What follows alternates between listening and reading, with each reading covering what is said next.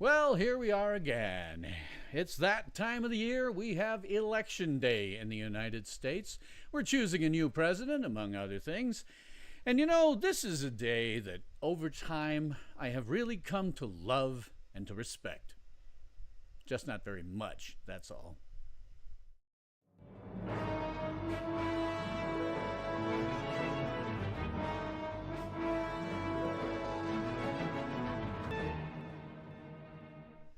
Welcome to the Late Late Stardate, because it's always late somewhere in the world, and it's likely to go long tonight. And I'm your host, Bill Stone. This is my official Tales from SYL Ranch. Hey, Jeanette. Hey, Marshall Presnell. How you doing? This is my usual. I'm just going to do this and probably go long because oh my gosh, some more electoral votes come in. Probably going to run long on this because we don't know when or if we're going to be able to see any kind of a winner tonight. I mean, if Trump gets a complete blowout in the states that are rigging things so that they're not going to have their votes counted possibly for 2 weeks. It depends on the state, but it also depends on how Trump does on the rest of the country. It may be that those states don't matter at all. So, as I was mentioning, we got some early returns coming in. Oh, my volume is low. Well, that can be changed, and let me kick that up. I'll go to Advanced Audio Properties, and I will bring up this thing by 6 decibels, and you can tell me if that looks better. Okay, is that any better? If they will never let Trump take office, Jeanette says. Well, I tell you in all honesty, I think if Trump wins, we're going to see widespread civil unrest, and his life won't be worth spit. He tried to kill him twice already. Better? Okay, thank you, Dalton. AB 5x5. Thank you, Marshall. Thank you, Jeanette. Let me cut you over here to, because I've been watching Bloomberg's map. And because I want to watch Bloomberg, because they're the ones that are less likely to be, completely nuts about it. They're likely to have the best kind of coverage. So I'm using Bloomberg. So let me show you the map. Here is the map as it presently stands. We have, let's see, it looks like, since I was looking last, the central states over in here have started to be called. So Indiana has been called for Trump. They have 11 electoral votes. The thing about that is I never get these, right? They've only counted 29.6% of the votes. That must mean that they've counted the big cities and have decided that the rural areas just, aren't going to have any major impact. I don't know.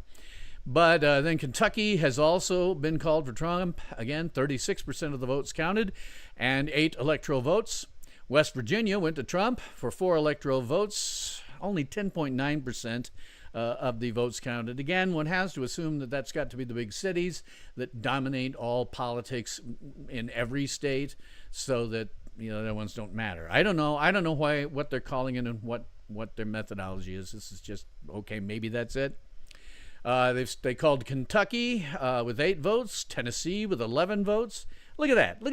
Tennessee, right? Why they called it for Trump, and only 0.2% of the votes have been counted. That 0.2 must simply include all their major metro areas. I don't know. And I'm not going to sit here and overanalyze it. I'm just going to let you know what's been called and what hasn't. Mississippi went to Trump with 6 electoral votes. 0% of the votes counted? What? And they called it? What? We'll watch that sucker. Alabama, with 0% of the votes counted, was also called for Trump. Florida. Now, here's what you got to do. This right here, this is what every state should go for. By this time, 83.1% of the votes have been counted. 83%. I mean, Florida's got enough large cities that, every state in the union should, by roughly this time, should be able to count 83.1% of the votes. That's amazing. Cool. Awesome. let's see, he's ahead in Georgia this time around. They got 34% of the votes counted. I suspect that what they're waiting for, again, just my guess, is some of the large cities to see if that pushes back towards Harris. South Carolina called for Trump, 12.6% of the votes counted, and 9 electoral votes. Texas is currently running kind of blue. They've got 10.6% of the votes counted. That hasn't been called yet. I suppose we're going to have to see what happens with their large cities. The deal is, large cities always go socialist. It's something that I noticed a long time ago, and I'll talk about it if Texas actually goes blue. But we'll see what happens. They've only got 10.6% of the votes counted, so they're not calling it. These light-colored ones, you know, if they're light-colored, they're not being called. It's just where they're ahead. Harris is ahead in Ohio with 28% of the votes counted. In Pennsylvania with 3.0% of the votes counted. We'll see how that goes. Okay, let's see. Maryland. 0% of the votes counted, and 0% of the votes counted, and they're calling Maryland for Harris, and they've got Chase Oliver on this. What? Chase Oliver is the Libertarian candidate. I could not vote for him. I was calling myself a Libertarian, but for the last 2 election cycles, I have not been able to support any of their candidates. This time around, I couldn't support it because Chase Oliver is in favor of child mutilation and sterilization. They call it, of course, you know, it's minors having access to gender-affirming care, but what it really means is sterilization. And I cannot, it doesn't matter what his other policies may have been, I cannot get behind anybody that's going to be in favor of sterilization. So, frack that. Yeah, Jeanette, the Libertarian Party candidates have been crap for years.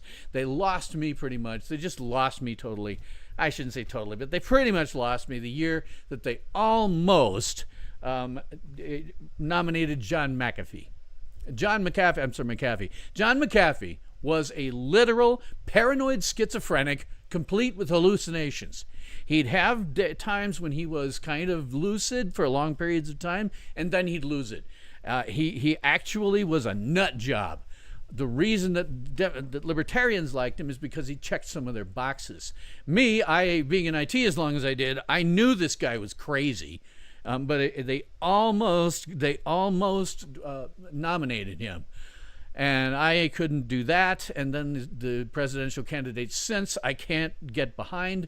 So finally, I had to say, screw this. I'm not going to call myself a libertarian anymore, because what they want is not what I want anymore. I am a classical liberal, you know, somebody who is pro-Constitution in a very literal sense.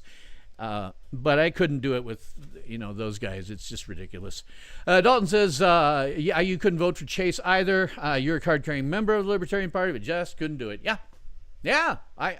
It's that whole thing, that gender-affirming thing. If you watch a couple of my last videos from a couple of ways back, I have absolutely no support for that. I will not go for it. It's just people who have mental illnesses, and I'm not going to go for that, and I'm certainly not going to vote for somebody who wants to have gender-affirming care surgery that sterilizes children. Frack you, Chase Oliver, and the horse you rode in on.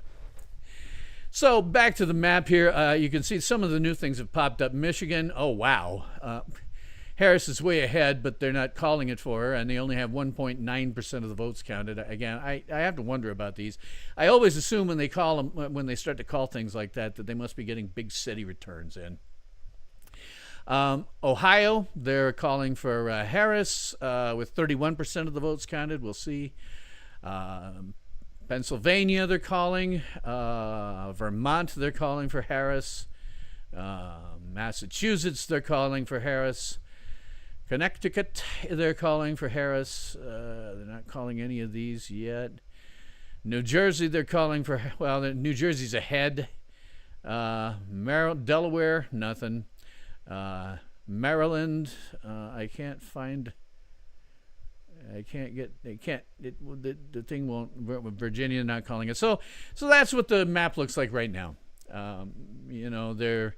If we go to, let's see, right now, we've got 95 electoral votes for Trump, 35 for Harris. In the Senate, we've got 43 to 34 right now. House 38 to 19. I will tell you, I voted straight Republican on my South Dakota one. I just voted straight Republican because the Democrats have gone completely insane. I cannot support them. I just threw everything behind the Republicans, whether it was a local race or if it was a national race. The Republicans got my vote. Now, here's the thing. Even if the Republicans win both houses and they win the presidency, Trump will not be able to get done what he wants to be able to get done. And the reason for that is actually pretty simple. Those people are power-mad, sociopathic narcissists. They will not let it happen because it reduces their own power. And the one thing that a power-mad, sociopathic narcissist will never do is willingly give up their own power. And we can see this over and over and over again throughout my lifetime. Anytime that the Republicans have had both houses and the presidency, they always manage to snatch defeat from the jaws of victory. But regardless, I voted them all the way down the ticket because I just could not let Democrats get my support. They are insane.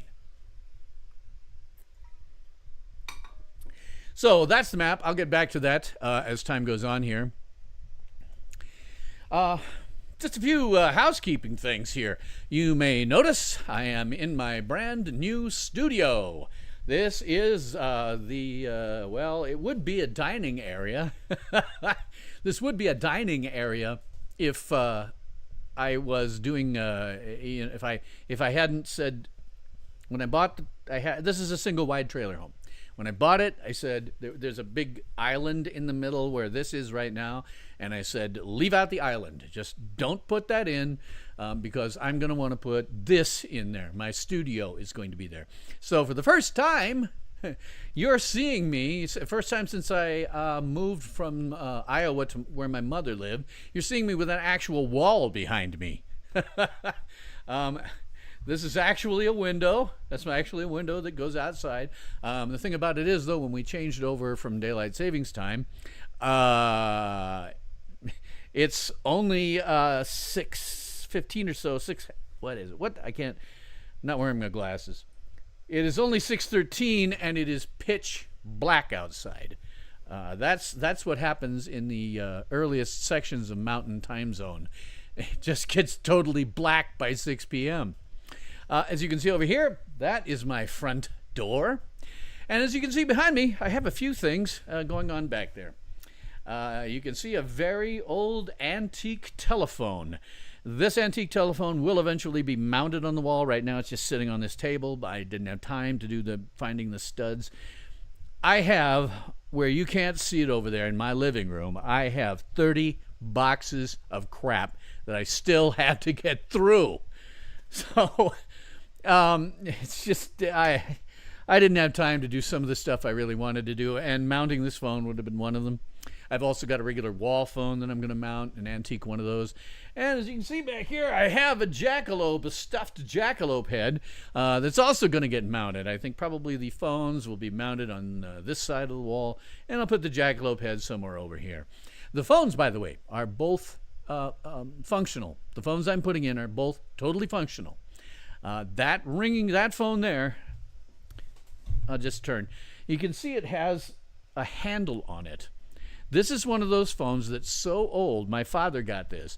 This phone is so old that it's one of those crank phones. You'd pick up the thing, hold it to your ear, crank, and that would alert an actual physical operator who sat in front of a board that had jacks that she would move things in. She would see you calling, get in, and you would tell her what number you wanted, and then she would take physically a wire, unplug it from here, plug it over there, and then you would have your telephone call.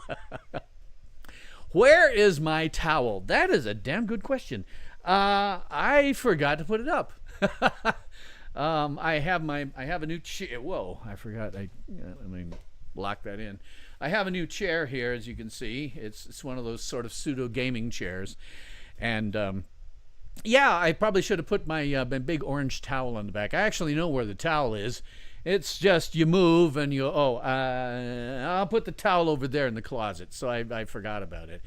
I'm expecting to have to take some breaks tonight. So I think when that happens and I have some Spanish videos to put on. If you watched my New Year's Geek and Eve last year, you will notice it. You will understand it. It's there for, anywhere. Yes, as long as I know where my towel is. So if, the Vogons show up, I can get my sub-ether radio and my electronic thumb device and get, beamed up.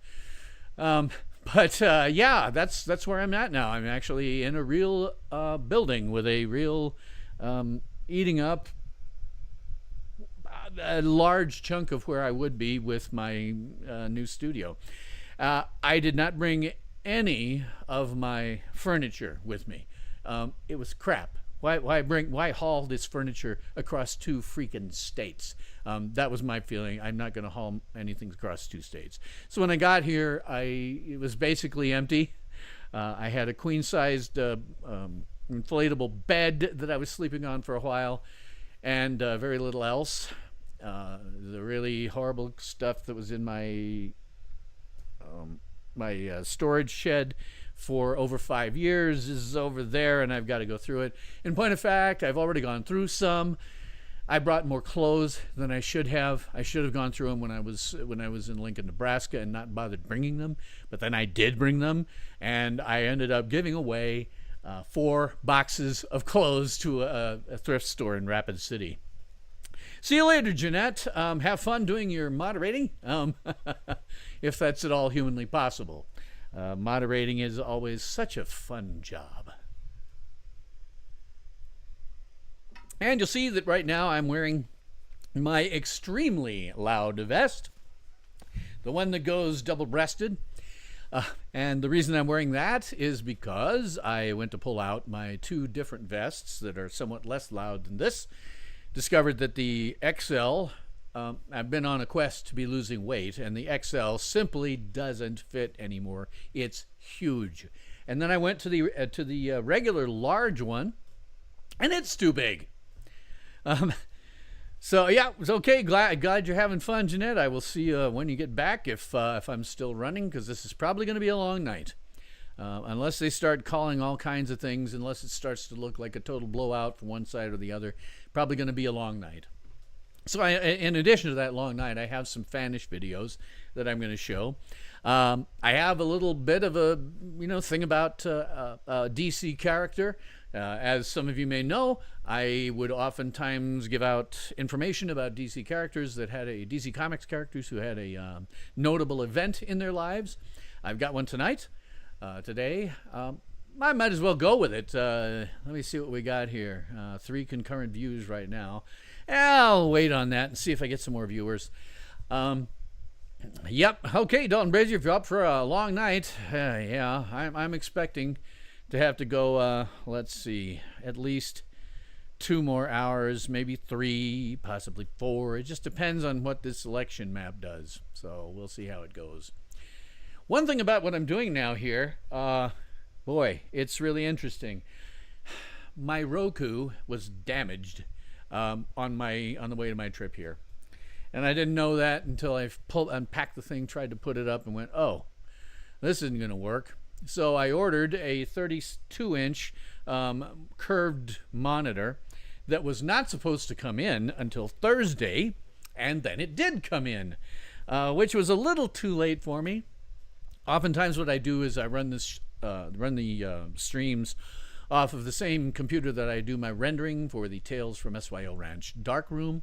This time I went back and I'm doing my laptop, because my laptop, it worked forever doing this before I got my rendering computer. And I didn't think I was even going to be able to turn the rendering computer on, because I didn't have a monitor to turn it on with. But then this is one of the things about living in a small town. The town of Wall, South Dakota, is about 700 people. At the last census, it was 699, and my arrival here probably puts it up to about 700. A nice, even 700. So pretty much everybody knows everybody. I have not gotten to know everybody yet, but I had to go to the doctor today. There's a clinic in town. It's mostly for the tourists. We get a couple of million tourists through here every year. And of course, they're going to have things that go on that they need to go in. So really, the clinic is more of an urgent care clinic. But there's still a doctor in town, so I had to go see them. I have apparently a skin condition. I didn't know it until but I came in, I explained what was happening with the doctor. She just stopped me right there. She said, "Oh, hold it. I know exactly what you have. It's very common. Here's how we treat it." And I was out in 5 minutes. It took longer to get me checked in and get me weighed and get my vital signs and make sure that I had a heartbeat and I was breathing well. But fun thing about that, I have now interacted with the UPS driver who comes in through here repeatedly because he brings me half of what I have ordered, because I got a brand new bed. Everything in here is new. Even the blinds over here, I had to order those and install them myself. So really, the only thing that was in here when I got here was the kitchen. The kitchen stuff was here, but that was all. I had to completely, redo it for everything else. So I was pulling in. I pulled into the parking lot at my doctor's, and the UPS guy stops right at the corner, and he gets out and he says, "Hey, I've got some stuff for you." So we transferred the stuff from his truck into my Jeep while he was sitting there, because he knew exactly who I was. He's seen me a million times now. Other interesting things about living in a small town like this. We had an individual, I won't get into this too much, but USPS was having issues.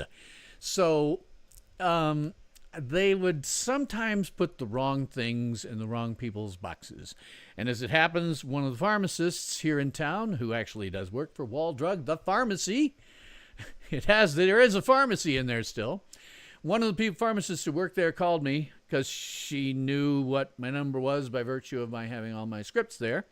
And she said, "Hey, I got, they accidentally put the wrong package for you into my into my box, my post office box.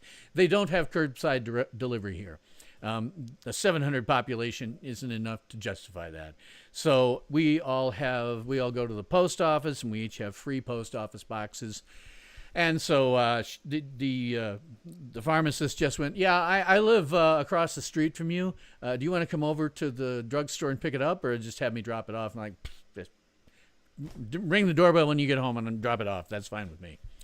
It's just part of what living in a very small town is like. Let's see. Looking over at the map, nothing has really changed, so I won't bother doing with that. Let me look and see what else I've got. No, I don't have a whole lot. I mentioned in my ad that I was going to talk to you about Megyn Kelly and the fact that I know something that she probably doesn't want to get out. In fact, everyone who lived in Sioux City in 2012 knows this thing, and because they saw it live, repeatedly, live on Fox. So, before I give you that, and again, I'm over here, I'm kind of watching the vote tallies to see if anything significant changes. Okay, Megyn Kelly is not a serious journalist. She isn't now, and she never has been. She's over. I'm on top of her right now, and I say that because I'm not opposite her. I don't want to think of myself as opposite her because I can't really compete with her. But I'm not opposite her. I'm not, competing with her. But I can say that I am, in fact, on top of her. She's doing the same hours that I am. She started at 8. Let me tell you the difference between what I'm doing and what she's doing. What she's doing is getting people who are basically sycophants and flunkies to come on and talk about how great everything is or how bad everything is, and they're just gibbering on. It is roughly the equivalent of just extemporaneous, off the top of the head. Maybe she'll ask them some questions, maybe not, but it's not going to matter. The only thing that matters are the vote returns. The people who are the sycophants, the agents, the people who are coming out to talk about it, they don't matter. They don't matter at all. She's not going to do anything that freaking matters. And I have to tell you that I have never thought of her as a serious journalist. A serious journalist does not pose in her underwear for GQ magazine in 2010. You just don't. You find me in history anywhere where some journalist, some real journalist, posed for a photo shoot in a magazine like GQ. I'll wait. Yeah, there ain't any. There ain't anybody. Walter Cronkite never posed in his underwear in Playgirl, which was about the only thing available back then. In terms of female journalists now, most of them, they get kicked out from journalism when they lose their looks. God, who are some of them? I don't know. Barbara Walters. Everybody thinks of her as a complete sham because the end of her career was spent on The View. Oh, God, frankly, where careers go to die. It is the last chance of anybody to have any relevance, and unfortunately, she was stuck in that. But she did have a good journalism career up until she went on and got on The View. She had a decent journalism career. I don't recall ever seeing her doing a photo spread in her underwear. It's just not something a serious journalist does. Now, I have to give it to her, she has a beautiful, beautiful voice. If I only had her voice, because that's going to propel her a little farther than most women in journalism. And here's why I think that she's not even remotely authentic in what she does. I think she's an actor. In, 2016, when she was one of the moderators on a debate with Trump and I don't know who else. I guess it may have been Hillary. Trump thought that she'd done a very bad job. Now, I don't remember it well enough to know whether she did a good job or bad job. But Trump thought she did a bad job, and he went around bad-mouthing for a while. Here's the thing about female journalists, and it is an unfortunate truth. Your career will last only as long as your looks last. When you lose your looks, you're done. They toss you out the door. You can point to female journalists all through my lifetime. You don't have female journalists lasting in that profession nearly as long as the men. You will never find somebody as old. Well, there is only one. I'm forgetting her name. I remember her because when she worked for Fox at one point, they stuck her in a miniskirt that was slit so far up and then didn't put her behind a desk. And so she's sitting there with her legs just absolutely plastered together and a bunch of papers on her lap, because if she didn't, there'd be an upskirt of dramatic proportions. Now she's old enough. She is actually an older journalist who has stayed around. I think she covers Washington or covers the president or something like that. But she is a legitimate journalist who is aging and still working. She's still working past where the overwhelming majority of female journalists that were in my lifetime worked. She has managed to stay up for that.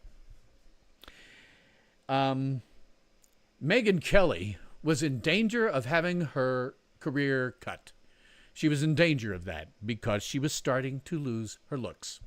Today, if you watch her, she's still a relatively attractive woman. But she's always been thin. You have to be thin. Just really thin, like really thin. My guess is she weighed no more than 115 pounds at any given time, because the camera adds weight. So here she was, and she's starting to come up and losing her looks. And you can tell because she is getting her, with the weight that she has, now that she's older, that's the side effects are hitting her. She has very sunken cheeks, sunken eyeballs. It is, the symptoms of somebody who is way too skinny. If it wasn't a journalist, you'd say to them, get that woman a sandwich because she's in danger of croaking right now.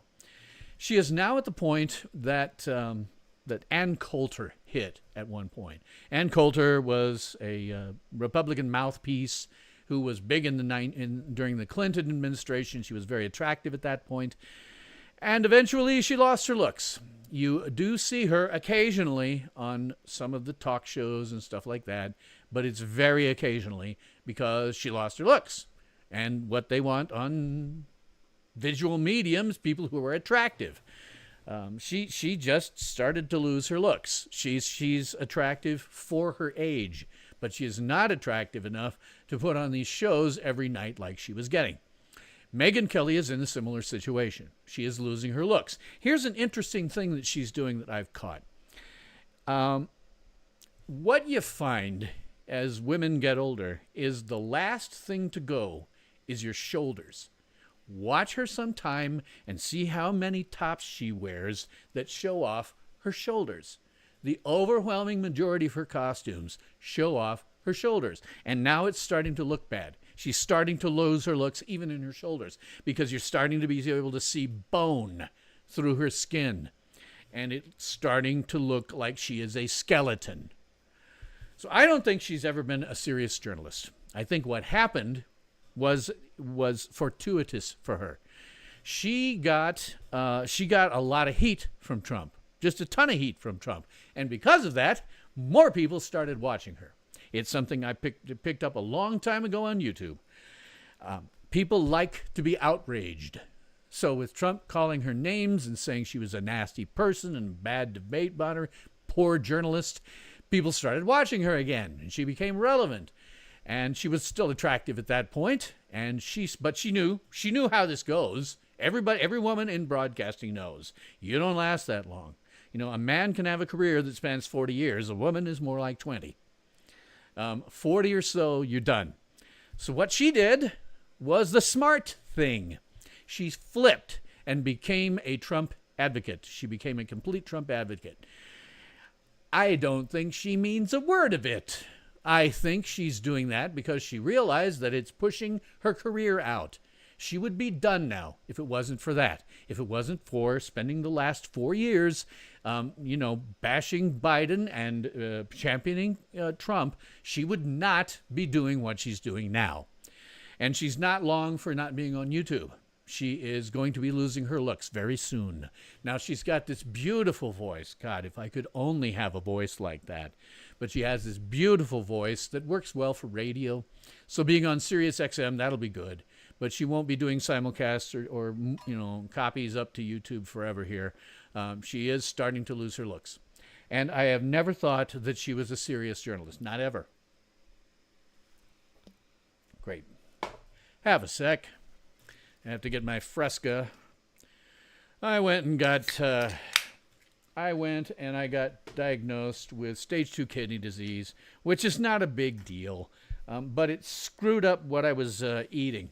I did have essentially a diabetic diet that was working really well for me, and then I got these renal failure diets. I'm not in any danger. Stage 2 kidney disease.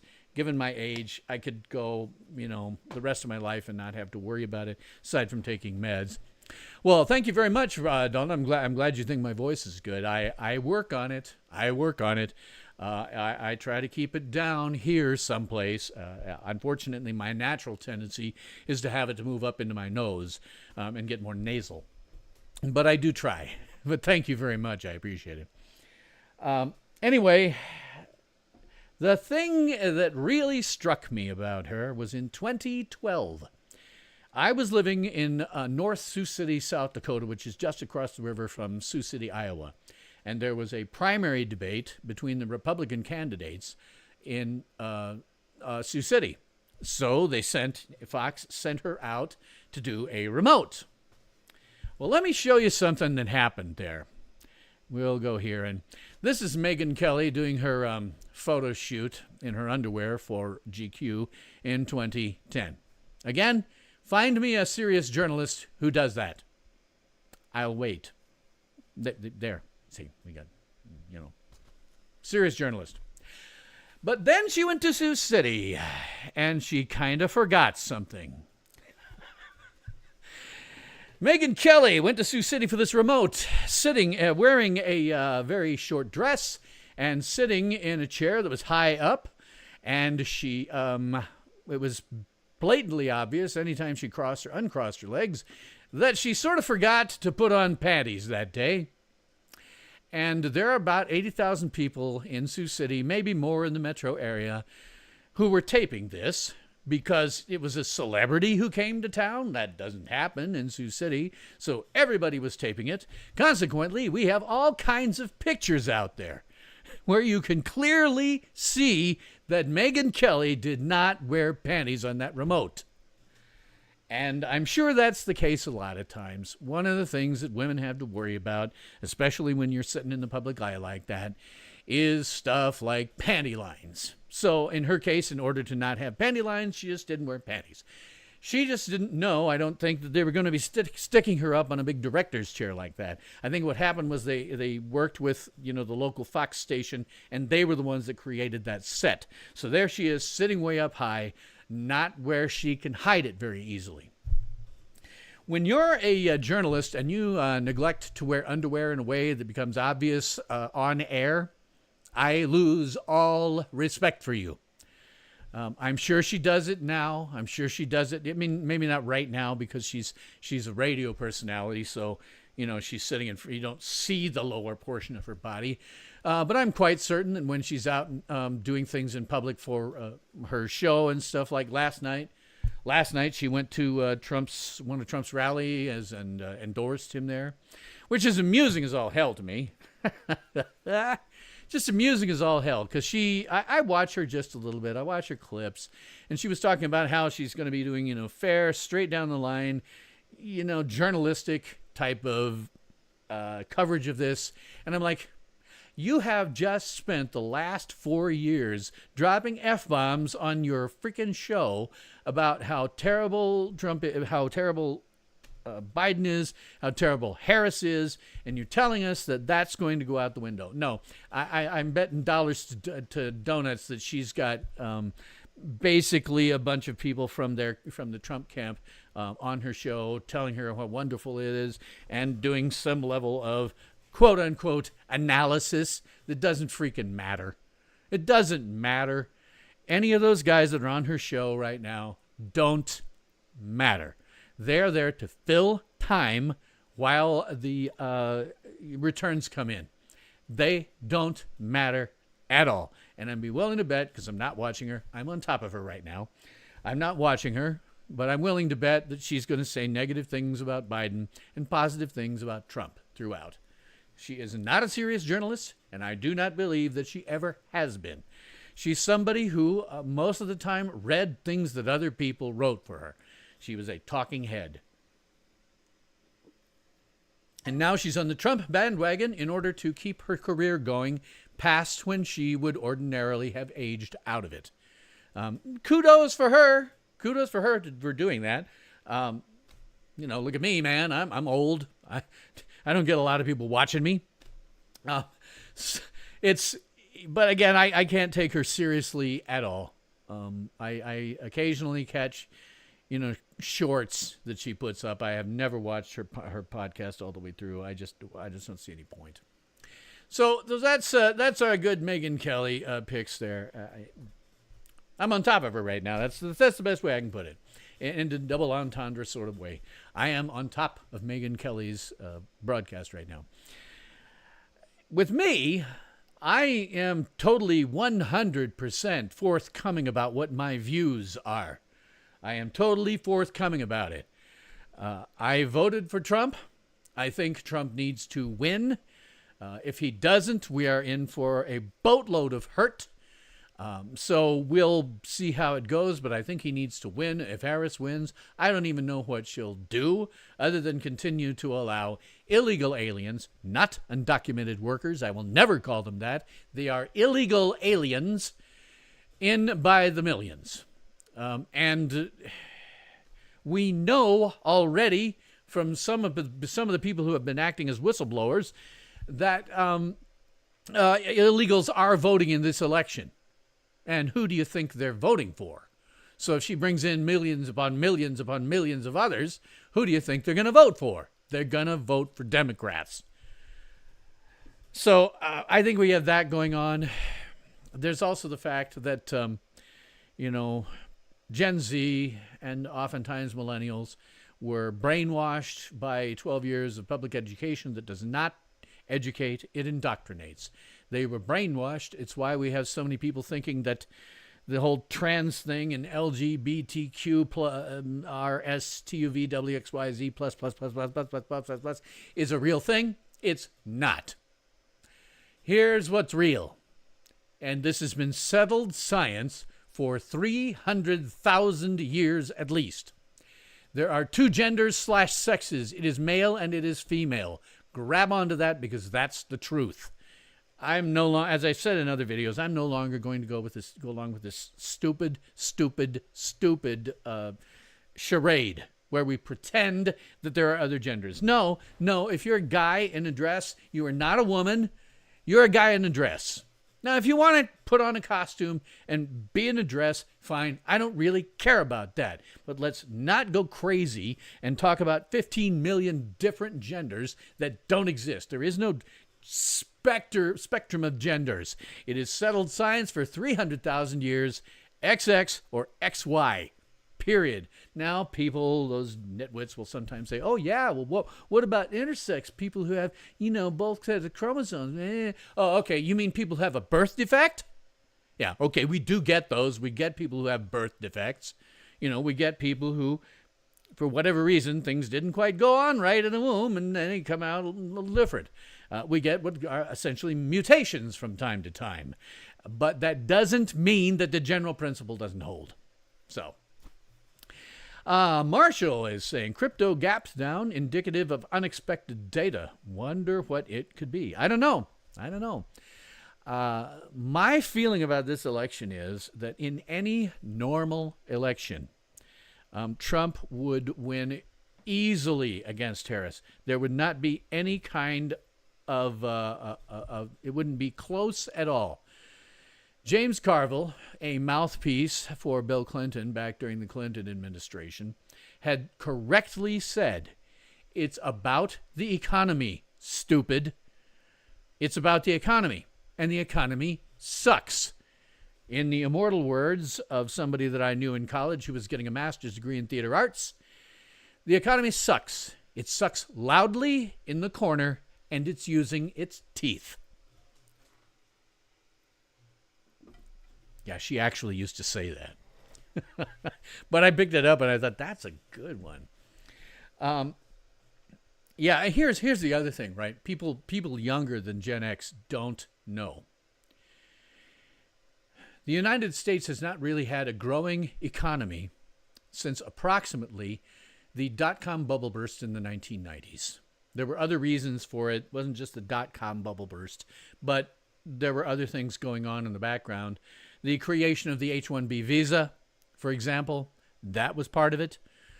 And letting people come over and do highly technical jobs with an H-1B visa and engineering STEM stuff. They were allowed people, essentially a lot of people from Pakistan and India came over. And they have, I got to hand it to them because I've worked with a lot of them over the years. They have an extraordinary work ethic. Way better than the generations that came after Gen X. We were the last of the show up and get stuff done generation. It's like, okay, I'm not going to sit and worry about my feelings or anything like that. I got work to do. I'm just going to do it. Compared to the people who came over on H-1B visas, Even Gen Xers had a hard time keeping up with them. They were so incredibly productive. The thing about the H-1B is it requires them to go home for a month every year. It requires them to go home.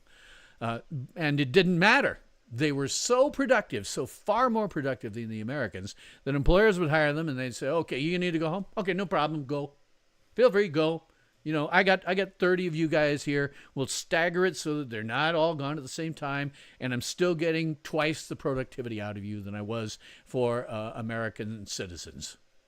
And then you get into generations that came later who are all about their feelings and getting safe spaces and getting triggered over this, that, and the other thing. And by the way, I hate that word triggered when it's not used in a proper psychiatric context. These idiots don't get triggered. These idiots are just upset that somebody disagrees with them. Ridiculous nonsense. Anyway, let's look over here at the map again. A couple of things have changed. Texas here has gone from being light blue to light red. That's what I would expect out of Texas. I expect their electors to go to Trump, and now they've got 52% of the votes counted, and Trump is pulling ahead. I would expect Texas to go red. I would expect that to happen. We're now looking at Kansas with 28.0% of the vote counted, leaning towards Harris. Kansas has the problem of having a very large city. Kansas City, it's bigger if you've never been in the area. Kansas City is a much bigger city than you think. I don't know what the actual population of the urban area of Kansas City is, but I mean, it's an actual city with lots and lots of suburbs that are attached to it already. And the cities always go blue. Always, always, always, always, always go blue. There's a reason for that. Maybe I'll talk about that, but they always go blue. Missouri, again, 2.4% of the votes counted, and they're saying Trump is ahead. I mean, I guess he is. 2.4% of the votes, whether that'll continue. I kind of expect Missouri to go red. What was Kansas again? Yeah, they're in danger of going blue. Illinois, blue with 11.9% of the votes counted. Big shock there. Again, the Chicago metro area totally dominates Illinois politics. I lived in Illinois for about 10 years. I lived in Chicagoland. Everybody outside of Chicagoland, because Chicagoland is just a little tiny bit. I mean, I'll see if I can point to it. Chicagoland is basically this chunk up here where it meets Lake Michigan up into the border of Wisconsin. It almost goes all the way to the border of Wisconsin and almost all the way down to the border of Indiana. And in fact, there's a lot of smaller towns that are not quite suburbs yet that almost connect Chicagoland to Indiana. I've driven down there a lot of times.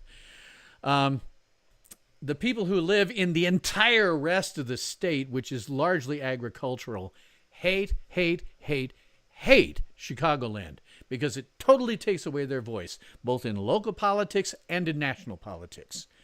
So those guys are going blue, and it's been called blue even with 11.9% of the votes counted because it doesn't matter. Chicagoland's going to go blue. I should say Chicago, the city, is going to go blue. They'll have some suburbs that are red, but the city is so gigantic it's going to drag it. It's going to drag them all over. Let's see what else we got here. Still have Michigan leaning blue. Again, 7.6% of the votes counted. I don't know exactly what's going on there. We've added a few. Arkansas has gone red, and they're calling it for Trump.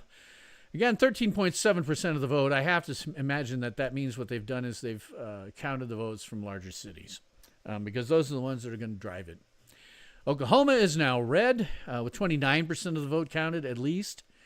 Alabama's red. Oh, they've got 0.5% of the vote counted, and they're calling it for Trump. Mississippi, 4.3% of the vote, and they're counting it for Trump. Kentucky is now, 69.5% of the vote. That's when you get 69.5% of the vote. That makes sense to me, where you can say, okay, all right, we can maybe start calling these. When they've just got like less than 1%, what the frack?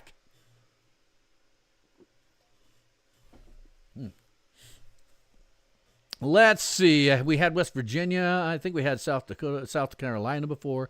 Florida we had. Um, Again, Maine is, yeah, Maine leading with Trump with 0.1% of the votes counted. Yeah, right.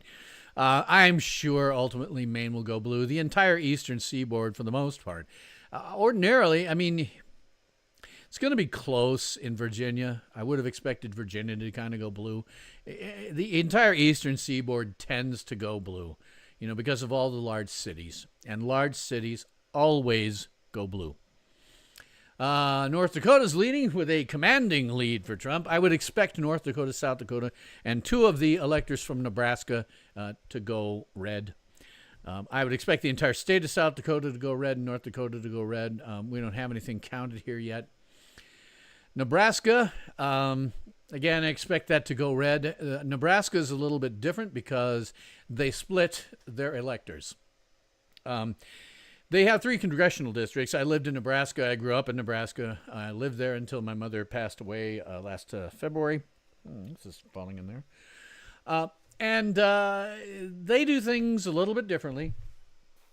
Mark Cuban showed up there to stump for Trump and said to Nebraskans that they should change it so that all the electors go to one candidate. I don't think that's a good idea. If they did that in Nebraska, Omaha, the largest population center with a little over 1 million people in it, would completely dominate it. Those electors in Nebraska would ultimately go to a Democrat because Omaha always goes to a Democrat. Big city always goes to the Democrat. The next largest city, Lincoln, about 324,000, which is where I lived for the last 6 years. That is the next largest. Obviously, that city is completely, and the entire rest of the state, it doesn't hold a candle. The entire state has a population of around 2.5 million. 1 million of them are in Omaha. So obviously, it's going to dominate the state. So I think what they've done there is a good thing. They've broken up their electors. I think if you could do that in places like California, you could wrest some of the control away from the big cities there. So Omaha has that congressional district that is around Omaha has 1 elector.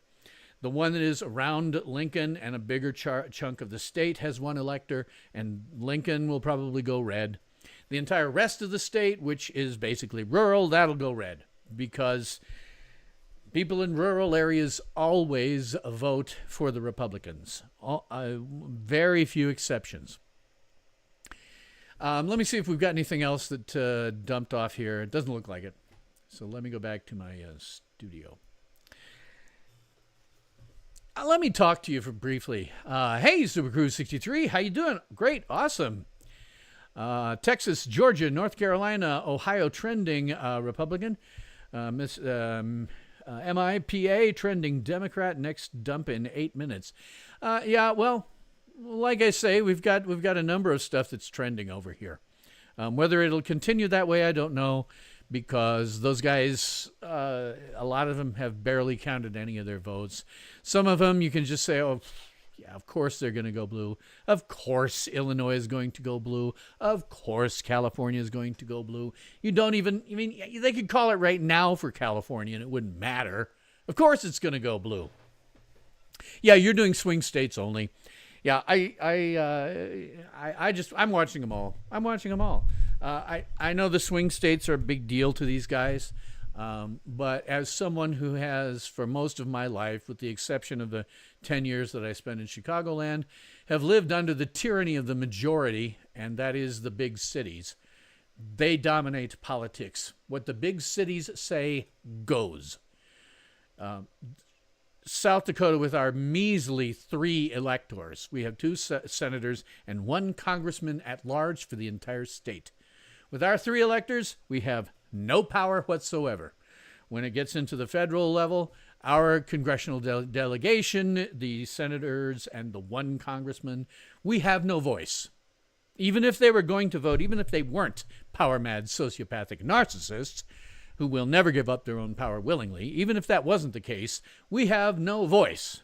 You know, Illinois, all by itself, 19 electoral votes, as opposed to our 3, is we get no votes. We get nothing. And I want to show you a really interesting map here of the electoral votes. Because I get people, you know, especially millennials, post-millennials, who bitch and whine about the Electoral College. Real quick here, Super Crew 63 told the lady at the polling place she needed to ID everyone as she had failed to ID you. Wow. Is she supposed to do IDs? In South Dakota, it's law. It's also law in Nebraska that you have to show the IDs. But yeah, if she wasn't checking them, I might go and complain to somebody and say we're getting people who are not doing their jobs at these polling places. But this is a cool map. I like this map because you hear all these millennials and post-millennials who live in large states, you know, large population states, who go, you people, you have more power than we do. You choose more than we do. Those electors, blah, blah, blah, blah. You're taking our votes. No, we're not. Look at this. Look at this. Look at it. South Dakota, tiny, 3 electoral votes. North Dakota, tiny, 3 electoral votes. Look over here, California, 54 electoral votes. Whom do you think is really going to have the power here? Is it going to be me in Wall, South Dakota, or is it going to be somebody in Los Angeles? It's going to be somebody in Los Angeles. So I like this map. I was glad that Bloomberg had this. You know, you can see Florida, 30 electoral votes. They have more say than South Dakota with our 3, North Dakota with its 3, Wyoming with its 3. You know, I think those people who do that stuff, they are just prejudiced. That's all there is to it. They don't understand how we live. It's why we live under the tyranny of the majority, the tyranny of the big cities, because they make laws at the federal level that make sense maybe in a large city, but they make absolutely no sense in a largely agricultural state. If South Dakota manages to do anything like go blue, and I don't think it will, I think it'll go red. But even if it does, the reason that it would do that is because of Sioux Falls, South Dakota.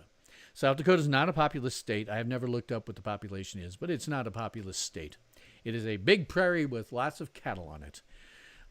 The only real city that we have, 2 cities really, Sioux Falls, South Dakota, which is, I'm not sure what the current population was. The last I knew, a couple of 100,000, but don't quote me on that. And then there's Rapid City, South Dakota, which is just west of me by 45 minutes at 80 miles per hour, which is what I-90 is in South Dakota. That's our other city with about 70,000 people in it. Pretty conservative there, because you're looking you're looking at that population is oftentimes people, retired people, older people who are probably going to vote Republican because they see that the Democrats have gone completely insane. But I do think that Sioux Falls does drive our politics to a degree, and I'll explain that too in a second. Yes, I was just about to say that, Marshall. I was just about to say that. It's the states that vote for the president anyway. The people who whine about the Electoral College do not understand constitutionally why it matters. It's not the people that choose the president. People don't choose president. The average individual does not choose the president. The people who choose the president are the states. The states have elected to hold elections, but those elections don't have to be there. The states could, pass a law. South Dakota could pass a law that says we're not going to do votes anymore. The state legislature is going to choose our electors. That is totally constitutional, and that was what was actually done for a good chunk of this country's history. What people don't understand is that they individually do not elect the president. They have been granted the power to kind of do it with voting for their electors. But the states could just take away those elections, and that would be completely and 100% constitutional. States choose the president, not the people. The people do not choose it. It's just simply that we like voting so much in this country that they said, okay, well, let's let the people vote. But they don't have to. I'm not sure, but I'm sure I think there are some state legislatures that could completely override the popular vote if they wanted to. They won't, because even at the state level, most of those guys are power-mad sociopathic narcissists. So they're not going to do something that pisses off their constituents and causes them to be voted out of office. Interesting thing I was just happened to see here. Here we are. South Dakota is now going red. They're showing South Dakota red with 0% of the votes counted still. They've just gone by previous things and how they maybe polled South Dakotans. And I think it's a foregone conclusion that South Dakota will go red. Yep, there's some data incoming, Marshall says. Wyoming is now counted as going red with 0% of the votes counted. And here we have Nebraska. That's roughly one of the 3 congressional districts here that they're seeing. They're Nebraska at large. They're calling for Trump, because they only have, 1, 2, 3, 5 electoral votes. And this is one of the districts that you're seeing here. They've carved it up in a way that doesn't make sense. Let me go back to the state map because they may show that. No, they didn't. Omaha is right over here. And when this is all done, if they show it, there will be a blue patch here surrounded by red. But Omaha, unfortunately, will drive some of that vote because they have half of the population of the state in it. So what they want will probably go. They're in danger in Nebraska of having it where what the Omaha wants is what the state gets. They're in danger of that right now.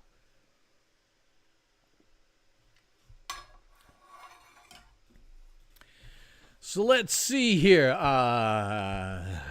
Let's see if they've updated anything here in Texas. They got 56% of the vote counted. Again, I really rather expect Texas to go red. I'm a little surprised about Missouri, but they've only got 6.2 counted. Missouri, of course, has 2 decently sized cities. It has I'm a blanket, St. Louis, and St. Louis is. I haven't been to St. Louis in a long time, so I can't say for sure. My sister went to school there, went to college there, and I would not go back to St. Louis to save my freaking life. The place is miserable. It's at least at the time I was there, it was a really crappy city. But they'll still go blue. And Kansas City, Missouri, the Kansas side of it is bigger. But Kansas City, Missouri, on the other side of the Missouri River, is also a decently sized city. I don't know the populations, but I mean Kansas City metro area encompasses both Kansas and Kansas City, Missouri. Between those two, hard to say. Yep, there's, as you say, Marshall, North Dakota, South Dakota, Wyoming, Nebraska, Missouri, Oklahoma, et cetera, all trending. We now have New Mexico coming up here. Wow, they don't even show in New Mexico. They don't even show Kamala Harris. What? And I don't even know what the Liberal Party USA is. I guess there's somebody crazier than the Democrats. But I don't know whether they'll go red or not. They probably would be my guess, but I don't know. Super Cruise 63 says, just like Los Angeles and San Francisco here in California, San Diego can go either way, being a military and ag city county. Yeah, but unfortunately, you guys, just like us, you're held prisoner by the tyranny of the majority. Those damn cities are going to get what they want, and the entire rest of the state, which is not. I mean, the biggest part, the part that actually, drives state politics there is this area and this area. Just these little chunks right along the coast. Everything else is agricultural. And I'm sure they feel the same way about how things go politically in their state as people in Illinois. The city the Chicago drives it, and everybody else is pissed off. And, I suspect it's the same in California for you guys. But again, yeah, here's what the map looks like. We've got some stuff in here. I mean, South Dakota, they're calling it for Trump with 0.4% of the votes counted. You couldn't have counted all of Sioux Falls with that. You just couldn't have. So I don't know what they're doing. Marshall says the current decision desk projection is Republicans 67% for the electoral win. Maybe. That may be. I don't know yet. Here's the problem with me. Nebraska is not all red. Nebraska, let me switch back to the electoral thing here. Nebraska doesn't cast all of their electoral votes for a single one. We break it. I lived there. They break it up into 3 districts based on what their congressional districts are. So each of the congressional districts represents 1 elector. Omaha, with 1 million people, which is half the population of the state, will go blue. There's no question about that. But the other 2 will go red. And in fact, they're calling one of those blue. This down here is District 1 and District 2. Really? They're calling 2 for, oh man, that sucks.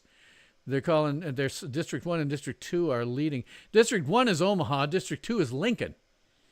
I suppose what that vote is being driven by are the students. There are 3 major universities in Lincoln and a slew of other smaller schools and community colleges, technical schools. Students will always go liberal, always, especially now when they've been brainwashed by 12 years of public education that does not educate, but rather indoctrinates. So I'm a little surprised to see Kamala, man, that Nebraska District 2, that's Lincoln. That is Lincoln. That's all it is. And that's pulling forward into a commanding lead, even only with 42% of the votes counted in Lincoln. That'll be the first time that Lincoln goes blue. That is concerning. That's concerning. Marshall says it's the DD protection at the time. Yeah, I mean, we don't know.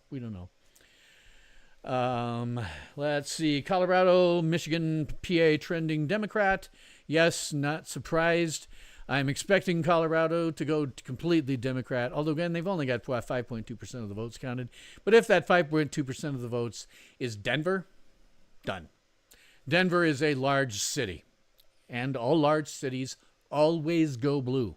There are no exceptions, and I'll explain why. I'm really surprised about Kansas that it's even close, but it must be Kansas City driving that. It's a big city, and they always go blue. Let's see. Michigan, hasn't changed much. PA is headed blue with Harris way ahead. But, again, 17.9% of the votes counted. What will happen there is the cities will drive that as well. The cities will drive that. There's several large cities in PA that would drive that. And the cities will always go blue. And we've completely got New York blue. Big shock there. They're calling that for Harris. Big shock. New York City controls that state.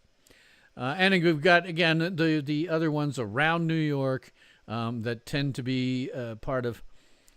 I've only been there a couple of times out to that part of the coast. And what I've noticed is I would not call New York City just a metropolis. I would call it part of a much larger megalopolis that consists of a whole bunch of cities and towns that run down the entire coast. They're not quite one city because they are, they have their own individual governments, but they could just sort of be, it's like a relationship between a suburb and a major city. It's just buildings that do not end down that entire portion of the coast. I like to call that a megalopolis. It is the East Coast megalopolis because there's just all these big cities that are basically connected all the way down that coast. So I'm unsurprised.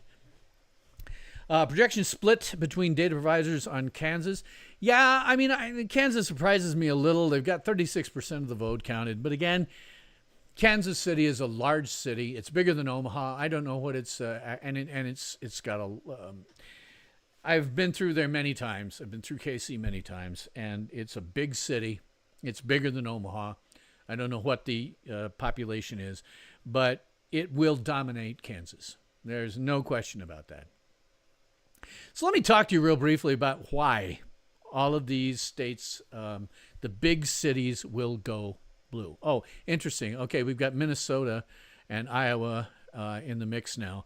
Minnesota, only 0.1% of the votes counted. Minneapolis, St. Paul is going to be the driver of that because they are big cities and they will always go blue. I'm surprised it's even pink. Iowa, they're starting to be ruled by the tyranny of the majority. They are. Des Moines is something like the metro area now in Des Moines is something approaching 500,000. That's roughly half the population of Iowa, I think. So Des Moines drives that. So if they're 0.1% of the votes counted, if they're not counting Des Moines yet, if they haven't gotten all the Des Moines votes in yet, then we don't know really what that's going to look like, in my opinion. So yeah, Minnesota's going to flip blue. I'd be stunned if Minnesota went red. Just stunned. I mean, we're not having something here like the, what was it? Reagan and who did he have the blowout against? Somebody that only got his own state, and everybody else went for Reagan. Even the ones like California went for Reagan, which is amazing. We're not going to see that this time. That isn't going to happen this time because we've had people who've been convinced by years, almost 10 years of just outright propaganda, that Trump is literal Hitler. It's why they tried to terminate him with extreme prejudice twice. And most of the Democrats that I ever heard about were happy. They were only upset that it missed. They were actually happy about the attempt to delete him. It's one of the things about Democrats that is just sickening, frankly, is that they think that I get it. They've been getting nothing but propaganda about how Trump is literal Hitler, and if he's arrested, if he makes it into office, we're going to have a World War III that's on par with World War II because he's a fascist and nonsensical crap like that. All lies. Yeah, that's it. It was Mondale. That was it. Reagan Mondale. Mondale lost big. He only carried his own state and nothing else.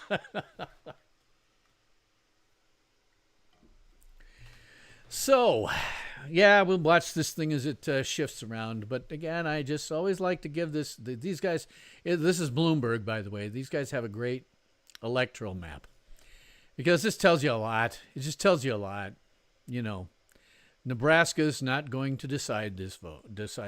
South Dakota is not going to decide this. North Dakota is not going to decide this.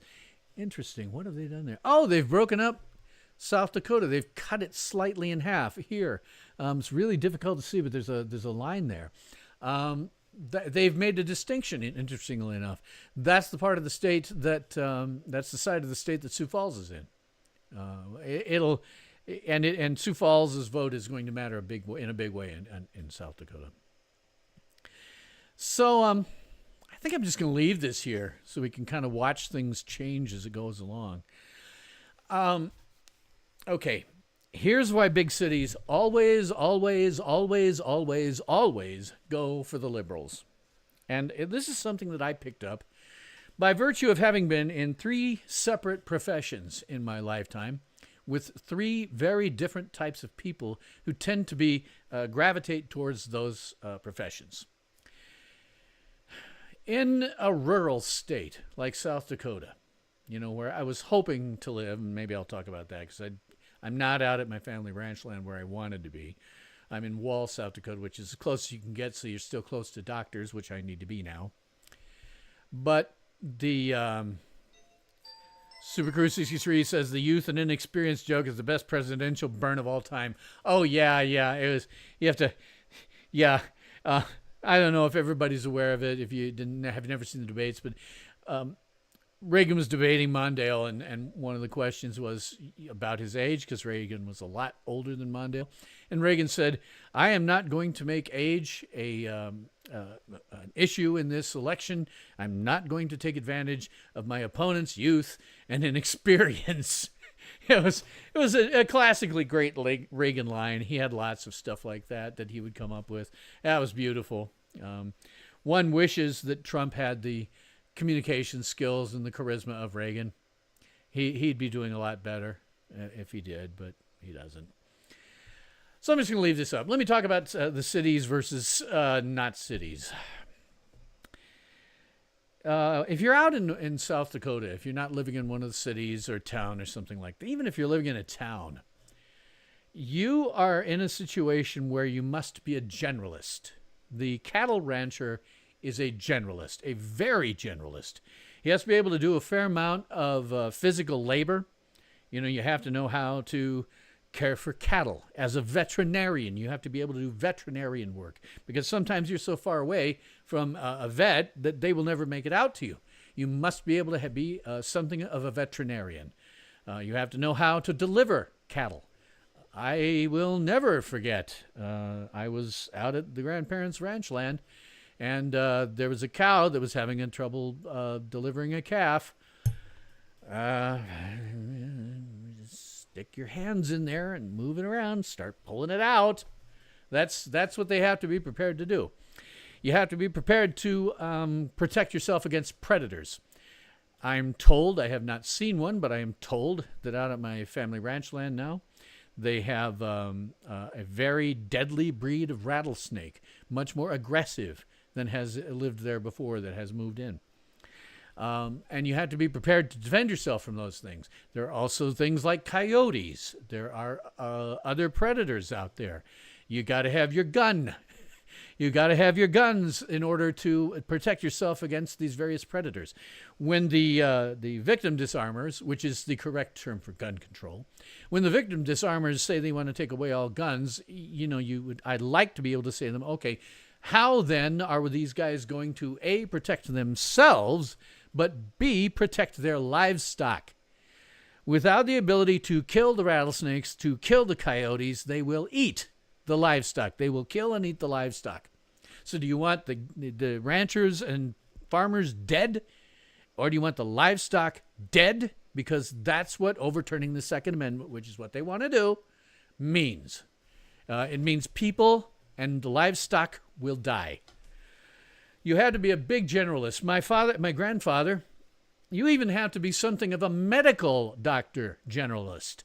My grandfather delivered one of my uncles who did not make it to town to go to the hospital. My grandmother went into labor. They got into the truck and headed into town, and he didn't wait. So my grandfather stopped by the side of the dirt road and, delivered my uncle and then continued on to the hospital. So you have to be able to do that. You're a generalist. You have to know something about everything. You have to know something about a fair amount, actually, about being a mechanic. You know, not an automobile mechanic, to be sure, but also a mechanic for heavy equipment, because you've got all this heavy equipment out there, and if it breaks, you get to fix it, because you don't get to drive it into town or get it hauled into town to go to a mechanic. It is you. You fix it. So you have to be a generalist on that. All of these various skills have to be known by the people who are working in agriculture. They must know these things.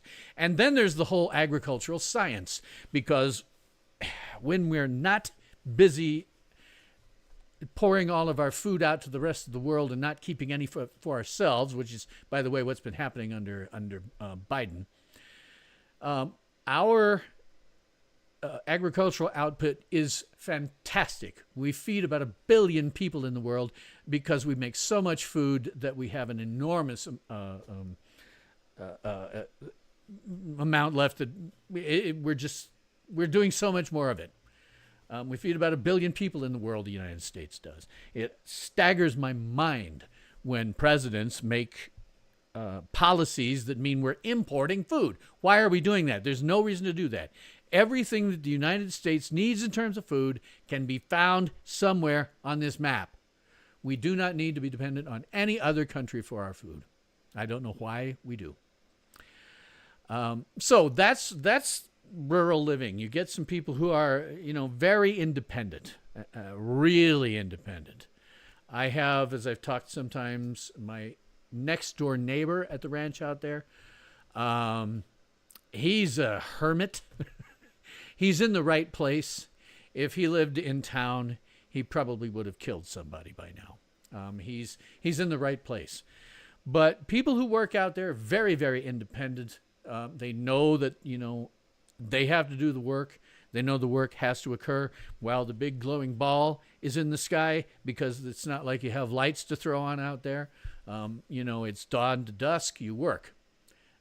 But the only time you get some level of rest can be the winters, but that's because you're not going out anymore and checking cattle all over the place. You've brought the cattle in so you can feed them closer to your home.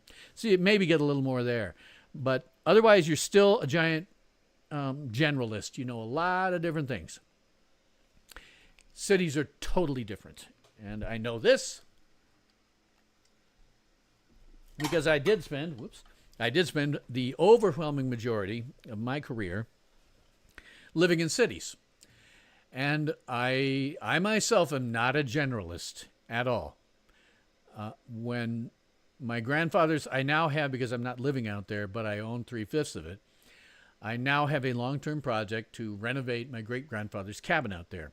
It needs to have all the chinking redone, just completely replaced or put back in, because a lot of it's not there. Chinking, by the way, is what you put in between the logs in a log cabin to, basically create insulation. Chinking's all gone out there. If you were out there in the winter, you would just freeze to death. There would be nothing you could do about it. So I can't put chinking in. I know nothing about putting chinking into a log cabin. I know absolutely nothing about it. Marshall says, current EV count based on called state, Democrat 95, Republicans 194, 270 to win. Yeah. It's going to be closer than it should be. This is a year when the challenger should completely destroy the incumbent. And she's not quite an incumbent, but Harris is essentially an incumbent. She should completely destroy. But it's the economy, stupid. But we're dealing now with roughly 10 years worth of propaganda that says that Trump is literal Hitler. And liberals all believe it. They just do. I've seen, I don't respond on social media to liberals who are making, nasty remarks about things. What's the point? It's not like you're going to change their mind. It's pointless. Anyway, cities. Cities are filled with people who are specialists. My specialty, IT.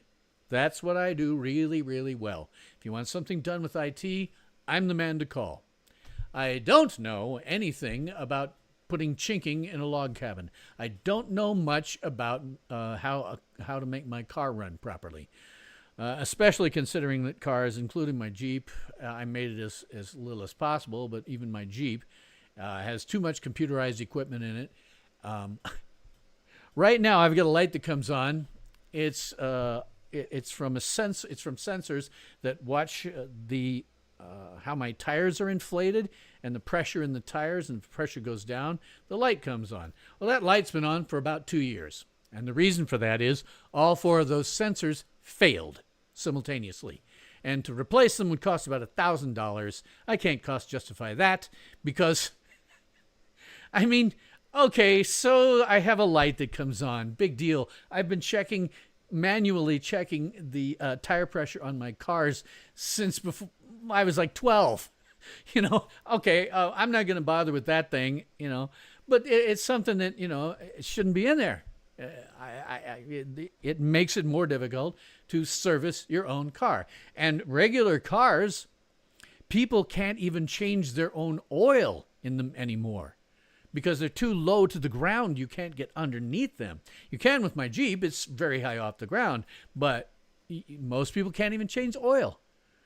They are specialists at whatever they do, but in order to survive, they depend on a very intricate web of dependencies that various other people do.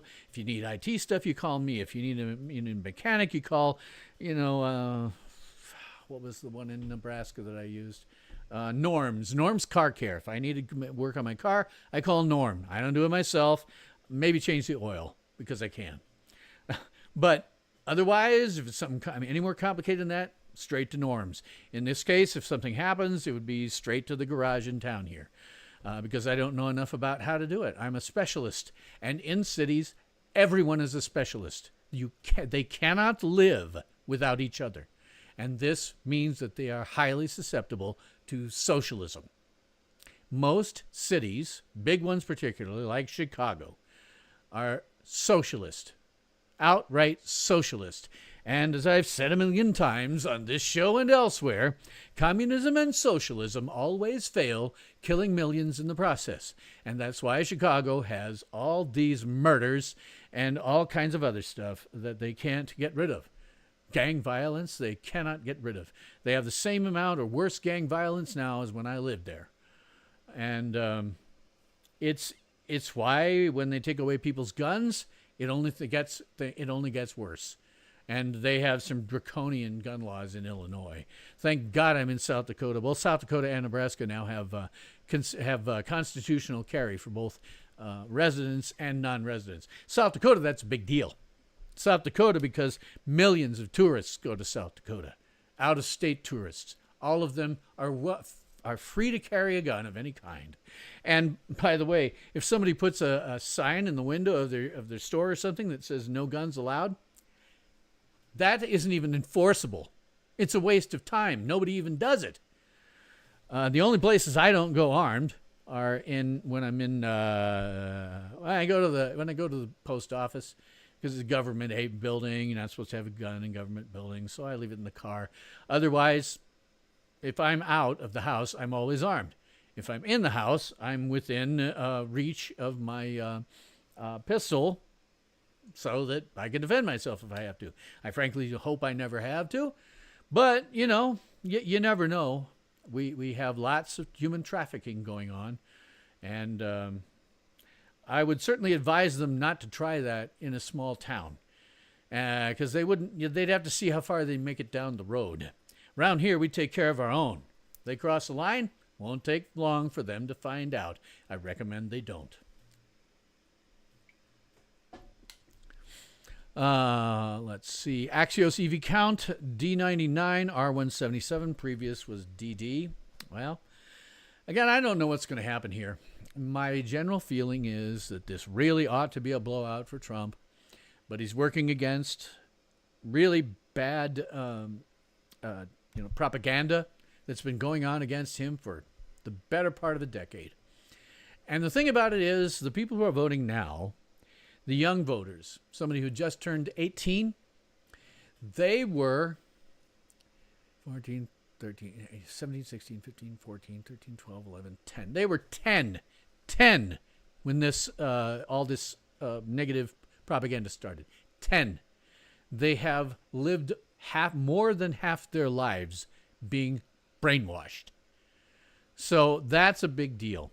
Wherever you're going to get a concentration of students, like in Nebraska, where we have, the universities in Omaha and Lincoln, you're going to see it's going to see more blue. If you have a large city like Illinois, you're going to see blue. If you have large metro areas in California, it's going to go blue, because they are in a socialist mindset. It's all they can think about. You don't even think about being 100% self-sufficient in a city. It frankly isn't even very practical. So most big cities are socialist and have socialist policies. They will therefore vote for the socialists in the elections.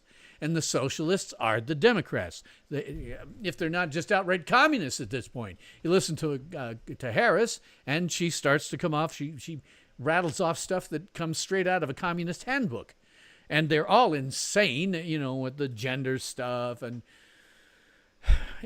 wanting to sexualize children at kindergarten and stuff like that. Hey, Jeanette, thanks to you coming in and out. SuperGuru63 says, your shop charges about $320 for 4 new sensors installed, 80% coverage, dealer-only sensors a bit more. Yeah, I just don't. When I had it quoted, it was $1,000 for all 4 of them because they'd all died simultaneously. And I thought, no, I'll just get out my, tire gauge and check from time to time. But that's why you see this blueness where you probably shouldn't. In Iowa, right, with Harris ahead. Des Moines is a large enough city that they are essentially socialist. Not entirely. I knew lots of people there who weren't. But they're essentially socialist. And they're a large enough city that they are going to drive the state. If they go blue, state goes blue.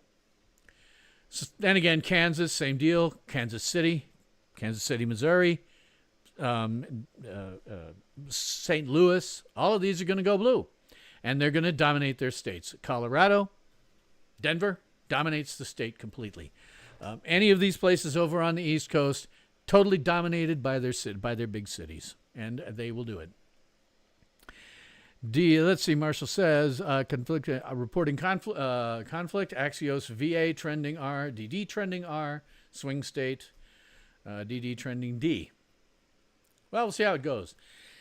In addition to the fact that you have to worry about big cities that are going to go socialist all the time, every time, and will drive the state unless there's enough, surrounding area that enough people live there that they can override the city's wishes, which is kind of where Iowa is. Iowa is often driven largely by Des Moines, but the rest of the state is red. It's just Des Moines that's blue. It's just that Des Moines is such a large enough population center that it tends to drive the state. In previous years, Iowa has generally gone red. But that could be different this time because, again, you're dealing with a lot of students in Des Moines. There's a number of different universities there. And those guys have been told practically since birth that Trump is literal Hitler, which is why they'd like to see him deleted. The other thing that may drive some of this map is the fact that we know for a certain fact that in some states, illegal aliens are voting. We know this for a fact. This is not a speculation. We have had independent confirmation of this in several places. Guess who those guys are voting for? I mean, they're going to vote for the guys who let them in at the border without any checks or balances or anything. Just said, come on in, guys, and bring the criminals too. And hey, maybe we can have a little human trafficking in the United States in a major way, and for the first time in my entire life and possibly the entire history of the country, back to when we had slavery. So those guys are also going to vote for Harris. I don't know whether it will be enough to overcome actual citizens who are voting, but we do know that there are states where illegal aliens will be voting. And that is obviously a tactic. I'm certain that that's why we have had an open border for 4 years, is because they want those people to come in, and they know that even though it's illegal at the federal level, they will, in their individual states, they will be voting, and they will vote Democrat. Supergrid63 says, I think Colorado might be closer than you think. A lot of pissed off people in the Aurora area and more. Aurora is a small suburb of Denver. I'm not sure. I think by this point it's actually physically connected to Denver. I have not been to Denver per se in a number of years, but I used to fly there all the time in the 1990s. And so I'm kind of familiar, and I know what's happened out there to some extent since then. One of my kids lived in Westminster for a while. That's also a suburb of Denver. That is physically connected to Denver itself. It's part of the Denver metro area. So I don't know. Yeah, Aurora people are pissed, But I don't know if that'll be enough to overcome the overwhelming number of people who, who live in Denver and frankly don't care about them. They just don't care. When you get into people who are, being brainwashed for so many years, they're going to hear, when Trump said they're eating the cats, all the liberals just started laughing. They just started laughing. They thought he was nuts. They're not going to pay attention to real news about what was happening there, about gangs taking over. Or if they do, if it does get to the news, I watched one idiot news person said, well, the mayor says that they've only taken over a few apartment buildings. What? Only a few apartment buildings. Okay. So Aurora doesn't really matter that much, and it's only a few apartment buildings that the criminals completely took over. Who cares? God. And that's what liberals do. It's like, who cares? It's just a few people. They don't matter. Probably vote for Trump anyway. They deserve to die, Ohio called R. Let's take a look here over. Yep, they've called it with 61% of the vote. Several large cities in Ohio that'll be driving that vote there. So if they've got some of those coming in, that's kind of interesting. I used to go to Ohio for work from time to time. Trump vote count at 87.7 million votes, exceeding all previous vote counts. This does not surprise me. When I went to vote, there's only 700 people in my town, but I was one of the later ones. I got in at about 11:30 in the morning because I had to go to the doctor at 11, and then, they had to can the woman who was running our post office. I now have, they were having a difficulty even figuring out how it was that she had failed to get the various packages sorted out and, notifications put into people's post office boxes that they needed to go over to the desk and get the packages. Because, of course, we all get everything from Amazon and other places. And oftentimes around here, they don't necessarily have Amazon trucks. They use other services and pass things off to USPS for the last delivery. So it sits there at the post office. Last time I went to the post office, the person who had been running it, the single individual had been running it, which should be possible, was gone. And they had two other postmasters from other post offices there who were desperately trying to figure out what the giant stacks of who were getting the giant stacks of packages. So I think I've got 3 of them there right now, but they haven't. I talked to them yesterday. I talked to them today, and they're like, we're really sorry. We're still trying to get through all this. And you can look through and you just see this mountain of packages over there. I'm like, I have nothing coming that's that important. Just, do what you need to. I'll check every day like I do my mail. So, but having a large vote count, good thing.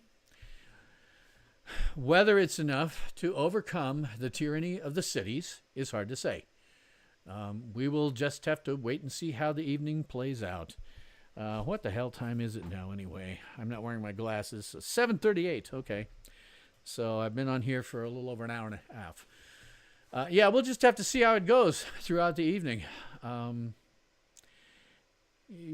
big thing you always have to worry about, the big thing Republicans really have to worry about is the tyranny of the cities. Cities will always go blue. Period. End of story. They will always go blue. And if they're big cities, they will drive the vote entirely in their states. It's why I'm not against the concept and why I was a little ticked at Mark Cuban when he went to Nebraska and lectured them about how they needed to have all 3 of their votes going to a single candidate. No, that would be bad, okay? Because if that happened, Omaha would drive the state. The whole state would go blue.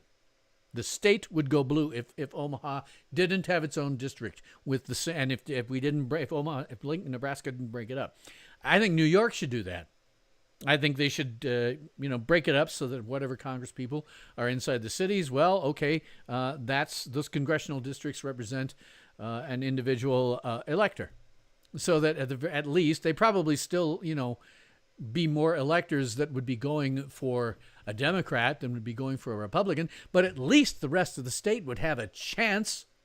And you add that up across the state, across the country, and at least you might have a chance of overcoming the tyranny of the cities. Hey, Star Siege player, how you doing there? Let's see. When something like that happens, couldn't you call the Guard and ask for help? Not sure what you mean by calling the National Guard for help on that one. May have missed, but if you can be more specific about that. New Mexico is trending for Trump. Well, let's look at that one real quick. They only have 13.5% of the votes counted, and it's reasonably close right now. It really will depend on what Phoenix. No, that's Arizona. What are the big cities in New Mexico? I've forgotten. There are some. There are a few larger cities in New Mexico. This 13.5% of the vote count, I don't know if that includes their cities. Their cities are any state with a large enough city, the cities are going to completely drive it. Oh, the apartment takeovers. Oh, sure. Yeah, if they wanted to, absolutely. But the people in charge there don't want to make Democrats look bad. And they would if they called out the National Guard and got rid of those people like they should. Then they wouldn't. It would make the politicians in place look bad, and the overwhelming majority of those, because it's Denver and suburban Denver, are Democrats. That's just the way it goes out. Albuquerque and Santa Fe. There you go, Star Siege player. That's right. Those are large enough cities in New Mexico that they will drive the vote. The rest of New Mexico will suffer from the tyranny of those cities. Whether or not this 18.7% of the votes that are counted includes any of those big cities, I don't know. We'll see which way the cookie crumbles as the evening goes on. I want to see if anything significantly changed here. Not really. Virginia, North Carolina, and Georgia have been sitting in pink for a while. Iowa's trending blue. Big shock. Wisconsin's trending blue. Again, tyranny of the cities. They have, what is it? Oh, gosh, I'm forgetting. I should know the name. The big city in there. It's along the river. That is almost a suburb of Chicago. But yeah, they're gonna be often driven by the tyranny of the majority. They have a number of cities that have universities. The students are always going to vote Democrat, especially this time around, because they were told for most of their lives that Trump is literal Hitler, and they were, brainwashed to believe that communism is good, because that's what our schools teach now. Communism is good. There is a spectrum of gender, and we should be introducing that to kindergartners. That insanity. Albuquerque. The only thing I actually know too much about Albuquerque is Weird Al Yankovic has a song called Albuquerque. It's an original song. It's extremely long, really, really, really long. It is essentially a spoken thing where he talks about how he went through some crazy stuff, and it's fictional, but it's a really long one where he talks about going through some crazy stuff. He gets to a point in the song where he feigns not being able to spell Albuquerque. It's part of the song. And since he can't, he usually just feigns that and goes on with the song. When he did, he had a concert in Albuquerque. So he sang that song, got to the point where he forgot how to spell Albuquerque, and instead of just going on, restarted the song from the beginning. And this song is like 10 minutes long. So Albuquerqueans got to, if that's how they are, forgive me if you're not, that's not what you call yourselves. They got to hear that song basically twice. For 20 minutes, they went through that song. That was just, somebody's got video of it. It's funny as hell. Marshall says, at this point, if Trump gets one more blue wall state, it's likely over. Wisconsin, Michigan, PA, all trending D. Yeah. Well, I mean, he's going to lose California. That's a foregone conclusion. Probably going to lose Oregon and Washington because Washington for sure, they have, Seattle. They're going to drive it. He'll probably take Montana, I would think, Idaho, Utah, maybe Arizona. Don't know for sure. But yeah, you're right. We'll see how it goes. It blows my mind. It shouldn't, because I understand that we've got people who have been brainwashed by almost a decade of the press and their educators, if you can call them that. Let's call them their I don't know, the educators, the people that were supposedly teaching them nothing. Those guys are always, they've been told damn near since birth that Trump is literal Hitler, and if he gets in, it's all over. Basically, I think the opposite is true. If Harris gets in, we can look at, I don't know what the economy would look like under Harris. I mean, I can't imagine her doing anything different. She's certainly going to have an open border. That's just a foregone conclusion. And the thing about it is, what most people, don't understand is there's two things going on with the economy. One of them is that we have not had a growing economy since the 1990s. I remember when there was a growing economy. I remember when it crashed. It has never recovered. It was going up, and then bam, like that in the 1990s. And it has been on a slow downward slide ever since. We have not had a growing economy in the lifetimes of millennials, Gen Z, and now Gen Alpha. They have never known a truly growing, good economy.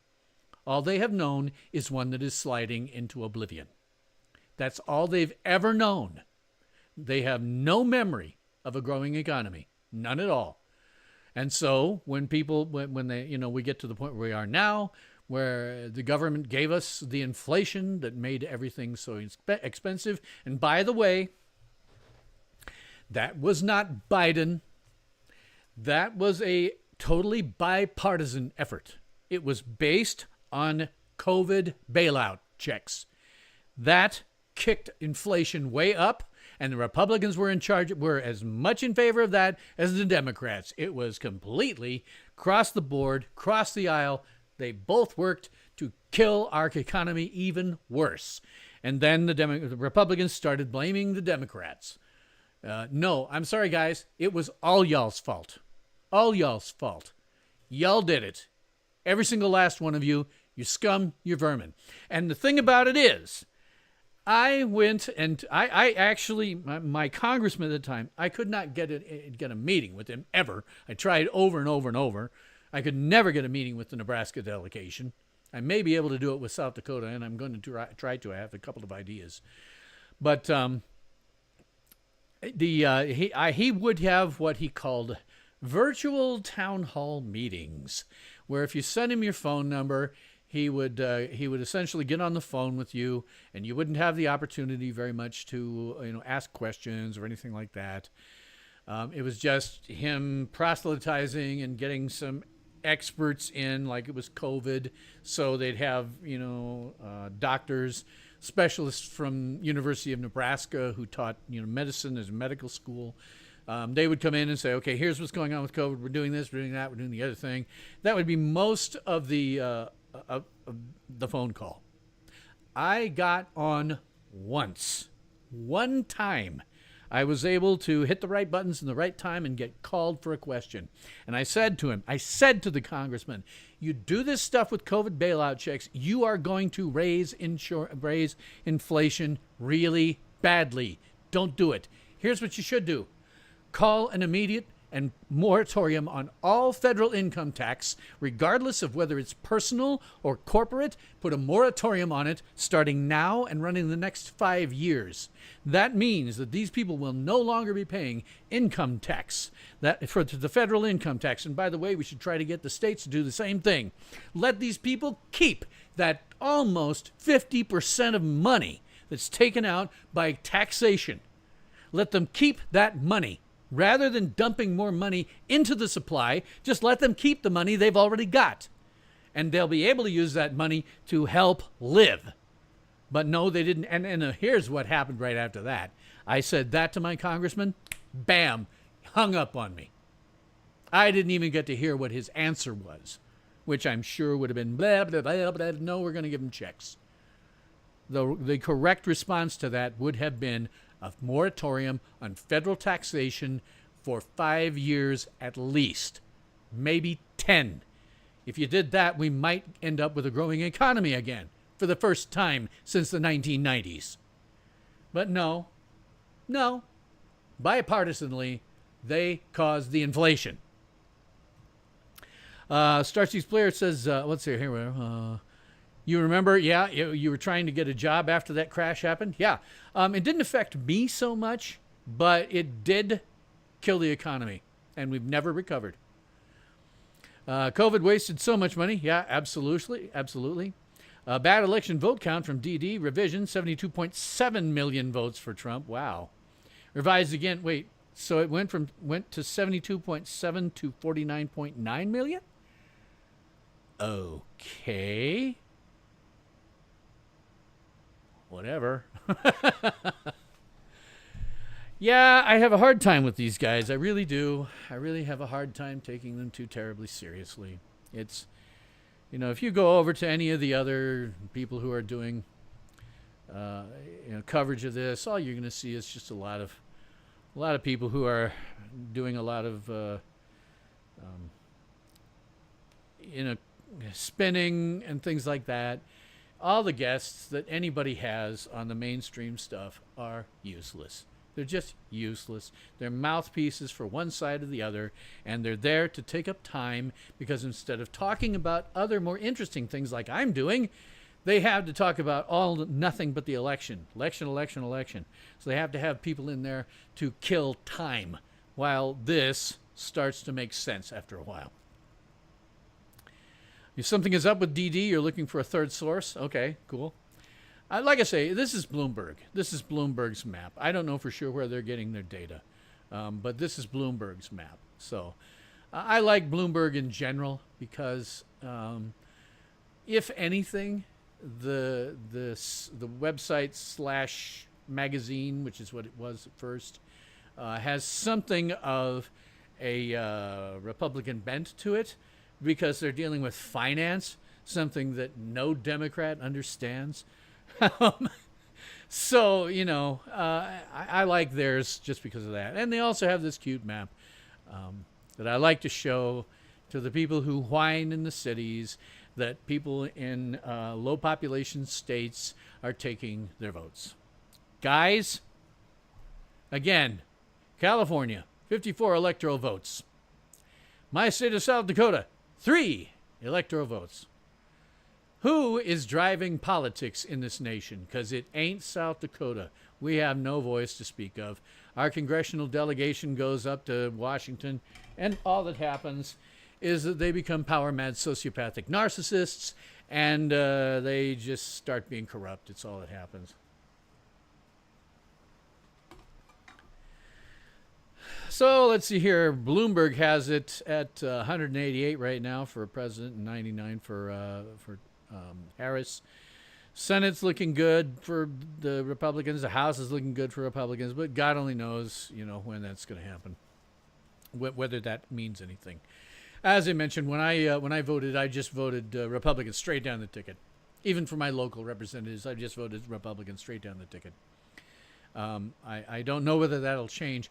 One of the interesting things is one of my state congresspersons is Native American, because we have several Native American, we have several Indian reservations in my district, or pieces that touch, little pieces of the reservation.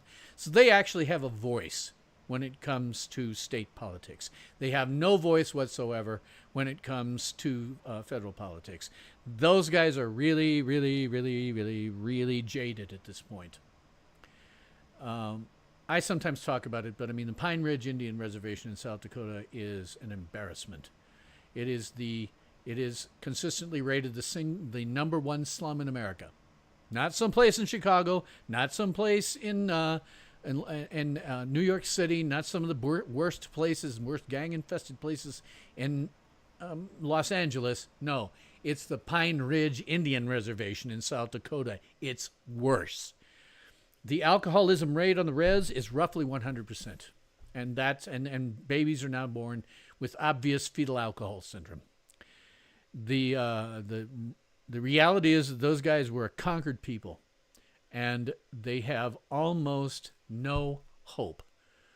You know, the politicians show up and go through the res every 4 years, and they all know that it's pointless. The politicians are going to show up, they're going to go in, they're going to talk about how they're going to make things better, and then the Native Americans know that they're not. They haven't been making anything better for damn near 200 years. It's only been worse for them. They have no hope whatsoever.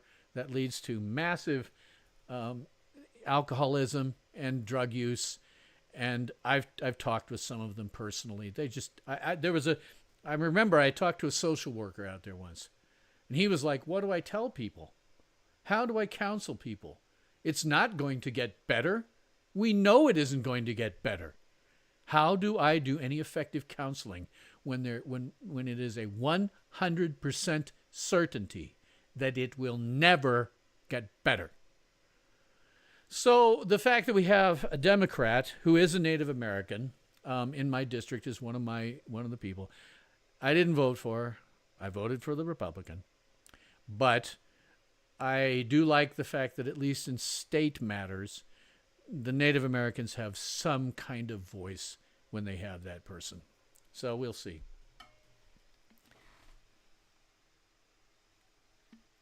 Super Guru 63 says, I got to share one vote. I voted for Steve Garvey, former Dodger and Padre baseball player and one of my favorites. So that's cool. I honestly know, because I haven't been in South Dakota long enough to know, but I honestly don't know for sure what necessarily any of these people really stand for.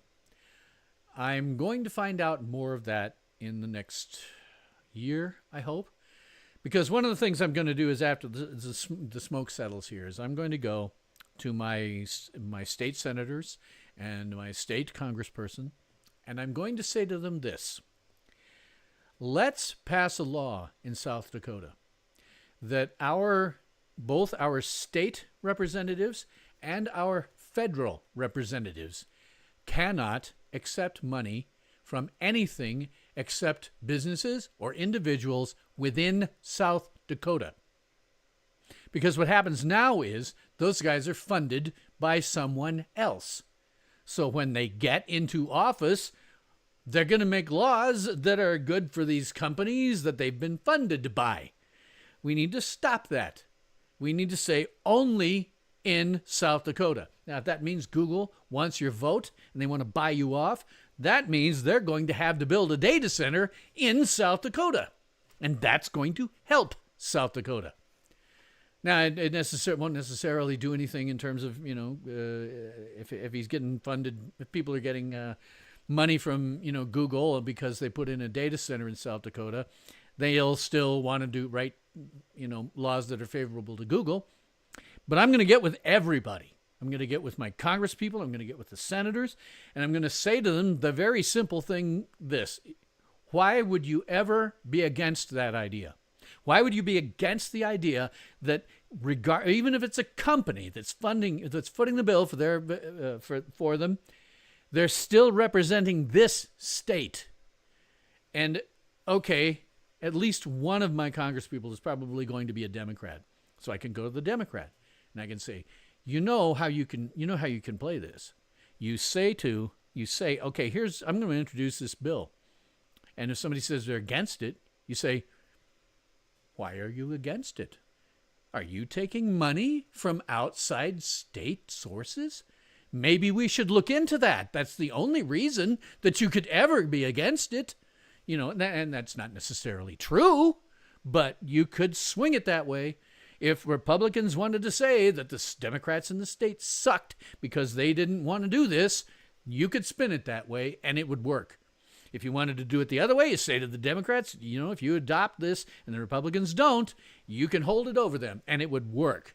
Because there's nobody in this state who thinks that our representatives should be taking money from anybody except in this state.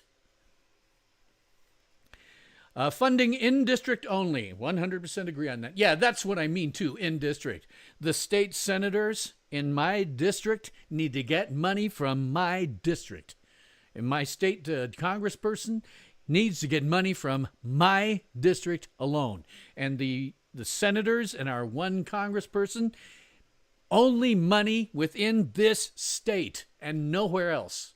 And again, if they won't go along with it, you find one that will on one party and say, okay, the other party won't go for this. That's because they're corrupt and they're taking money from out of state. You could spin that easily.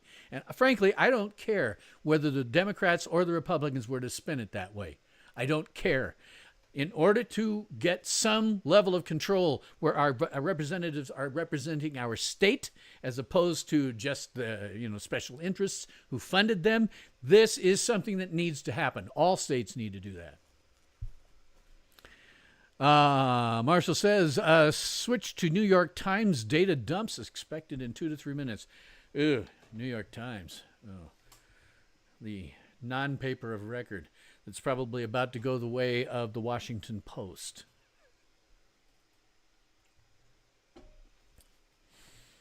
Yep, Jeff Bezos blew it when he bought that newspaper. Just blew it. Didn't see what everybody else did. I've been seeing it, of course, since I was 15 years old, that these people are nothing but propagandists. But now the overwhelming majority of Republicans see it. The Democrats don't, but the Republicans do. Poly market spike for Trump? Well, we'll see how it goes. Go back to the state map. Right now, I mean, we've still got, they're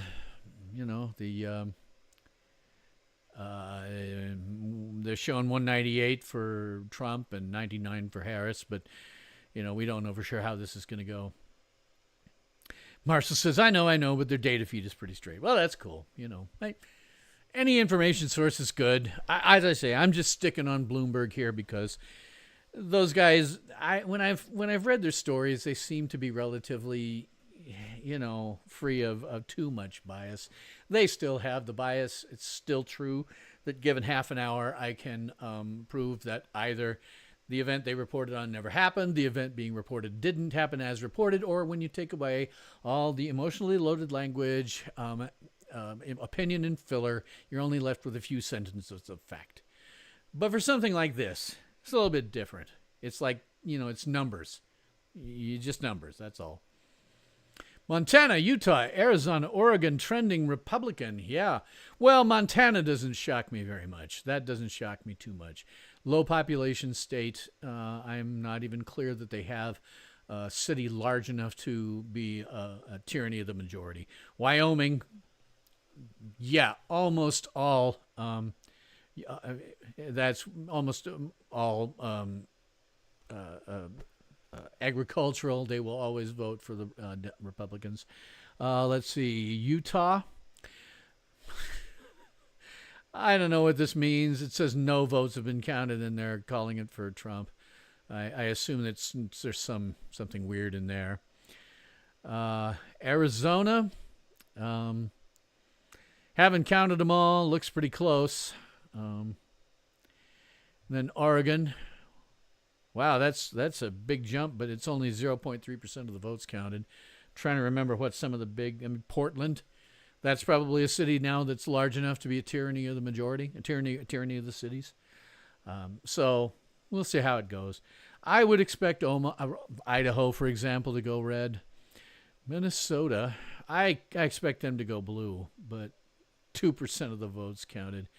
Yeah, I kind of expect them to go blue. Wisconsin, Milwaukee is a city big enough that they suffer from the tyranny of the cities. Iowa worries me just because of Des Moines. Des Moines is large enough to be a tyranny of the city. So we'll see how some of the rest of these go. You know, I'm not even thrilled that they're calling. Well, I mean, I understand them calling South Dakota for Trump. I think he's going to win unless Sioux Falls actually is big enough to be a tyranny of the majority. It's getting close to that, but it may be getting close. PA gap lowering may be still in play. Let's see what these guys say about PA. PA. Yeah, it's pretty close according to Bloomberg. They have it. I mean, I guess she's barely ahead by their count. I don't know. Pennsylvania has too many large cities. Too many large cities. If it was Allentown or something like that, that would be one thing. But, they have Pittsburgh. They have all these other big cities. And I've been out there. I've been. I used to fly out there frequently for work. And I've seen those big cities. Man, Philadelphia, that was an education and a half. Because Philadelphia has so much, so much history in the United States, right? One time was the capital of the country. When I was there, and that was in the 1990s, so it may have changed, but when I was there, I was floored because I was there for a convention, not a Star Trek convention. It was a convention, an IBEW convention, had to do with who I was working for at the time, but I was floored because you always think of, if you don't live there, it's like, oh, yeah, Philadelphia. That's, the birthplace of individual liberty. And then you get there, and it's a complete crap hole. It was a crap hole when I was there. I don't know if it still is now, but in the 1990s, it was a pest hole. I never wanted to stay there for very long. Unfortunately, I was only in Philadelphia once. Most of the time, I was at AT&T manufacturing sites that were in Allentown and Reading. So, VA trending R. Let's see what these guys think. It's pretty close. They actually have Harris slightly up here on this map, but who knows? Arizona's a razor blade, less than 100 votes separating. Yeah, that's what this is showing here too. And again, they've only got 34% of those votes counted. We have to see. I don't know whether those include those cities or not. We'll have to see. The cities will go blue. And large cities go blue. You get to 500,000 or so, they go blue. You can count on it. They go blue. That's why Omaha, Nebraska at 1 million is blue. And 45 miles away, Lincoln at 124,000 is red. I'm surprised they have Nebraska showing totally red here. Oh, okay, here we go. Oh, this really bothers me. Nebraska District 1 is Omaha. You expect that to go blue. Nebraska District 2, that's Lincoln, and covers most of the major universities, which means those students who have been brainwashed for the last 10 years, since they were maybe 10 years old, maybe a little longer, depending on how long they've been at UNL or one of the other universities, those guys are going to vote blue. Period. They've been brainwashed. There's no way to stop them from voting blue. But we'll see how some of the rest of this goes. This is certainly not the blowout that it ought to be.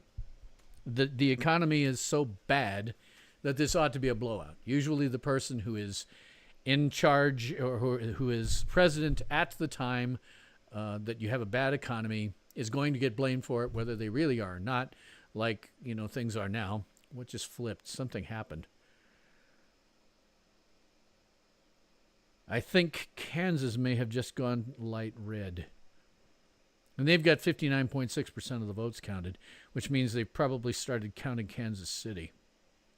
So we'll see where that goes. But, you're still talking 6 electoral votes there. We have to overcome 28 here, 14 here, 10 there, 19 here. This is going to go blue. 54 here. Colorado's probably going to. I called it. Yeah, Colorado's going to stay blue because they suffer from the tyranny of the city. And they've got 47.8, which means they must have counted a fair amount of Denver. So yeah, they're going to go blue for sure. So we'll see what some of these others do. I mean, if they could get Washington, which I find that hard to believe. What with Seattle being there, that's a huge city. Washington lives under the tyranny of the city. Wow, that's a big lead there. But then again, they've only counted 0.3% of the votes. So what have they counted in South Dakota, actually? 6.3%. Well, okay. I think I mentioned when I went to vote this morning, or I did it in some of the live comments before the stream started, which probably got lost the moment the stream started. My polling place that I went to here in town, they were actually trying to get their one voting machine to work. And, the polling places were filled with legitimate baby boomers, not Gen Xers, baby boomers. And they could not figure out how to get that thing to work. So our ballots here in Wall were all paper. I hope very much that any place else that was using any kind of electronic voting machine was also being staffed by actual baby boomers, older ones for that matter, who can't figure out how to get that stuff to work. We should have nothing but paper ballots. Now, Marshall, I know he and I have talked about this in many occasions, and he knows how you could do this in a way that would not be able to be screwed up with blockchains. My only deal with that is that Marshall is stone cold brilliant. He is a near genius level. He won't admit that, or maybe he doesn't think it. But I taught for a while at the college level. I know what average looks like. And not to be an a-hole, but I know where my intelligence falls. And he is more intelligent than me by far. He's not up there with Stephen Hawking. He's not on that far out on the bell curve, but he's farther out on the side of the high intelligence bell curve than I am. I am old enough to be able to tell when people are. The problem with doing that in government, with doing this stuff with blockchains in government, is you're dealing with government IT people, and they are always a lot fairly incompetent. I have never worked with government IT that was competent. Now, it may be different when you get into something like military, because it actually matters. People's lives depend on that. But I don't know that for sure, because anybody that I know that's done military work is under NDAs and can never talk about them. My brother-in-law worked inside Cheyenne Mountain. I was smart enough to never even think about talking shop with him. The closest we got was we were talking about, getting things done and how difficult that is. And he says, oh, yeah, it's tough even where I do it, not because, we're incompetent, but because there's so many regulations and standards and red tape that you have to jump through. It makes it very difficult to do the work. But that's the closest we ever got to talking shop, because I was never going to ask him about what he did, inside Cheyenne Mountain as a contractor. He can never talk about that. Yes, paper but no ID, so cheating is possible. So it's California, so it doesn't matter. Yeah, that's the other thing. In addition to doing, because you got these incompetent people who are working at IT in government, and I don't think even if Marshall put it out step by step exactly what to do, I think they would blow it. They wouldn't be able to follow the step by step instructions. I've worked with too many of them. Here's the thing about working in IT. If you are working in the private sector, you can make pretty good money. Not money that women growing up today think that men should be making, but, you can make $80K easily. You can get into six figures pretty easily. Working for the state or working for government, you will never reach that kind of salary. You have a lot of good perks. The perks that you get by working for government are great. But what then happens, since people are opting to just say, screw the money, I'll just go with the perks, what that really means is they're not capable of making it in the private sector. So you get people in government who just aren't very good at their jobs. So even if Marshall wrote it all out, in pidgin English so that they could understand exactly how to do it, I think they'd screw it up. So for me, paper ballots are the only way to go. It's the only thing that's consistently reliable. I know we're in a period of time when it should be possible to do something far more useful, but no. Governments can't do this. They're all too stupid and incompetent at the IT level to be able to pull it off. They wouldn't be able to do it. Starcy Splitter says, government IT, Jerry Tuttle called CentOS for infecting his stupid web server. CentOS is a Linux-based operating system that's now owned by, or at least was the last I knew. No, it's not owned by anybody. It is sort of forking off of Red Hat Linux. That's an operating system. It's a computer operating system. It can't infect anything. It's like running Windows or having a Mac and running Mac OS, or for that matter on your phone, whether it's Android or something. It's just this operating system that's basically there to handle what the programs are doing. You run programs on top of your operating system. The programs communicate down with the operating system to get low-level work done. So CentOS infecting a web servers. I hadn't heard that before, but it's the dumbest thing I've ever heard. That's amazing. Jerry Taylor. Okay, whatever. Yeah.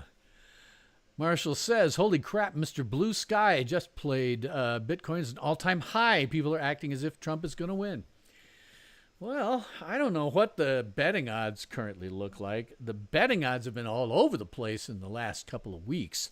At one point, Trump was way up high in the betting odds, and then it went back down and equalized out to where it was he was barely above her, and then she slid above him for a while. It's been real close most of the time on the betting odds that I've seen.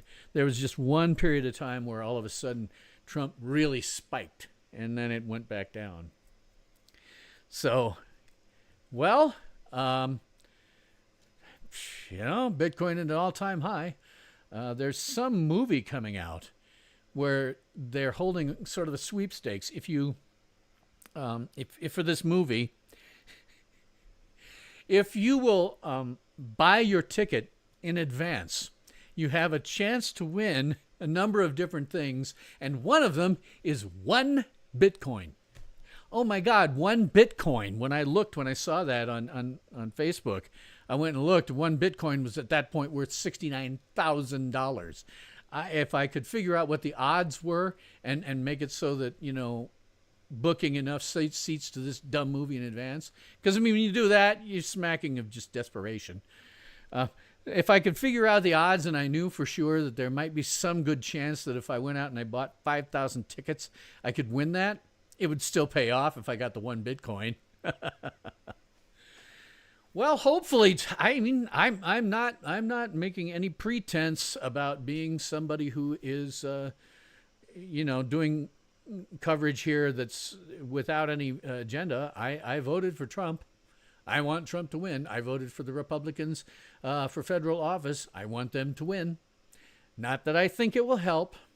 Republicans always, when they have controlled all branches of government, the House, the Senate, the presidency, and have something like we do now with some originalist judges on the Supreme Court, they have always, every single time in my life, you will not find a single time in my life when they have not managed to yank defeat from the jaws of victory. They can have all three. They can have the House, the Senate, and the presidency, and they will still not do what they think they're going to do. Just dumb. All right, let's. I'm going to leave this for a second because I had another thing that I wanted to bring out today. It's a day. Let's see what Marshall. Oops, yeah. True. Sorry, true. Yes. Oh, thank you. I sometimes like to call out just so I can have some fanish things going on keeping that 1 foot of mine into the fanish world. I do want to bring up one thing while we wait for some other things to come, some more stuff to come in. We have a birthday today in the superhero world. Our Man was born today, many, many years ago. This is Our Man is this guy here, the one in the yellow and with the black stuff and the odd-looking cowl that he wears. Our Man was a very interesting character. He was, in his civilian identity, Rex Tick-Tock Tyler. They dropped the tick-tock pretty early on. But Rex Tyler, he was a chemist who had invented a pill called the Miraclo pill. The Miraclo pill, when you take it, would give you superpowers, certain, not Superman level superpowers, but super speed, super strength, the ability to jump long distances, things like that, for 1 hour. That was actually kind of interesting. In the Golden Age, when he came out, and I think it was 1940, when he was first created in the Golden Age,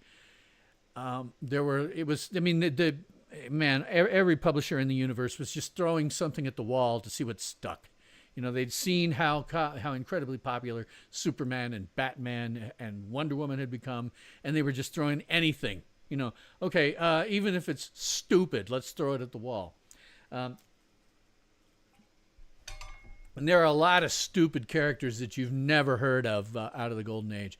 I suggest you go and I've forgotten the YouTuber, but there's a YouTuber out there there's a couple of them who track some of these Golden Age heroes who were just dumb, just stupid. There was one that they talked about, Dr. Vampire. You would never have heard of this character. But somebody threw that at the wall.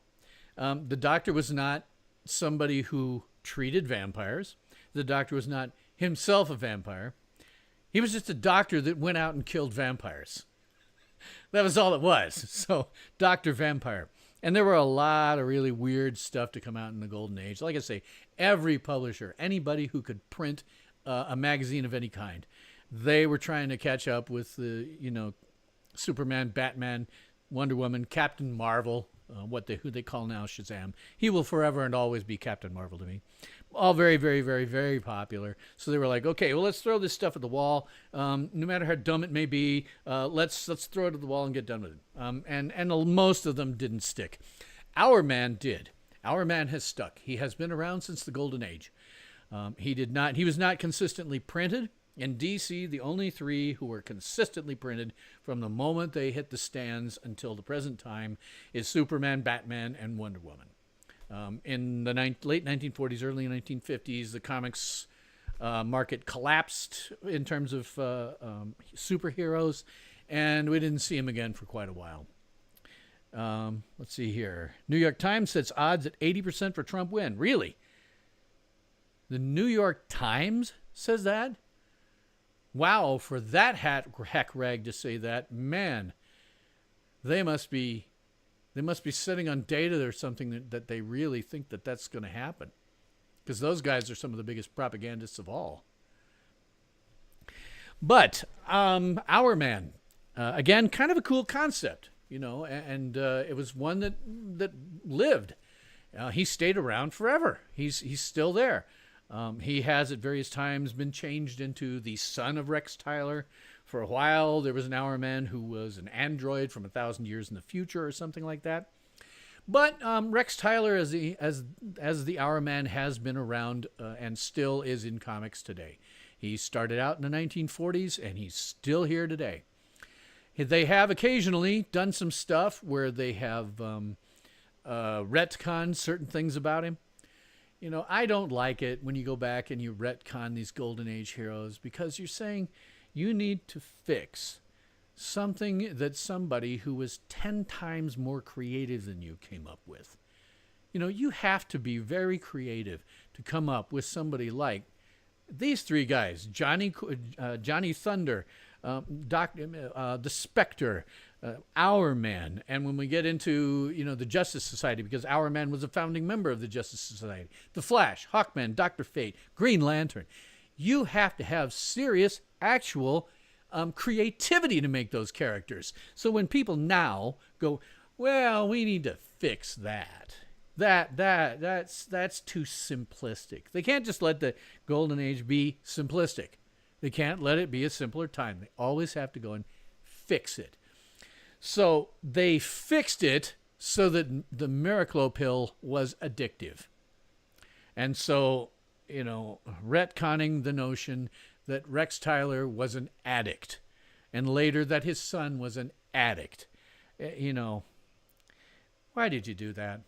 Why? It's like taking the original Golden Age Green Lantern, also a founding member of, he's the guy with, he wears red. Believe it or not, Green Lantern wears red and he has a cape. But yeah, they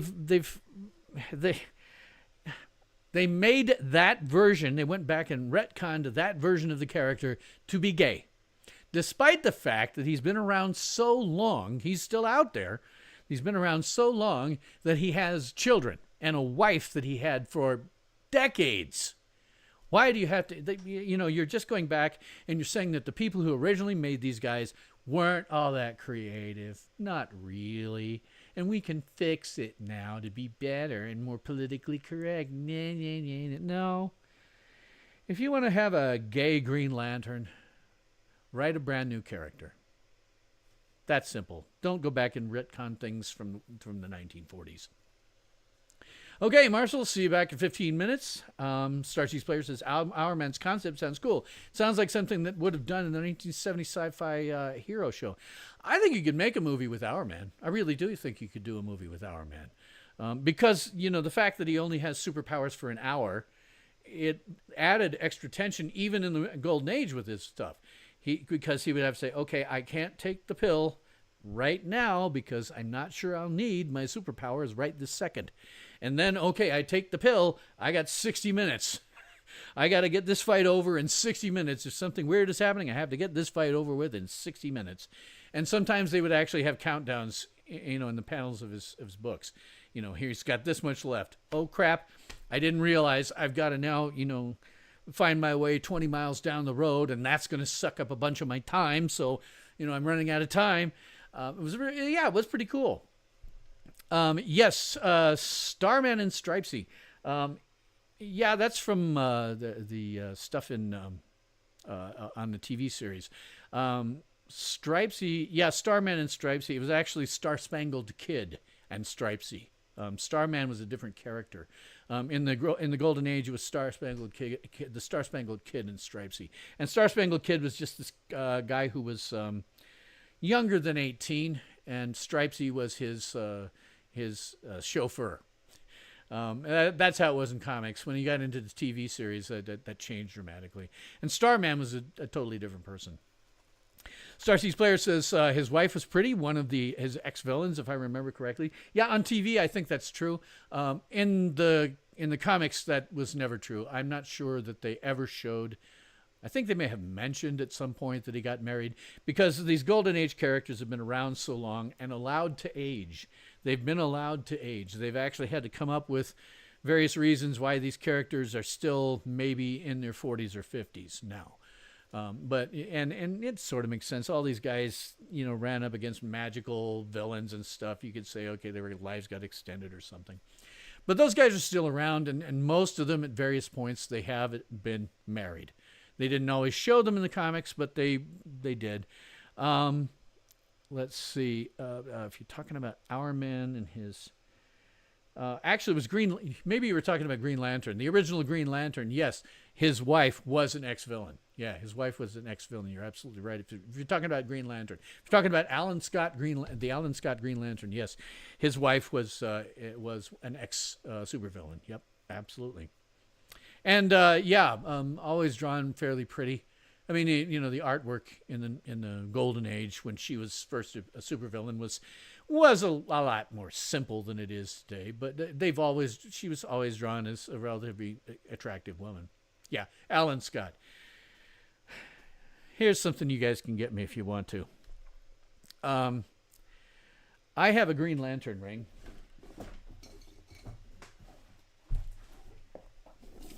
Somewhere. I thought it was in one of these.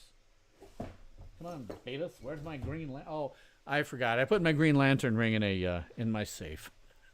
I was going to get a safe deposit box, but the nearest one is Rapid City, and I don't want to have to worry about going there if I need something. So I got a waterproof, fireproof safe that sits in my house, and I put my Green Lantern ring in there. It's not an Alan Scott Green Lantern ring. If you know the history on this, Alan Scott's Green Lantern ring was actually the ring itself was shaped like a lantern. You can't get those. They don't make them. Or if they do, they're like, bad, incredible silver in them or something like that, and they're expensive and you can't buy them.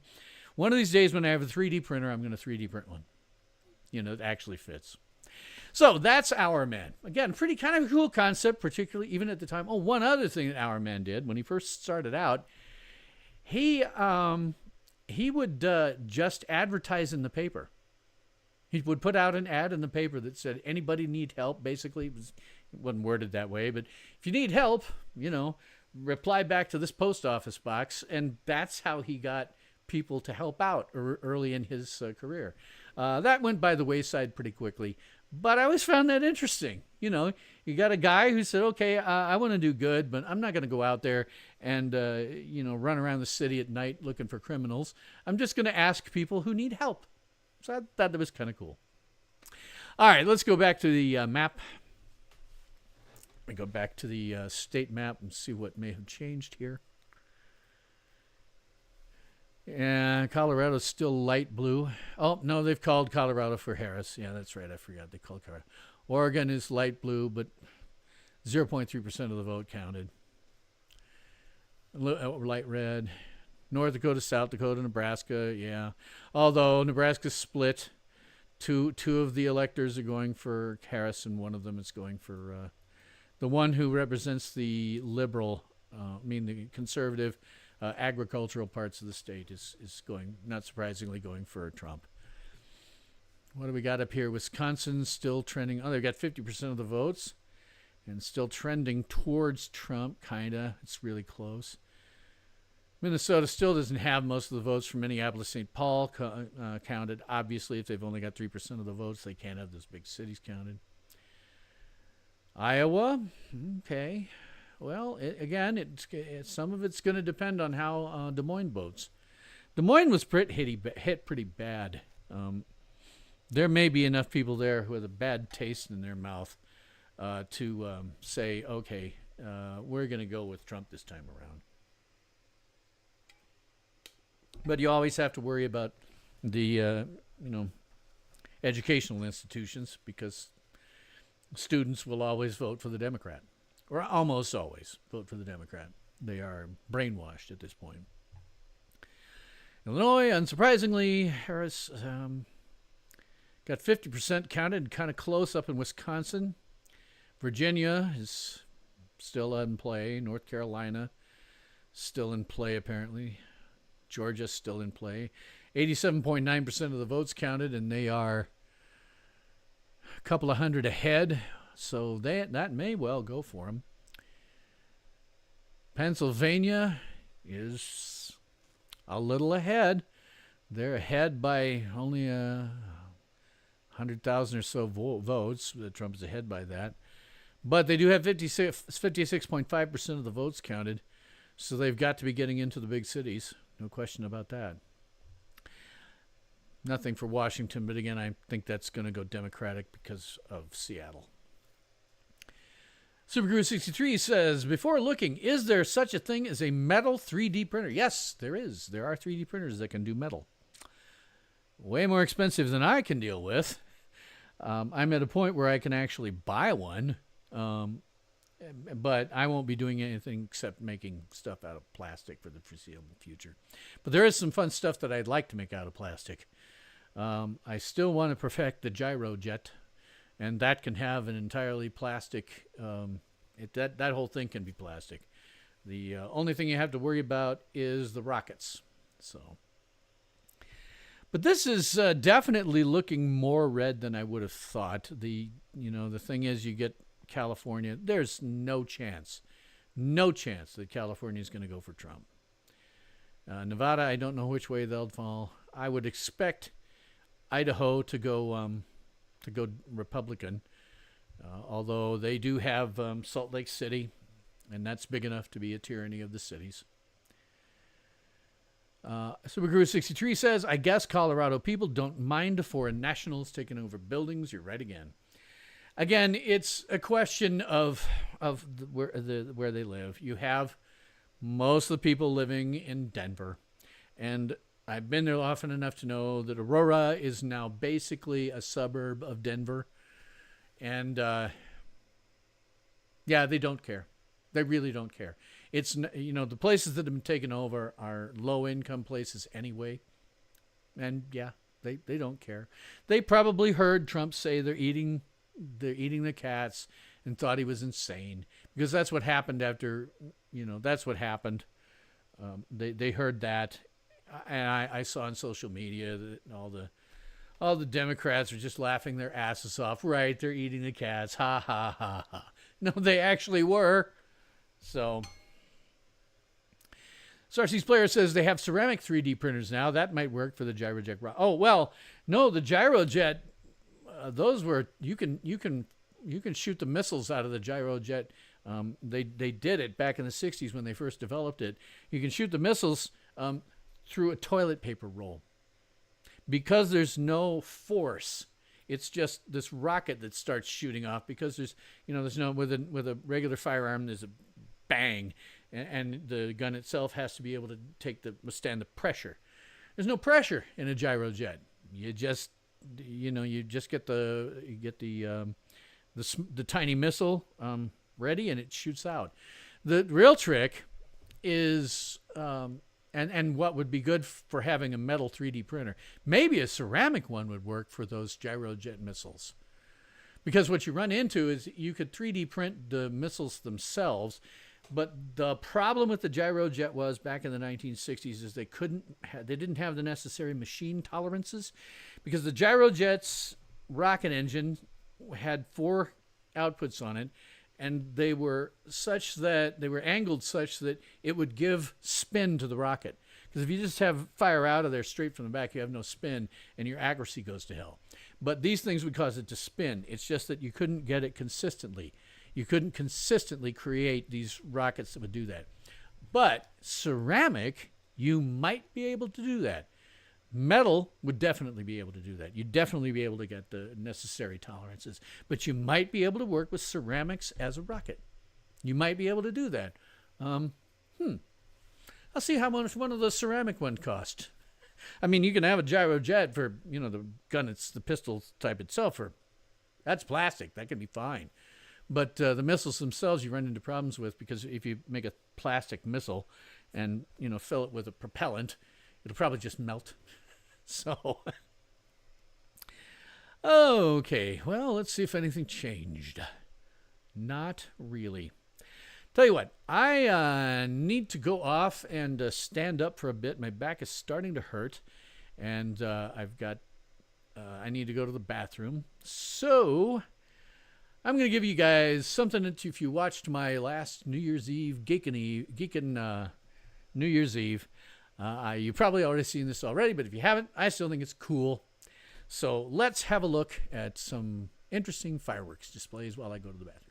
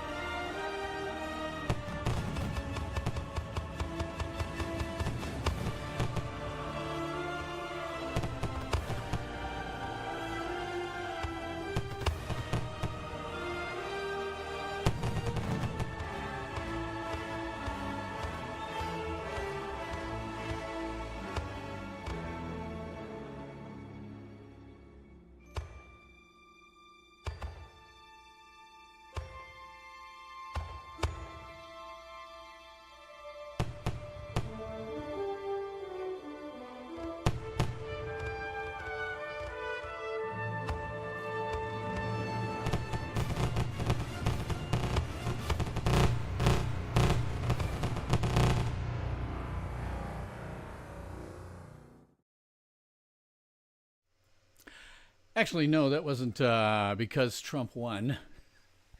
That's because I'm trying to get, still trying to inject some level of fanish content into my stream. And no, the fireworks are just there because I like it. And actually, that was not enterprising young men. That was actually the end credits, as you could probably tell by the music at the very end. That was the end credits music. But yeah, it was good music. The music is one of the few things I really like about the newer Star Trek films. And I mean, I thought the first one was okay. The second two sucked. And then people at Paramount were so stupid that they actually hired a guy who, on his IMDb, has clearly only made any bank once or twice.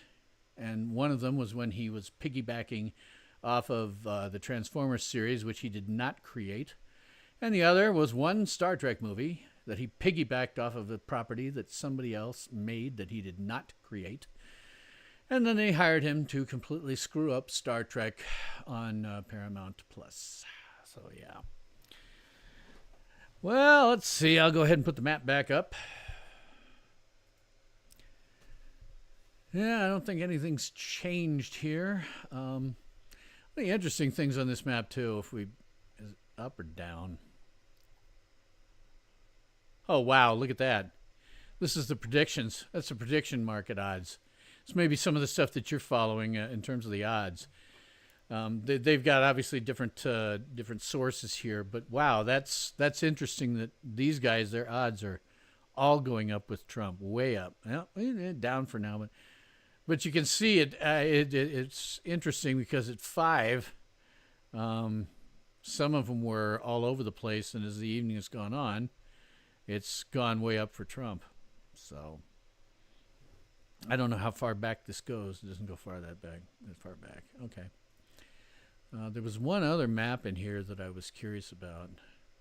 Okay, the closing time of the polls. So the polls are closed all the way through Eastern and Central time zones. Chunks of mountain have started to close. This is my half of the state over here. We break it down the center. One half is in Central time zone, the other half is in Mountain, which makes it's real weird for me now because when I do things and talk about when my streams are, I have to remember that, okay, wait a minute, now I'm actually trying to do streams based on what things are happening in the Eastern time zone, and then, okay, drop that 2 hours earlier for me. In fact, I actually, when I go on YouTube to schedule these things, I schedule them now in Eastern time zone. So what is this gray? Polls closed at 10. Okay. And these just aren't closed. So 10 Eastern, I'm assuming. Yeah. So what the hell time is it? What? Did you reboot on me? No, you didn't. Eastern, it's 10:44. Okay, so these black ones must be closed already. Okay, closed at 10:45. They're just making specifics about that. Marshall says New York Times. Let me scroll back up on this. This is a shifting thing. See, these guys have all sorts of interesting graphs about how shifting is happening and it has happened over time and stuff like that. Trump's up there with 210 right now. So go back to the map. Cute thing. Let's see a shift from 2020. Okay. The 2020 shifts, it looks like they're doing. What are they doing? What do these represent? I guess areas? Except our biggest city here isn't Jones County. Oh, these are counties. Lyman County. They probably aren't seeing any other shifts. Yeah, okay. State map. Back to the state map. Hawaii and Alaska even out. Yeah, I don't know. Those guys I don't know. Oh, they're 3 and 4. Okay. So They're still going to live under the tyranny of the big cities over here. Graphs of the noob way. Latching data streams are far more fun. Yeah, and I understand in Arizona they're trying to make it so that they don't have any election results until 14 days after the election. So I mean, if Trump doesn't get enough, so if it turns out that these 11 electoral votes matter, we won't know about this, and we won't have a victor tonight, at all. Hawaii always votes Democrat, right? I don't know. I honestly, it's one of the ones where I should be paying more attention to it. It is, after all, part of the United States. It's just I don't know. I pay less attention to them than I do the continental United States, I guess. But I don't know what they usually vote. I think they do, yes, but I don't quote me. So Idaho hasn't counted anything yet. Washington hasn't counted anything. That's so small that, I mean, 0.3% of the votes is so small that it's hard for me to take that too terrifyingly seriously. Hawaii is always a reliable Democrat? Yeah, okay, yeah. I haven't paid much attention. You know, I mean, they elected a Democratic, now Republican. I was floored that she changed, but Tulsi Gabbard has now joined the Republican Party. I was amazed by that. I still think that Trump chose the wrong running mate. Not that Vance is bad, but he should have chosen Tulsi Gabbard, an expatriate Democrat, and told her, you do not have to change your party affiliation. You can be an independent.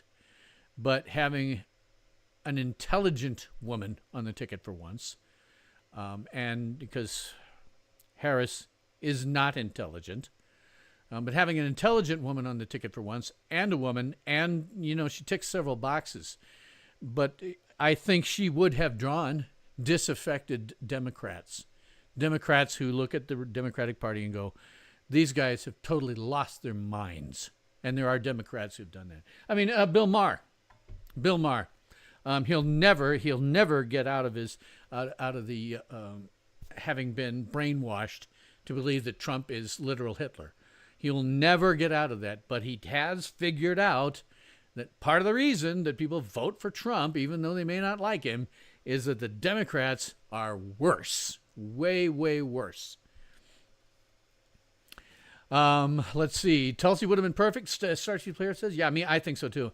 At least she and RFK are on Trump's side now. Yeah. I'm of two minds about RFK. I know he's, certainly more conservative. RFK is what JFK was, really.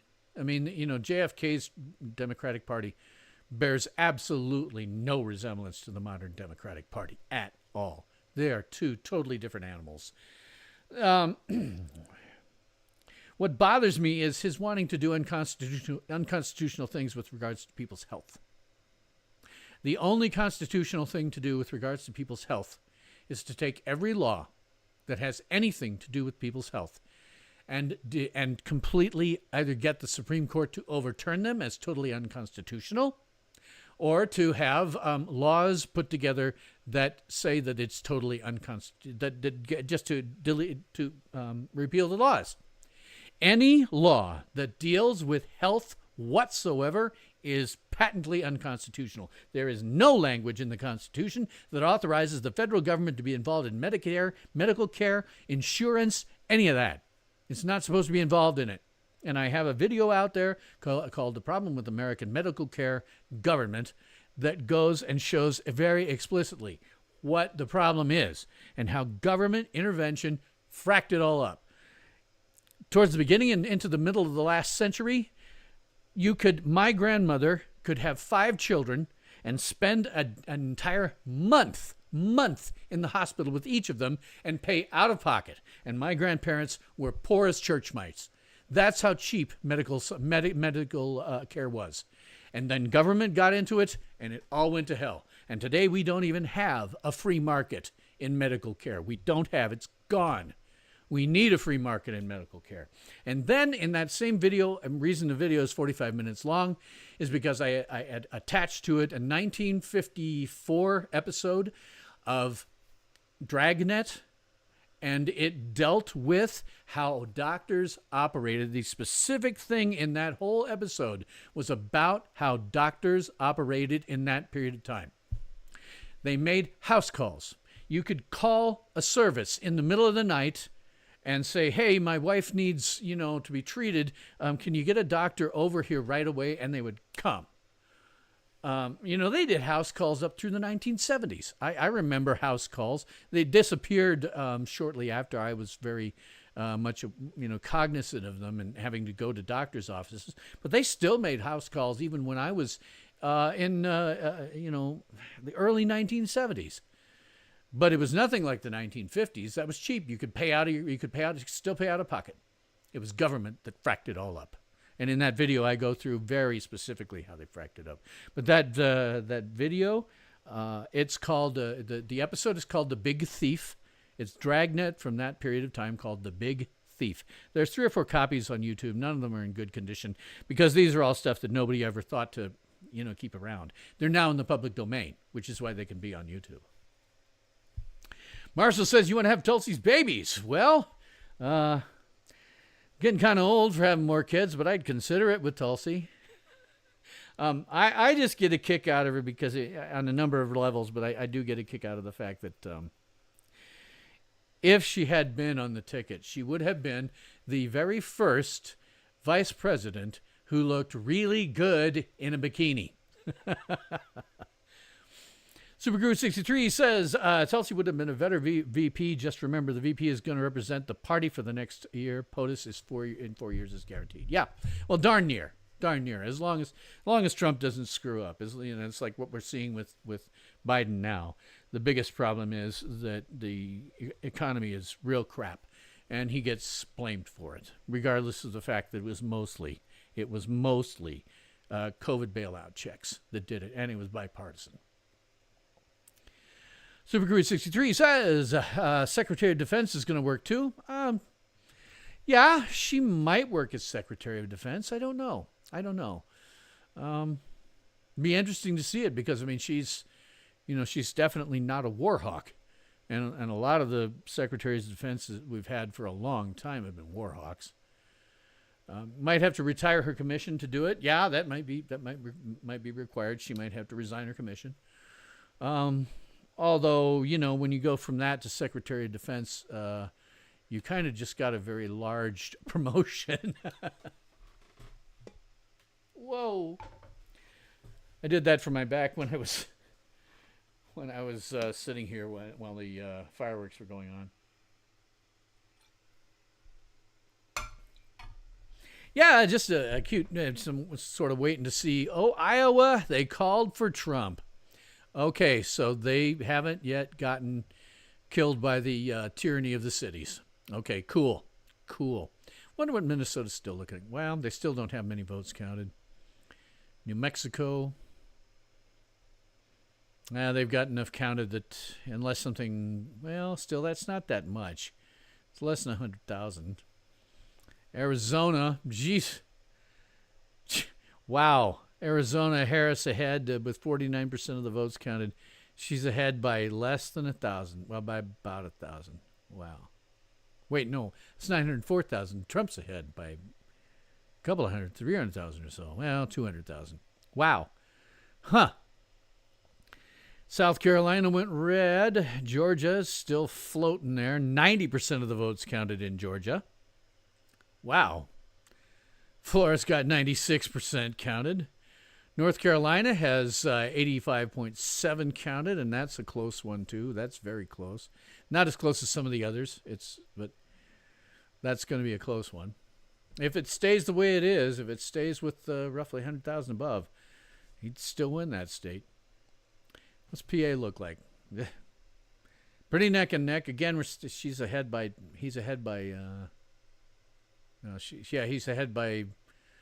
100,000 or so. It could go his way. Wow. Michigan, again, pretty close. with Trump, and then not enough votes counted. Michigan is kind of weird. Well, the only city in Michigan that would matter is no longer a city. It's a ghost town. Wisconsin's close too, but they started counting enough votes, they might call it. Minnesota, 9.1%. And I bet we still have to get Minneapolis, St. Paul in that mix. So we'll see how things go. We're still looking decent at 210. There might be, if he can get another 60. Let me see where he could get a 60. He could get 8 there, 4 there. I don't know what Nevada will do. 11 there. So that's 8, 11, 19, 20, 21, 22, 23. That'd bring him up to 230. He's going to have to get some of these over here. He needs to kind of get PA. Minnesota would be good. Same thing with Wisconsin. Electorally, it's going to be close for him. Electorally, it's going to be close. Yeah, it's going to be. I think it's going to be a close call. It's going to be a close call all the way around. I'll save my last. I had 2 of these different fireworks displays going on, and yeah, Marshall, I guess I hadn't realized fireworks display would be kind of make sense if Trump wins, because I want him to win. So I'll save the other one for later on if it looks like we got a winner here. So Marshall, Sue Crew 63 says Alaska red. Yeah, probably so. Yes, Alaska would probably go red. Their cities, I don't think, are large enough to have a tyranny over the rest of them. And Alaska's very, very, I'm not exactly sure you'd call it agricultural, but it's you still have the issue there where people who live in Nebraska, in Alaska outside the cities, have to be generalists. And so those people are going to tend to want to vote Republican. Marcel says, I'm definitely going to design that ballot system we talked about. Cool. Well, you can try it and present it to some states. This BS is BS. Well, if you want me to, I would give it a shot in South Dakota.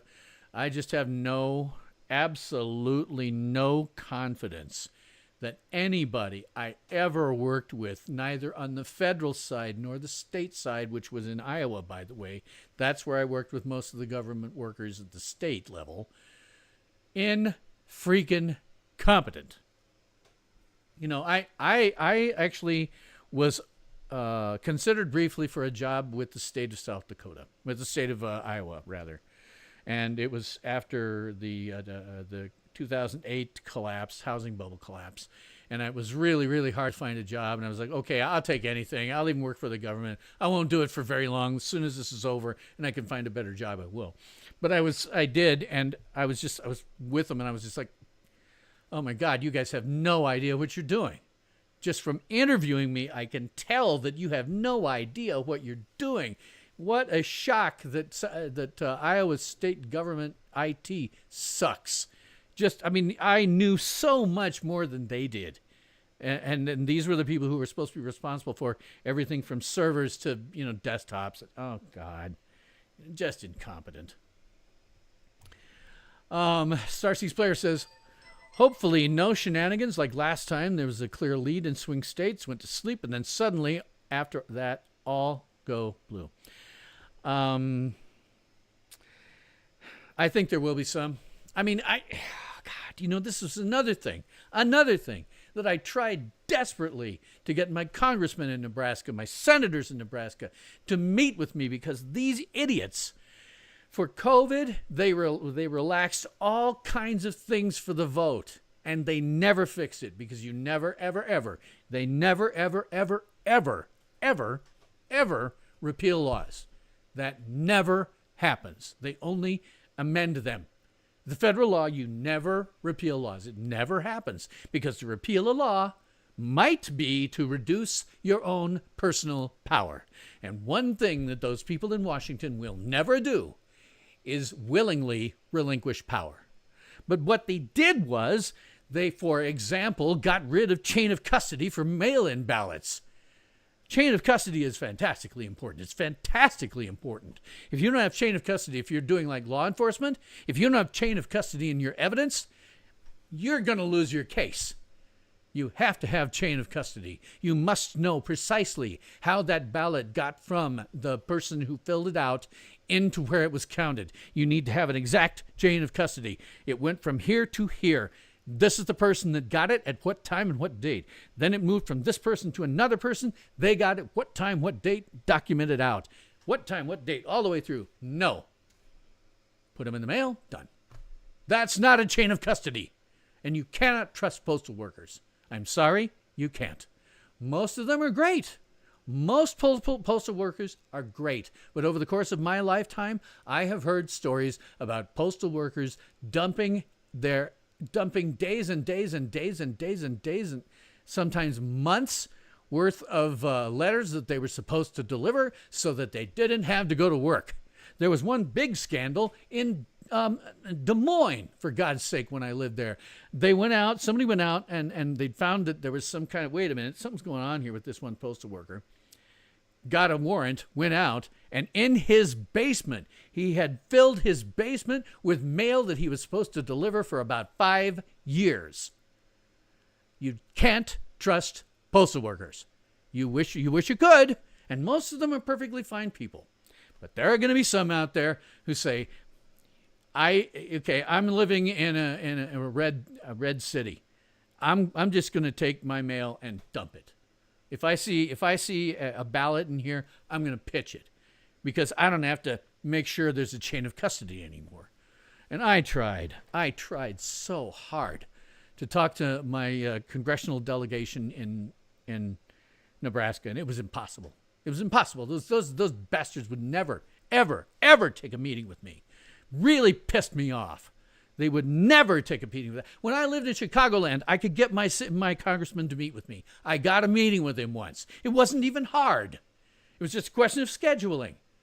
But these a-holes in Nebraska would never take a meeting with me. I had one that I thought was so important that I went out and I bought a new suit and I went and I sat in my one of my senator's district offices for 3 days. And it was an IT-related thing. And my friends who were in IT, and I've cultivated quite a lot of them over the last 40 years, were calling into his office and saying, hey, you know that guy who's been sitting out in your waiting room? You need to go talk to him right now. Finally, at the end of the 3rd day, they sent a flunky out who just blew me off and left. That was as close as I got to the SOB. They need to fix these vulnerabilities, these attack vectors that they put in themselves intentionally, or we will see shenanigans. Let's see. Data dumps incoming, time for the blues. All is expected. New York undecided. New York Times, 89 Trump. Wow. Yeah, okay, we got someone that came in. What a shock. Washington went blue. Oregon is trending blue. California called it for Harris. PA still in play. They got 70% of the votes counted, which means some of those cities have been counted, at least parts of them. So that's still in play. That's kind of amazing. I really wouldn't have thought PA to go for it. Virginia might still be in play. North Carolina, yeah, they're still in play. I don't know the size of some of the cities and stuff and where they would have, because they're going to have to get, 78, so they're really only looking at a couple of 100,000, less than a couple of 100,000. Georgia's in play for sure because they've got 90% counted and they're nearly done. I can see why they're not calling it for Trump because it's too close. Depending on some of the cities and suburbs and stuff out there, they could make up that difference. But, yeah. Let's see. Supercruise 63. How many in North Carolina are going to remember the horrific response of the Fed to help them? Yeah. You would hope. But the thing is, you get into cities and you get into kids who are particularly Gen Z or later, but also millennials, and they have been brainwashed by 12 years of education that does not educate but rather indoctrinates, that Trump would be worse. no matter how bad the government response was to their emergency, Trump would be worse because he is literal Hitler. Senate predicted to flip. Yeah. Yeah, you remember it all. Marshall is from North Carolina. So, yeah, I hope you remember it. Approximately 2,379,071 people don't remember it or don't care. Or maybe those were the ones that just weren't affected by it. I don't know. People who aren't affected by it just blow it off. Yeah, and then up here, Bloomberg is saying, okay, well, we're at 214 for the president. The Senate looks like it could flip. The House looks like it could become more, definitely take a lead. So, again, I voted for all of those to be Republican just on general principle because I cannot vote for Democrats. They are fracking insane. Completely insane. So I can't vote for any of them ever. So I did vote for the Republicans, and if those, but again, history teaches me that even if they have both the House and the Senate and the presidency and have an originalist veering Supreme Court, the Republicans have an incredible ability to snatch defeat from the jaws of victory.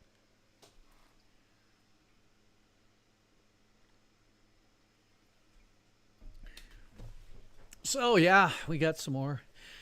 And like I say, unsurprisingly, he really needs to kind of get Arizona and Pennsylvania. North Carolina wouldn't be bad either if he could get that. He could, we're looking at 214. We got to get to 270. I mean, I don't think Harris can depend on getting enough. This is only 5 electoral votes.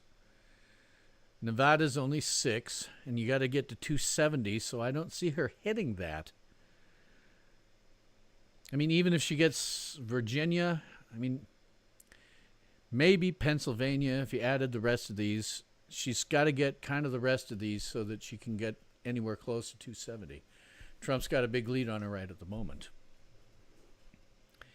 Marshall says, House projections too close to call. I'm expecting +5 to +10 Republican, but suck at odds maybe. Yeah, this is just what they're showing right now with the votes. This is what's counted, I assume. So that's a big one for the House. Starseeds Player says, New Mexico always goes blue. Now that the big cities are tallying, it will be blue. Yeah. Yeah, it doesn't surprise me. It's the tyranny of the cities. It's always the tyranny of the cities. And those of you in the cities, listen. You have no idea how the rest of us live. You have no idea what my life in Wall, South Dakota is like. You have no idea what my life would have been like if I'd been able to move out to the family ranch land. You have no idea. It is completely foreign and alien to you. Now, if you're in a city and you would like to get some conception about precisely what you don't know, talk to me. Come to me on a stream or leave, some kind of comments. I will happily pick you up at the Rapid City airport, take you out to my family ranch land, and show you just how different it is. I guarantee that if you're from a big city and that's all you've ever known, you will not believe that such a place exists. And then you will not believe that the overwhelming majority of the central part of the United States lives like that. You have no clue. So when you are elected and you start making all of these stupid liberal policies, well, okay, it might help some people in the cities. Those of the rest of us who have to live under the tyranny of the cities, we are screwed. You mess up our lives. That's all you ever do is screw up our lives. Nothing that you think makes sense out here. You're trying to get rid of the Second Amendment. Makes no sense here. No sense whatsoever. You cannot get rid of the Second Amendment out here. Never. But you want to. We all know you want to. We all know that every single Democrat out there wants no guns. They want to repeal the Second Amendment. They want it gone. And if they can't get rid of it, well, they'll go out and buy tons and tons and tons of ammunition to the point where it's incredibly expensive to buy ammo. I mean, God, I have a SIG Sauer P365 that's my carry gun. It's over in a bedside table, so I can't really get it right now. But I load it with some very expensive rounds. But I also have a whole bunch of regular 9mm rounds, just bullets, that I use for target practice, because I figure, if I'm ever going to use this, I need to be able to hit something. You remember that guy in the Olympics who was doing, I think, what was it, a 10-meter one, and he was this older dude, just stuck his hand in his pocket. He wasn't using any complex optics or anything like that. Blang, blang, got it. Guess what, guys? That's not that hard a shot to make.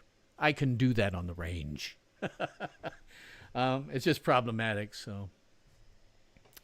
let's see. Marshall says, Bill, it looks like it might not have been the chili. Well, I don't know. Depends how it goes. It depends how it goes still. There's still I think there's still a path for her to win, but she'd have to catch it all. Idaho just went completely red, I think. PA's still pulling ahead for Trump, and they've got 73% of the vote. Down in North Carolina, 87, and he's still a little bit ahead. Virginia, 75.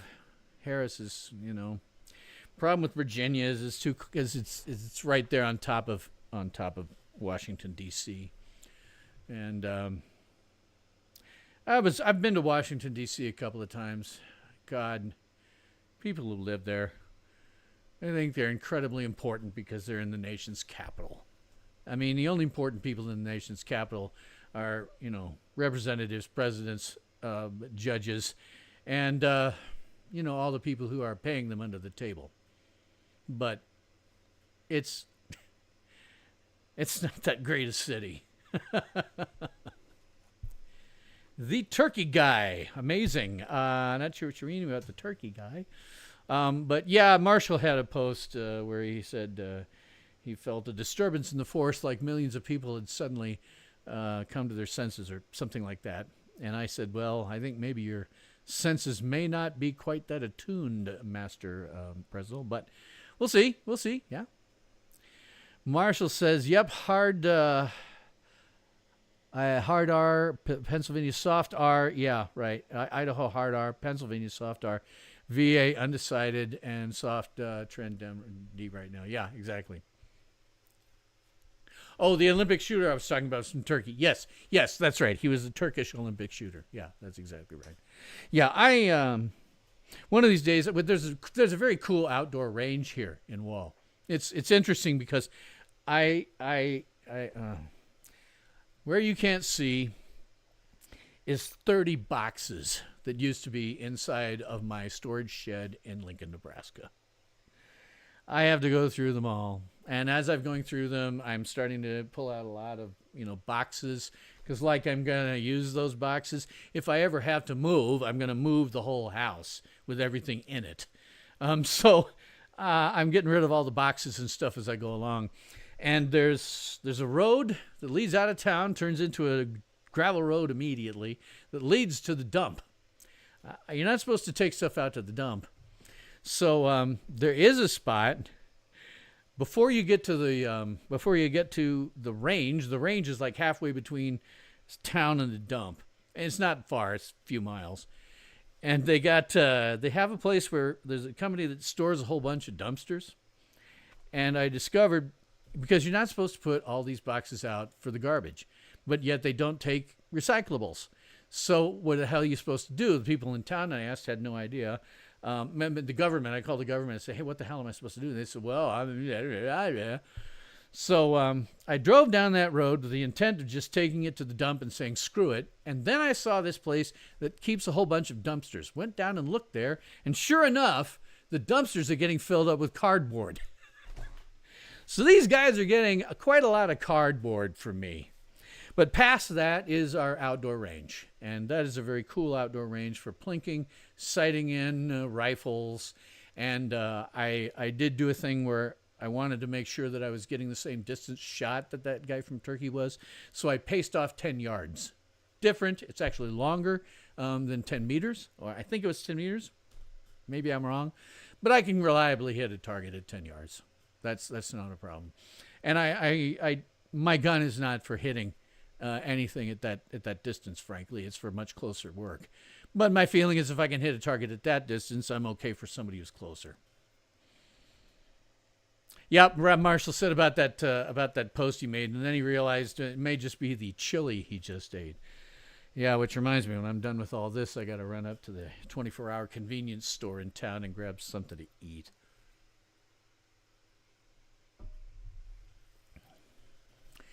So, yeah, we kind of got to wait and see what happens here. There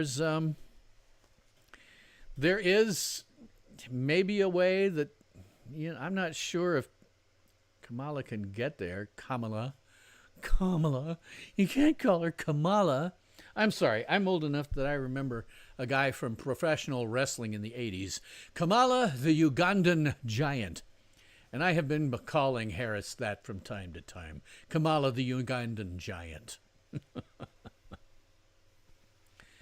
Let me look at something here. Here. Real quick Fanish video by a guy that I really like. He's done. He does computer renderings of stuff, and so he's rendered like the Star Trek Voyager theme song up to 4K. He has rendered multiple different versions of the Doctor Who theme, which is very, very cool. What's his name? I don't remember. But I do have a nice, quick, short little video that I'll throw up here since I'm kind of waiting for things. Whoop! Something just changed over here. North Carolina, you guys just went red. They called Trump in your state. So that added another 16. So he's got to get to 270. That's he might get there. Nothing in Nevada. Arizona's close. Boy, Georgia's going to be close, but might very well go to him. PA is still really close by a couple of 100,000. Minnesota still only got 13.8% of the votes, so I'm unclear that they would have done anything with Minneapolis, St. Paul. Wisconsin, bit of a lead. Michigan, bit of a lead. He might catch those. Trump might very well win. Those odds may be right. Supercrew 63 says, my best friend's dad just passed away. Well, that's unfortunate. You know him for 42 years. He was the Chief Master Sergeant in the Air Force. The only higher enlisted person was CMS of the Air Force who works for JCS. Yeah, the ceremony was amazing. Cool. Well, I'm sorry he passed away, but that's quite an accomplishment. That really is. I want to see some of that happening now for the Space Force. I want to see some of that happening for the Space Force as they start moving into things other than just satellites, which they're starting to do now. Marshall says, always remember it ain't over until it's over. And even then, it ain't over until the lawsuits are settled. And then it ain't over until the House counts the votes. Yeah, but I mean, just on pure numbers right here, Trump could reach it. Although if that happens, if Trump wins, I expect to see widespread civil disobedience. The left will lose their minds the same way that they lost it after with the George Floyd riots. They're going to go insane because they believe that Trump is literal Hitler, that he should have been terminated, and that they are sad that he wasn't terminated. I have talked to Democrats who say that, mostly on social media. It's a little hard to know on social media. Wonder why Nevada has no numbers at all? Not a clue. And maybe it just hasn't made it into the counting. I have no idea. Yeah, so I expect to see widespread civil disobedience if Trump wins. And by widespread civil disobedience, I mean, rioting, arson, robbery, armed robbery, assault with a deadly weapon, and the murder of innocents. I fully expect to see that. I don't think I've seen any actual change here. Sometimes it flips and I catch it in my eye, but I don't think it says. Wow, New York Times now saying the odds are now 90% Trump win. Well, he's a hell of a lot closer than she is. He still needs to pick up some of these states with, large electoral votes. Getting North Carolina helped him a lot. That definitely helped him. Well, I'd be really interested to see what happens with Pennsylvania. I'd be really interested to see what happens with Pennsylvania. I mean, he's barely ahead right now, but they have a lot of votes counted. I can see why they're not calling it, but man, he could get Pennsylvania, and then I think he will win. So add another 19, so that'll be 249. And if he gets a couple of the others, he might get there. Let me talk a little bit about some of the stuff that was on the South Dakota ballot initiatives, because we had a number of very interesting ones on there. Let me move. Your special, Marshall says, your votes have more mass. Well, you've got more of them. South Dakota has 3. You have 40. You have, 16. So, yeah. All right, let me talk about some of the ballot initiatives that were on the ballot here in South Dakota and how I voted and why. In South Dakota, there was going to be there was a constitutional amendment up that would amend the Constitution to change male pronouns in the Constitution to gender-neutral terms or titles. Because they're so stupid and woke, some woke idiot, probably from Sioux Falls, some woke idiot decided that man or men, like governments are instituted among men, was exclusive.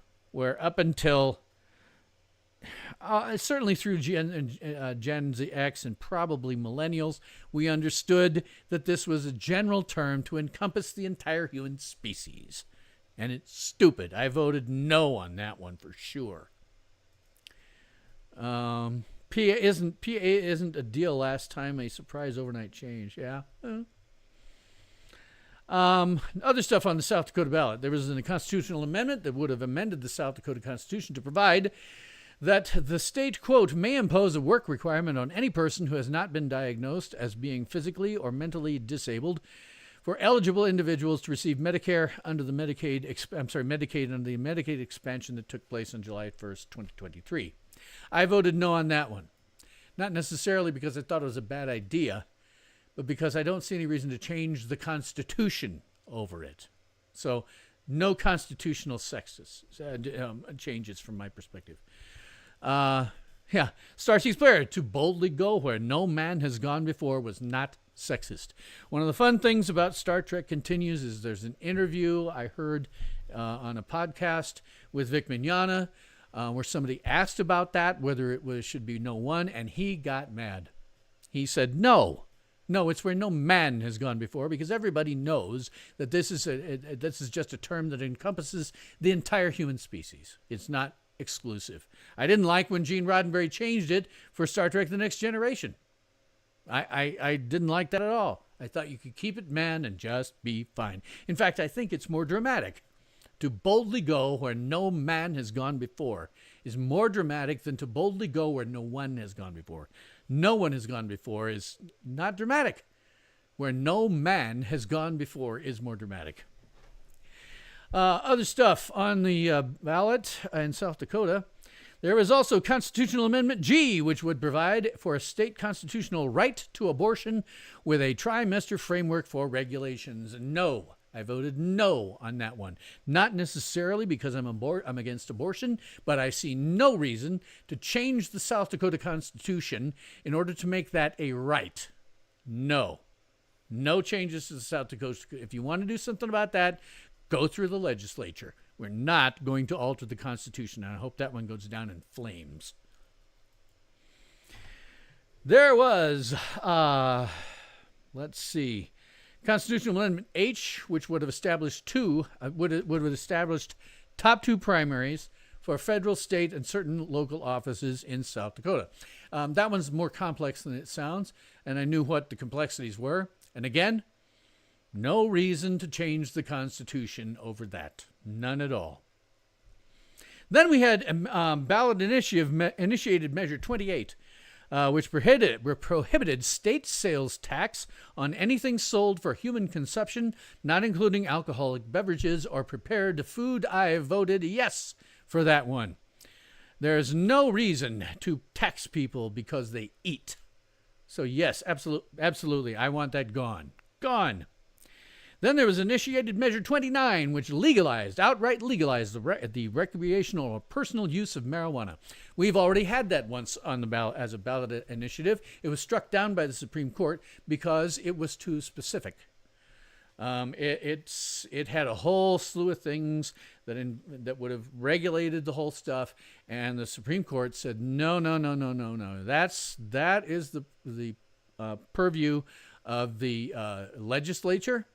That's not the purview of a ballot access initiative, and I agree with that. All this ballot access initiative does is it's going to be legal to own it, to grow it, and to sell it. It doesn't provide any legal framework in there. That's going to leave that for the legislature. But it should pass. It passed the last time. So I think it'll pass. One thing you have to know about South Dakota is that it's a natural prairie.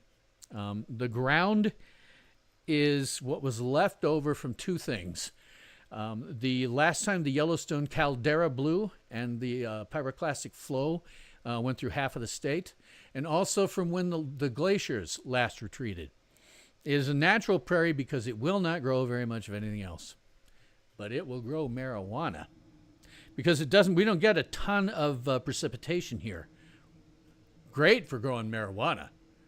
And I know I am now the majority shareholder in the company, in the corporation that owns my family ranch land. Now, I wouldn't do any growing out there without the explicit okay of the people my elders who are still alive, but even though I own what was their shares. I would go to them first and say, hey, I'd like to go out there and just grow a crop and then bring it in to Wall the week before, during, and after the Sturgis rally, where we have 150,000 bikers who stop. Just set up a tent someplace, which they do for fireworks, by the way. Set up a tent someplace and sell weed and make a killing, and just one crop, goodbye. I wouldn't even need to do another one, just the one, Let's see. Marshall says MSNBC learned they don't have a presenter right now on YouTube live stream. Really? Oh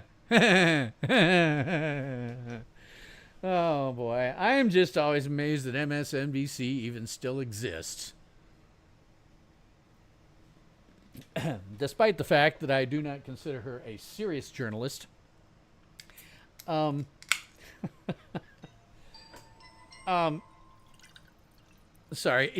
Kelly has pointed out that her ratings on YouTube are better than the ratings are for MSNBC as a television network.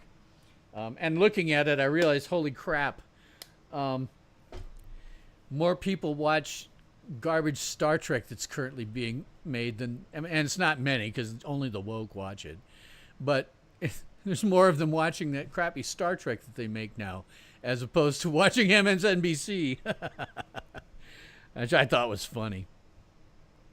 Let's see. The last thing here on our ballot in South Dakota was Referred Law 21 to uphold or repeal Senate Bill 201, a law that provides statutory requirements for regulating carbon dioxide pipeline and other transmission facilities and allows counties to impose surcharges on pipeline companies. I voted that one to repeal Senate Bill 201 because anything that's got carbon taxes involved in it has no place in this state. And I assume that one's probably going to go down in flames as well. I assume that's going to get repealed. Starseeds Player says, I'm looking at the popular vote. Not important for election, I know. It's very close, but Trump is ahead by 5 million. Yeah, I mean, in terms of the popular vote, he very well might be. If he gets, and it looks, if anybody's going to get the electoral vote, it'll be him. Which would be good, because if he won both the popular and electoral vote, it would shut up some of those idiots who want to get rid of the electoral college. Not that that'll ever happen. You'd have to have constitutional amendments to get rid of it, and that'll never happen. Super Cruise 63 says, hey, the Avalon guys are making pretty good Star Trek fan films. Oh, well, fan films are great. Most fan films are great. I always give I like to review those for one of my other shows, and I haven't yet. I should, but I haven't had time. I've been moving and all kinds of crap. But I'm now getting back to that, and yeah, well, fan films, they get it. Fans understand what Star Trek really is. They get it, and those fan films are usually very, very good. But when you get into paid Star Trek, if I gotta pay to go to watch it on Paramount Plus, or in my case, at first for a while, I was watching it on the totally legitimate Russian streaming site, of which I am a member in good standing. And after a while, it got so suckage that I just said, screw this. I can no longer call myself a Star Trek fan if this is what Star Trek has become. And so it's garbage. Starseeds Player says, I love Star Trek Continues. To me, that was real Star Trek. Yes, there are some reactors on YouTube who are reacting to Star Trek, the original series. I have gotten one of them's attention because it's a relatively small channel. And I said to her, what you need to do after you watch Star Trek, the original series, when you're finished with it, don't go straight to the movies. Watch Star Trek Continues instead, first, and then go to the movies. So, Star Trek Continues is TOS Season 4. Absolutely. It absolutely is. Whenever I think about it, I cannot get away from the fact that Star Trek Continues was one of the great gifts of my adult life. It was, as near as I can tell, my Star Trek one last time. And I have said it to Vic Mignogna in emails repeatedly that, the guy's my brother. And if, what he did for me by making Star Trek Continues is something that I cannot repay. My children are the biggest, gifts of my adult life. No question about that. But if you go behind that, you say, what's the next best thing? Well, my marriage, no, that went up in flames. But Star Trek Continues. One of the great gifts of my adult life. If you ever happen to see this, Vic, thank you again. You have heard me say this a million times. Thank you, Vic, for giving me my Star Trek one last time. Having the OG Apollo. Oh, yeah, that was great. Yeah, and I have, if you go to my main, this is my main, if you go look at my playlists, you'll see a playlist for Star Trek Continues. That includes everything. All of the vignettes, all of the behind the scenes, all of the episodes, all of the bloopers, all in chronological order. And there is, I think I put I don't remember for sure, but I did some remarks on the passing of, oh God, now I'm forgetting his name, who played Sulu in that series. I should remember. He died at a very young age, unfortunately, and I had some remarks about that, and I put that in that list as well because I figured why not. There's also interviews that were not attached to the Star Trek Continues, channel. One of them was with blanking on his name, who played Apollo.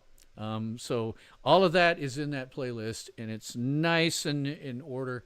The very first one is I have a piece of video. Grant Imahara, thank you, Star Siege Player. I have a piece of video that has become sort of a video that I will be doing anytime from now on Star Trek luminaries pass away. It's relatively short. If you want to see it, go look at that. It's the Star Trek Continues playlist. I think it's the very first one. It's the very first video. I put it on as the very first video.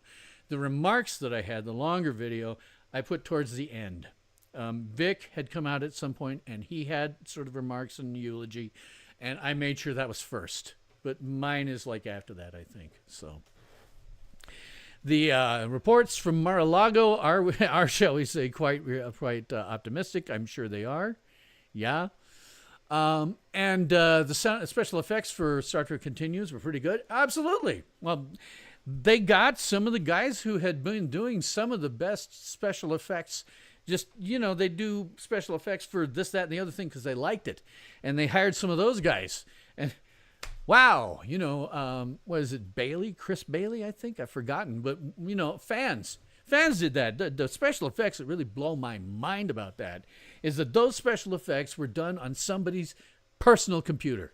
I mean, probably high-end graphics box like the one I have for my rendering box. But still, my God, they can do stuff with special effects, now that they couldn't do when Attack of the Clones was made. They can do stuff with special effects, and they did it beautifully on Star Trek Continues. It was great. Yes, RIP for him. It's respect. Absolutely. I said in my remarks, and I'll say it again here, that one of the things about Grant Imahara was, Star Trek, the original series, was not an ensemble show. It never was. This is something that when William Shatner passes away, please, Bill, please, if we need to, we can form a circle around you to make sure nobody gets to you. But Marshall and I and some other people I'm watching are getting old enough that we're starting to lose our childhood heroes. We're losing our elders in our family. We're losing our childhood heroes. Hell, I've even lost 2 cousins. They're a few years younger than me in both cases. But they died of things that could kill me. One of them died from heart-related issues. Totally unknown, didn't know. But she died of heart-related issues. So, I don't know where I was going, but I lost myself. I lost my train of thought. Suddenly derailed, killed millions of people. Marshall says the VFX were perfect replicas of the 1960s style effects. It was executed perfectly. Yeah, because the special effects were incredibly, like the entire rest of the series, they were practically channeling the people, You got me by a year or so? Yeah. They were practically channeling the people. I mean, they make costumes that looked... There was one that they made for the Orion slave girl when they got her out of her slave girl outfit and gave her a dress that was channeling Bill Tice. Just absolutely channeling Bill Tice. And the special effects, again, they were very, very similar to what was in the original series. The only difference was, since they had the ability to do some more complex and creative work on that, they did. They weren't limited by the fact that they had an 11-foot model and, you could only do certain types of things with the cameras. Once you get into CGI, you have to say to yourself, I'm going to make these special effects similar or exactly like what we saw, only better resolution. Or maybe if we see a spatial rift, we can, do some cool stuff with that. And the one that I always get a kick out of was that episode, Lolani with the Green Orion slave girl. And when Lou Ferrigno shows up, his ship is a design that was made by Matt Jeffries for the AMT model kits.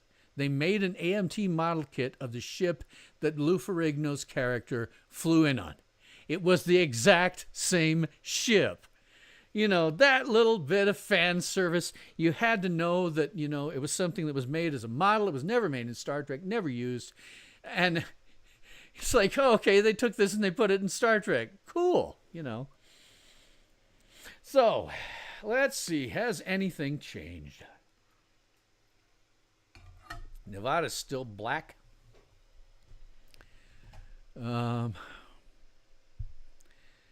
Arizona, wow, that's close. That's going to be really close. PA, he's still ahead there by enough to matter. Georgia, he's ahead. And 91% of the votes counted. Whew, boy, 100,000 is all he's shy there, so that's going to be a squeaker. And this one's 80% of the votes counted. They must have gotten to the cities here, so it's going to be close. Oh, just changed. I think it just got closer. They haven't called Virginia yet, but I'd be surprised if that didn't go to Harris. So he's at 230. I don't know if he'll get Wisconsin. He might. He might get Wisconsin.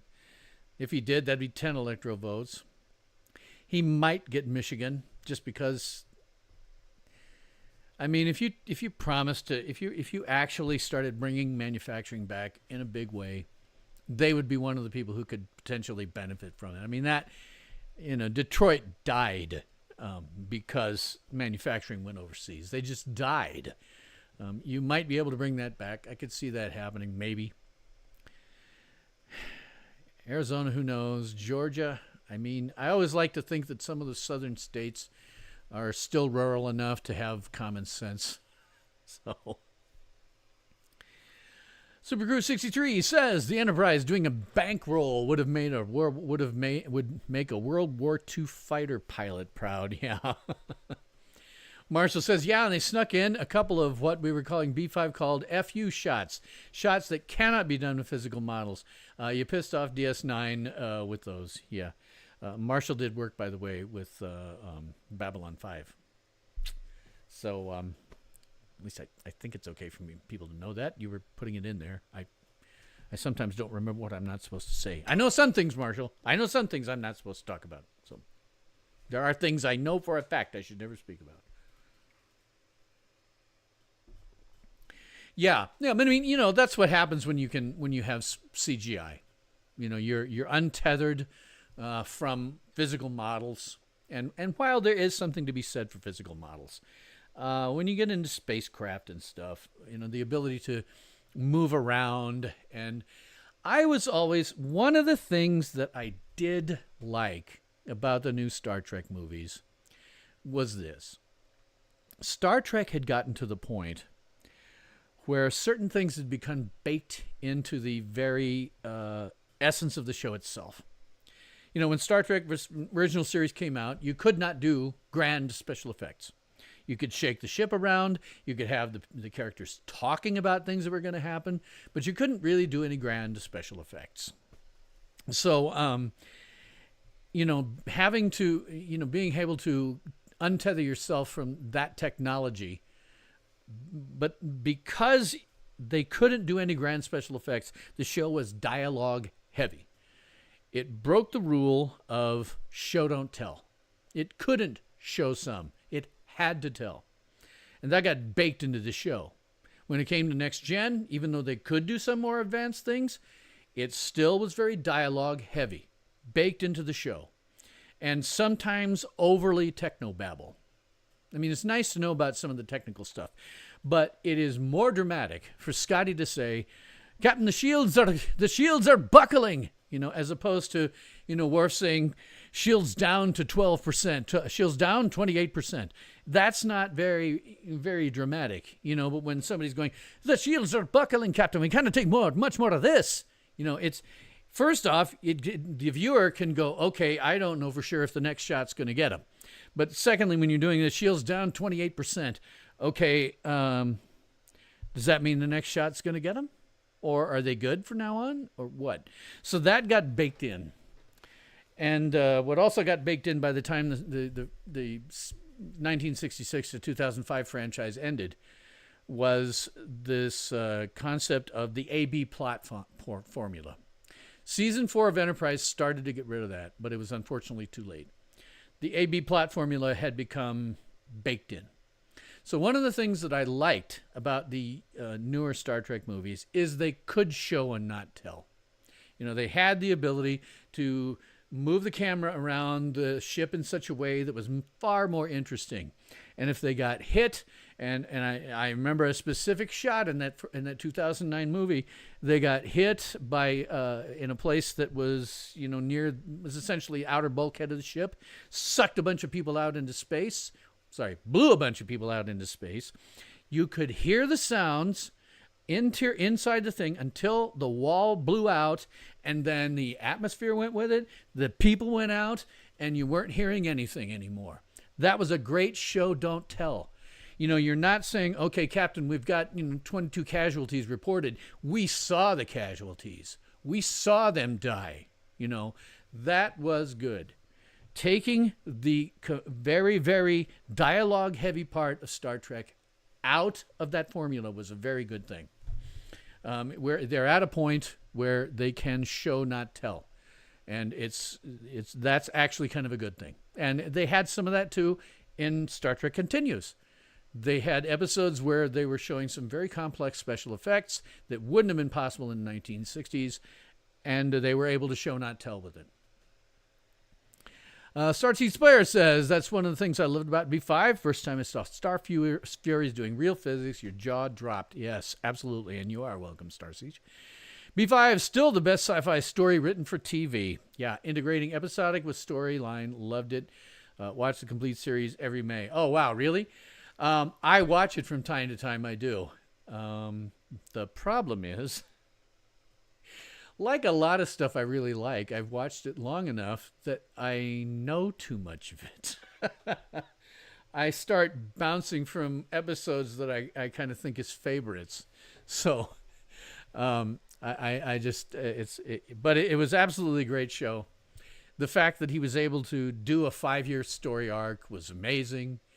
My understanding is that it damn near killed him. JMS, it almost killed him to do it, and I can understand why. And I always hand it to the actors on that show, because the actors on that show didn't know their own characters' backstories until they came out in some kind of script. A long time ago, in a galaxy far, far away, I was once an actor. Not a very good one, or I'd still be doing it. But I can understand there would be an incredibly difficult, challenging task to play a character whose backstory you do not know. That's tough. You know, or maybe you know little fragments, but, you know, I doubt very much whether they, you know, and Mira Furlan knew where her character was headed by the end of that series, and she didn't, she wouldn't have known much of the weirdness that went on with, you know, her and God, I'm blanking on his name, the first guy who was commander of the station. The weirdness that was going on there, I doubt anybody told her that she was going to go into a chrysalis and become sort of humanish. You know, I mean, you know, the Grey Council, she wouldn't have known that when she was starting out. How do you play this if you don't know anything about it? Awesome, awesome, awesome. These guys were great. Those guys were great. Marshall says that BSG 2003 is just as good as B5, but not better. I think that's a question of a personal taste. I kind of tended to like B5 more, but yeah, BSG 2003 was amazing. Was absolutely amazing. If you're going to remake a show, that was the way to remake it. Now I hear they're talking about remaking it again. Why? Why? Somebody's already done it as good as it's ever going to get. Why are we doing that? Why? Doesn't make any sense. Super Cruise 63, you watched Remember the Past. We love so much that left us that way too soon. Yeah, it did. Marshall says, Joe, JMS, literally checked out for about 3 months after wrapping B5. We thought he died. Then he disappointed us. When you look at I mean, God, that was still when they were doing consistently, 26 episodes per season? And that dude was writing so many of those scripts, I can't imagine the level of work involved. Jeez. I just can't imagine that. I don't even want to imagine that. I couldn't do it at my age now. Maybe when I was 25 or something, I, had all the energy and could, easily work 80 to 90 hours every single week for 5 years straight, maybe. But I didn't have I have never had his incredible creativity. I could never have done that. I could never have done that. Well, let's see. We had some open up here. We now have the 205 for Harris and 230 for Trump. 230 hasn't moved. I think that's because he probably picked up Washington. She picked up Washington, got Oregon, California. Nevada's still showing nothing. Let's see. 10, 15, 35, 44, 16, 60.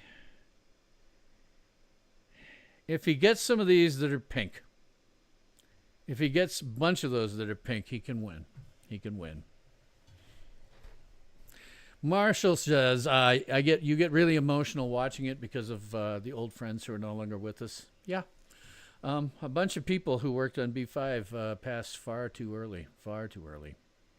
The Babylon 5 animated movie that they had was really fascinating because, of course, a number of the actors who would have been in that had passed away.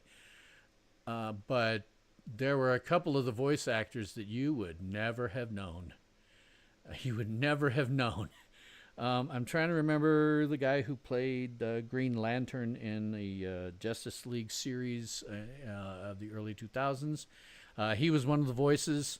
You would never know that Marshall, forgive me, the guy who played the Doctor had passed away. He sounded, and that guy's a great voice actor, but he sounded exactly like him. Exactly like him. There was no difference.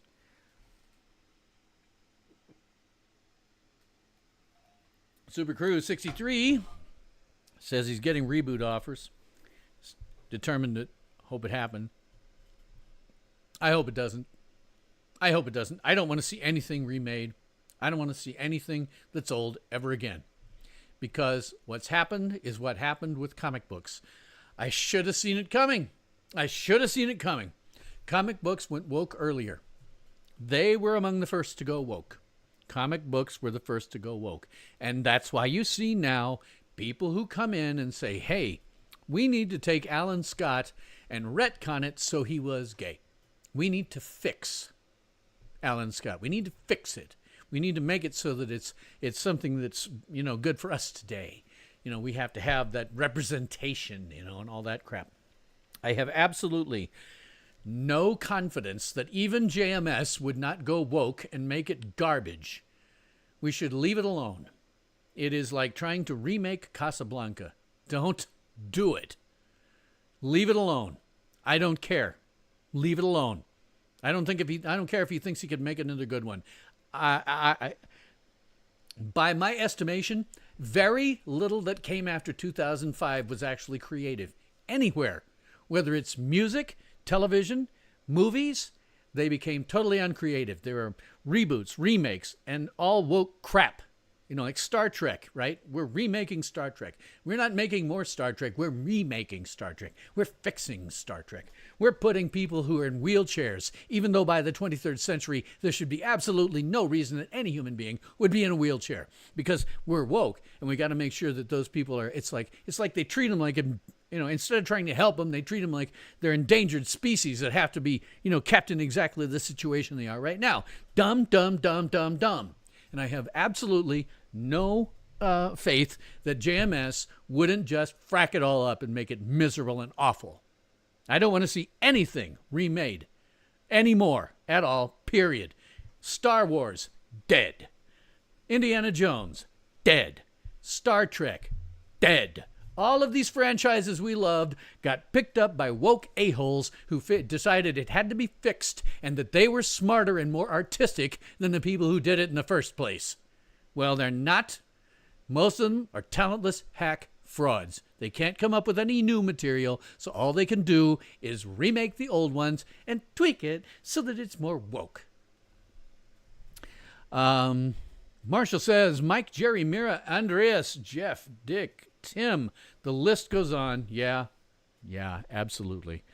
So many people have passed away. It's really unfortunate.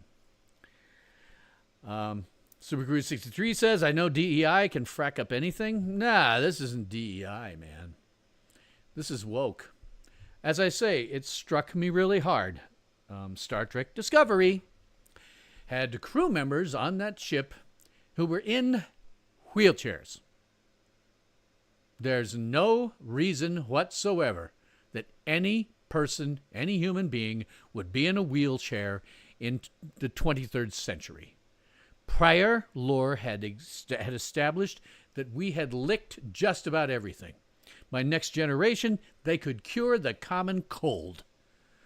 You know, the woke treat people who are disabled like they should somehow be kept in that position. They're like an endangered species. It's not just we need to make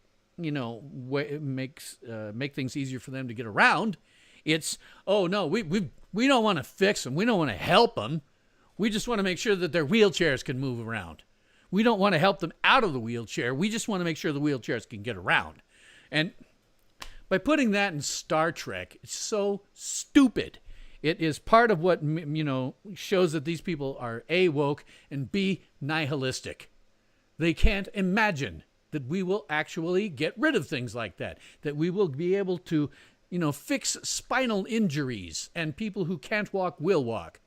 There's no reason that should happen in the 23rd century. And they, as I say, the woke treat people who are disabled as something that should be kept the way they are. Just helped out to move around, but not actually cured. That's why the woke are so sick. Star Cheese Player says, yeah, in the late 90s and early 2000s, we had a bit of a golden age of sci-fi. All sorts of new things, Farscape, Andromeda, Earth Final Contract, Star Trek, Voyager, BSG. Yeah, absolutely. Now there's nothing new. Even really cool things that didn't last, like Mantis. It's fascinating to me because it's across all entertainment. It's not just science fiction. It's all entertainment. It's music. It's everything. After the early 2005, there was some that went after 2005, but 2005-ish seems to be the cutoff point. That was the point at which creativity totally evaporated from Hollywood. Totally evaporated. Now it's all remakes, reboots, reimaginings, and they all suck. It's why I can't be a Star Trek fan anymore. Star Trek sucks. That's why I can't be a Star Wars fan anymore. Star Wars sucks. And Indiana Jones just committed suicide. I could fix Indiana Jones so easily. Yes, Marshall, what I find most troublesome is your lack of imagination. Yes. You want to know how you could have done that? I mean, I wouldn't have made the last two Indiana Jones movies anyway.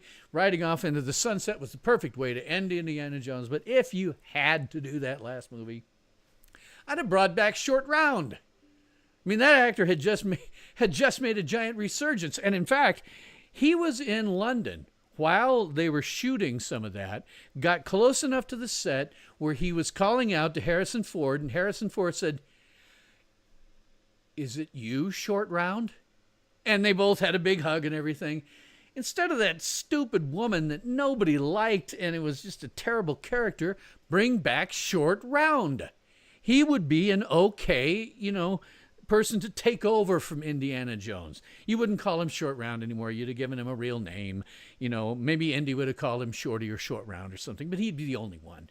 But having that guy, because, I always wondered what happened to him, right? It would have made sense. Indy haul him back to the U.S. and make sure he gets a good education.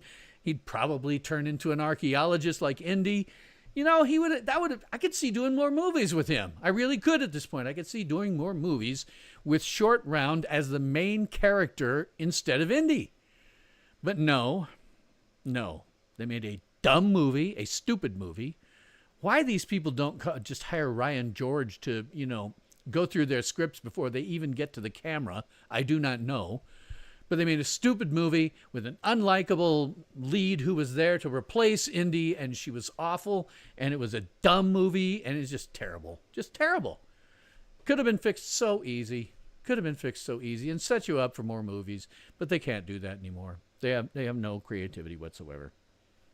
None. Hollywood has always been guilty of lots and lots of imitations. They always used to say imitation is the sincerest form of flattery, and that applied to Hollywood. It always has.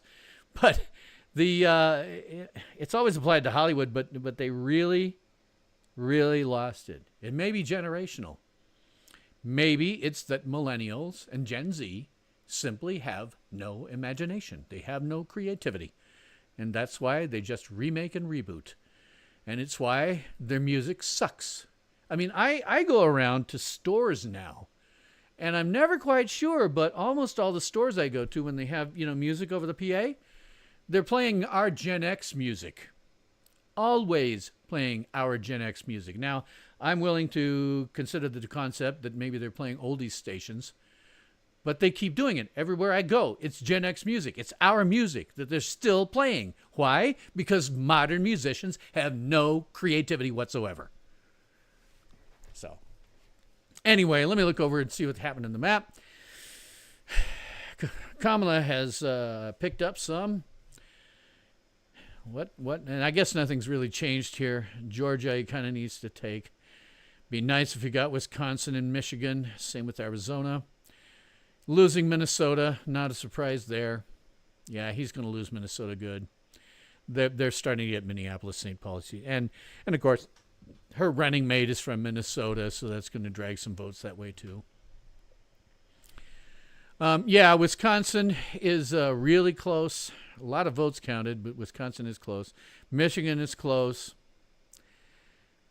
You'd think Michigan would be less close, but again, they have enough cities and enough students that they probably have a problem with the tyranny of the cities. PA is a little less close, not horrifyingly so, but enough so that, you're talking a city the size of Lincoln, Nebraska could tip it. Georgia, a lot of votes counted, also very close. Again, small city could tip it, the size of Lincoln. And Nevada, what the hell is going on with Nevada? I'm going to see if something's going on with them that I should know about. Let me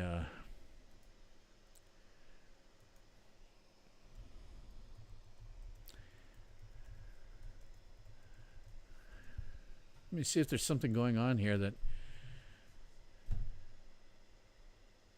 live election results. Live election results. These are off of, what does the New York Times have to say about that? And it's all zeros. They got all zeros. Everybody says zero. Why? You'd think they'd do some now. What does NBC say? Is there anything different? Okay, Nevada, actually. NBC News has Nevada. It looks like, I can't tell for sure how many votes. They haven't got many votes counted. They've only got 23,456 votes counted according to NBC News. And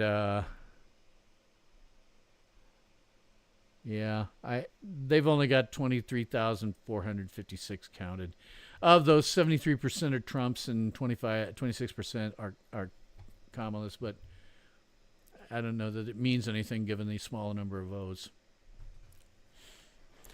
News reporting from MSNBC saying that 50,000 votes are to be delivered within 10 minutes. My question is, how do they know?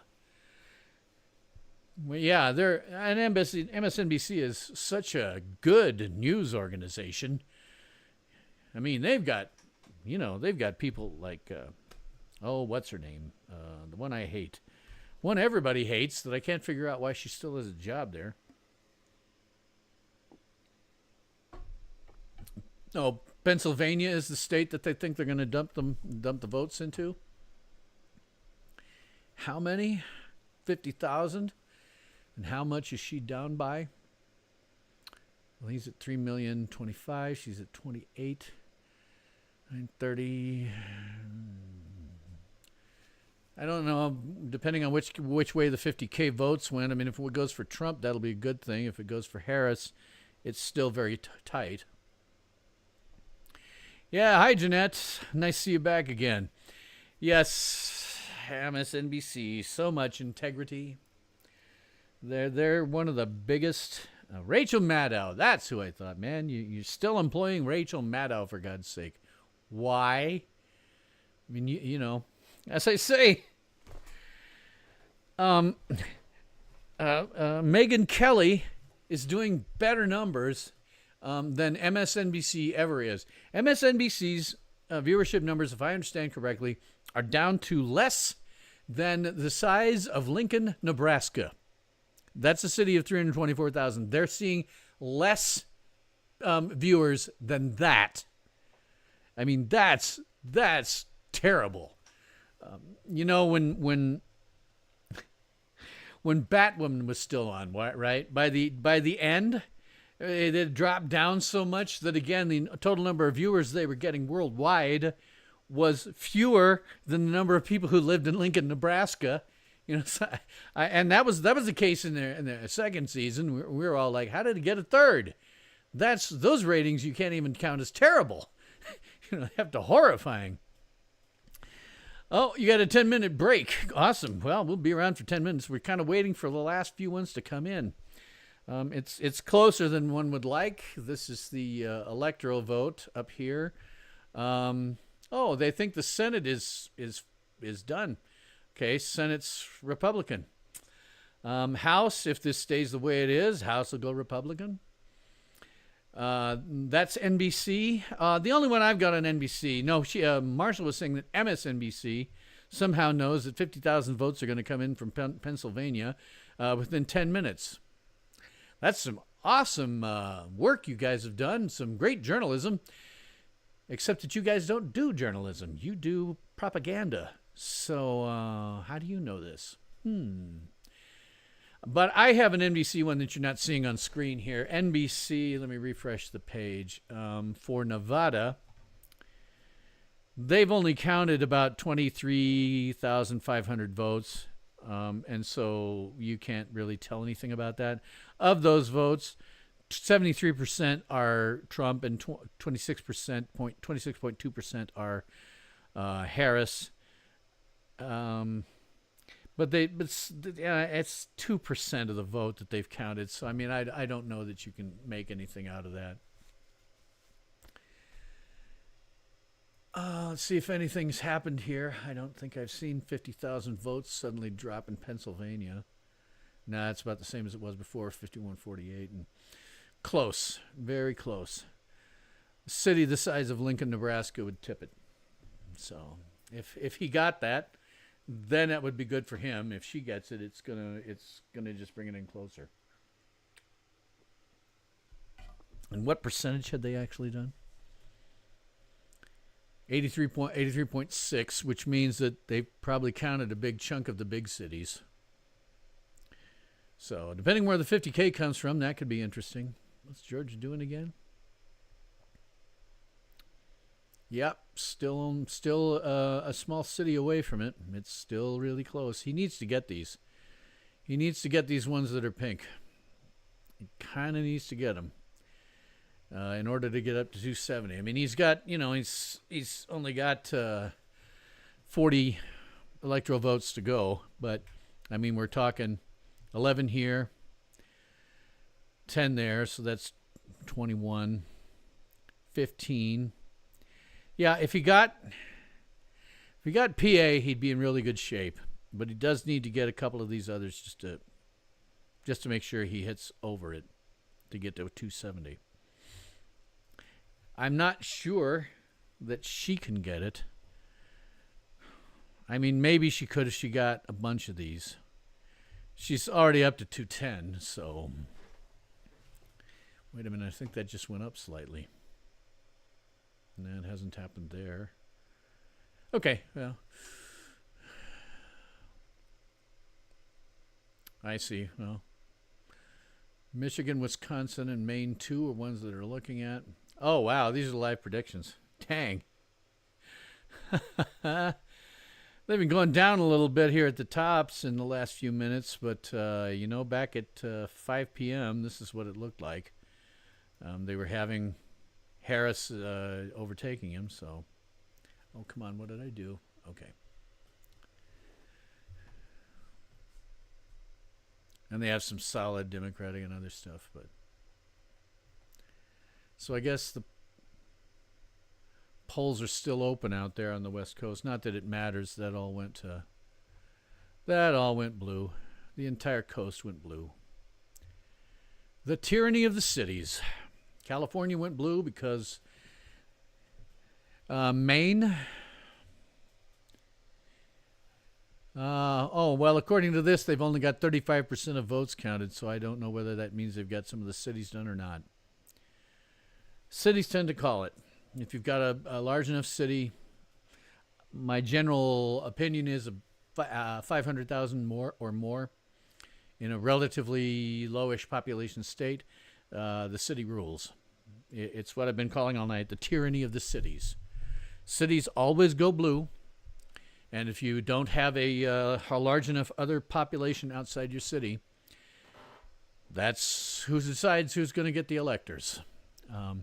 I was a little worried about South Dakota. Not now, but I was a little worried about South Dakota because Sioux Falls is pretty liberal.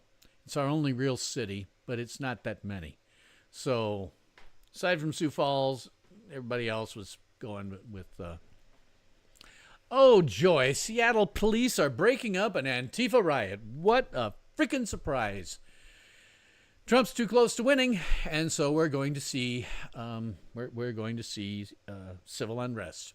And by that I mean rioting, looting, arson, armed robbery, armed robbery, assault with a deadly weapon, and the murder of innocents. That's going to happen if Trump wins. And the fact that Seattle are now breaking up an Antifa riot tells you a lot. Although it is Seattle, so the fact that they're breaking up the riot is a good thing. I mean, they could just let them go and burn stuff down and kill people. But it's if Trump wins, we can look forward to widespread civil unrest. The left will lose their minds even worse than they lost it last time. Because they legitimately and unironically believe that Donald Trump is the reincarnation of Adolf Hitler. He is literal Adolf Hitler, and they've been told this for 10 years, which means Gen Z and millennials have spent half or a third of their life being propagandized to and brainwashed. Jeanette says Seattle police are actually taking action. Shocking, yes. CNN is acting like they are at a death watch, are they? Well, looking at it, Trump's clearly closer, but he does need to take some of these states. If she takes them, then it's a problem. She's close enough that if she takes all of those, it would be a serious problem. If he takes the ones that are pink right now, he'll win. If she takes Pennsylvania, it becomes a little more problematic. She's going to take Minnesota. There's no question about that. That doesn't surprise me at all. Minnesota suffers from the tyranny of the cities. Minneapolis-St. Paul runs the state. Yeah. Starseeds player says, but Biden told me Antifa was just an idea. Yeah, well, that's what Antifa tells you, is it's just an idea. And the woke think that it's okay. They think that they really are anti-fascist, when in fact they are among the most fascist organizations to exist. And they're not just an idea. They have offices. They actually had an office in Omaha, Nebraska. They coordinated their nefarious activities via these various local offices, and one of them was in Omaha, Nebraska. When I was living in Lincoln, I knew about it. They had an Antifa riot in Omaha. Nebraska has constitutional carry, and even when they didn't, even before they didn't, lots of people would get licenses. And they tried to have an Antifa riot in Nebraska, in Omaha, and it didn't quite go the way they thought. A couple of their guys broke into a pawn shop, and the pawn shop owner killed him. And he got off because it was self-defense. They were coming in looking to destroy the place and, hurt him. He just blew them away. And that kind of calmed them down. When you have the ability to defend yourself, and you have the ability to put a nice hole into somebody's head, or shoot them with a shotgun and get 100 pellets in them and kill them, that tends to alter their behavior. So that didn't do so well in Omaha. Lincoln, they had one that I actually covered. It was not huge. It was they threw out. It's not tear gas, but I mean they threw out the tear gas. They threw out some flashbangs. I got tear gas in my eyes, which was kind of interesting, but it wasn't as horrible as it could be. It made me very nervous because by the end of the night, they were busy smashing all the windows in all the buildings that were near where they'd been protesting, which was the main police department, police headquarters. I was worried and got out of there pretty much as quickly as I could when it started to turn violent. But they really only destroyed the windows and stuff of the buildings in that immediate vicinity. Oh, wait, they did leave a pipe bomb that they found when they were looking around to see what they destroyed. But at the time, it was okay. Marshall says, 23 minutes ago, the Harris election party shut off the sound on the TV, and the crowd is thinning out. Wow. They think they're going to lose. Okay, see you later, Jeanette. Have fun. Catch you around. Marshall says, well, looks like Kamala is the great unifier, just not how she thought. How am I doing with my back? Pretty good. I went to physical therapy for my back, and that helped quite a lot. And I still do some of the exercises, especially if for some reason my back feels like it's getting worse. I'll do exercises to make it better. So it's not as big a problem as it used to be perfectly honest. I don't know that I like my new chair for this. I mean, maybe I do if I sit back in it a little bit. I'm always just afraid that I'll look fat if I do a complete sit back in the chair. But maybe it's not bad, actually, if I do that.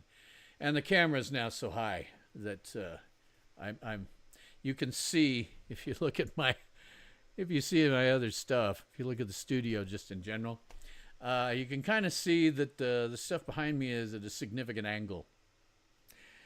That's because I mentioned it when I was starting out, but that's because I have a 7-foot computer / switch rack that I'd been dragging around the Midwest for the better part of 15 years. And now it's actually doing something in my studio. So I have my big monitor here that goes from about this to there. And then I have a shelf that's mounted into this rack. And above the shelf, that's where I have my camera.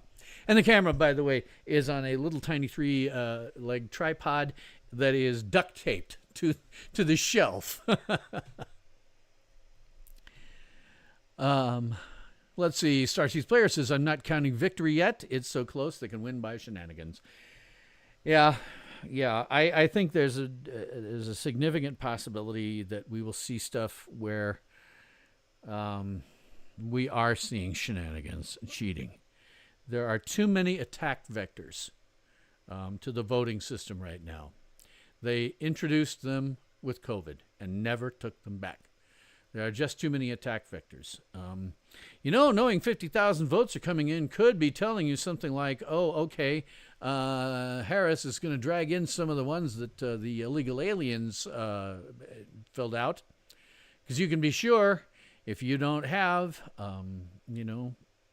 paper ballots and a voter ID requirement, they're going to vote. Legal aliens will vote. And they'll vote for Democrats. Marshall says, X sentiment, which seems to be an acceptance that they lost, which is unusual, so I questioned it. Yes. Supercruise 63 says, I wish I could make a computer chair out of the front seat of my old Chrysler minivan. Yeah, best long-distance seat ever. The rest of the van, total garbage. Yeah, I miss the last car that had bench seats. The one that I drove was a 1972 Plymouth Satellite Custom. It was old. My father had it, and it was the one that I drove around when I was in high school. The cool thing about it was it did have a nice, cool V8 engine, and the speedometer went up to 150, and it would do that speed. I tried it once out on I-80 when it was clear. Yeah, you could do that. You could do that.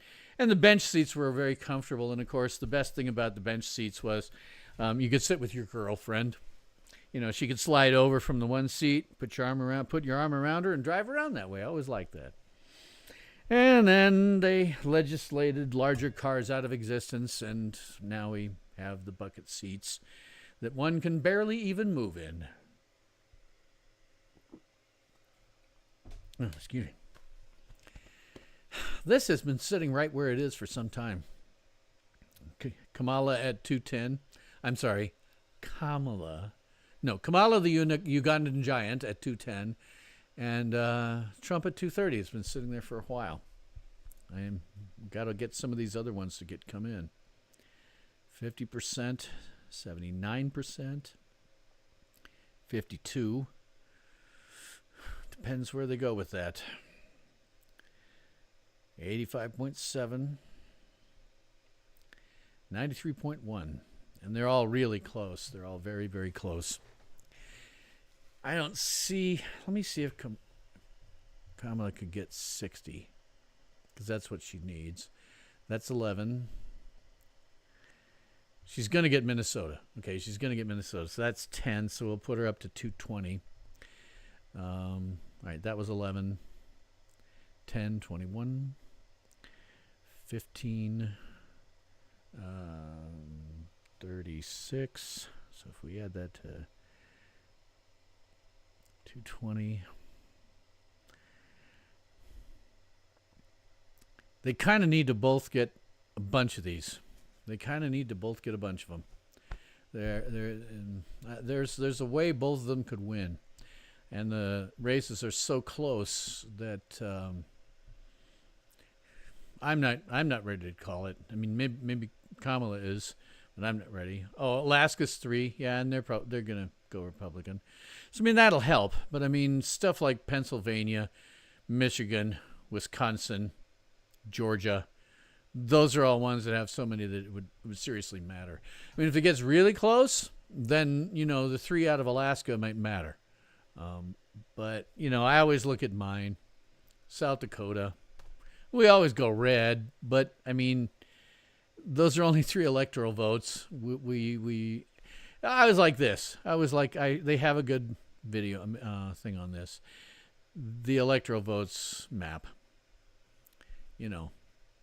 Here's me. Here's California. Here's me, and there's Minnesota. So it's state map. It's a little more semi-informative. Marshall says your spidey sense is tingling. Something ain't right. Well, I assume that something is voter fraud on the part of Kamala the Ugandan giant. I mean, looking at the map, I'm not, none of these particularly surprise me. It's just a question about where some of these pink ones will go and where Nevada might go, having counted practically nothing. But that's 6. Trump kind of needs to win Pennsylvania and a couple of those others. We'll see what happens. I don't know. He looks like he needs to win Pennsylvania and some of those others. We'll see. We shall see. Tell you what, I'm going to get up for a second and walk around and maybe go to the bathroom. So I will give you the late great R. Lee Ermey, being not a character, but actually himself. I get a kick out of this little video, and because I'm a Second Amendment supporter, makes perfect sense. If you don't know the 4 rules of firearm safety, you're about to find out from Gunnery Sergeant R. Lee Ermey. So, little Johnny just had his 16th birthday. For that birthday gift, he got a 1-ton diesel dually. He's just gonna jump in that truck and whip right out on the freeway and start driving? No. He's gotta go to DMV, he's gotta take some tests, making sure that he knows exactly what he's doing with that vehicle before he gets out on the road by himself. Could hurt somebody. Same way if you buy a handgun. The salesperson is gonna show you everything that you need to know about this gun. So by the time you walk out of that door, you know everything there is to know about firearm safety. Let me introduce the Glock shooting team. Shane, Michelle, and Tori. Shane, what is this?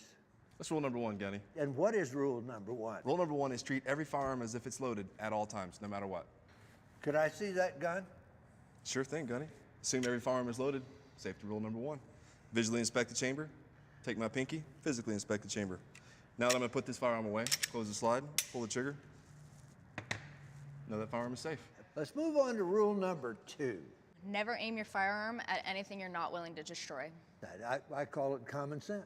Exactly, common sense. Rule number 3, Tori. Always keep your finger off the trigger until you have your sights lined up on the target and you're ready to shoot. Which brings us to the next rule. Rule number 4. Yeah. Always be sure what is beyond your target. I'm a farmer.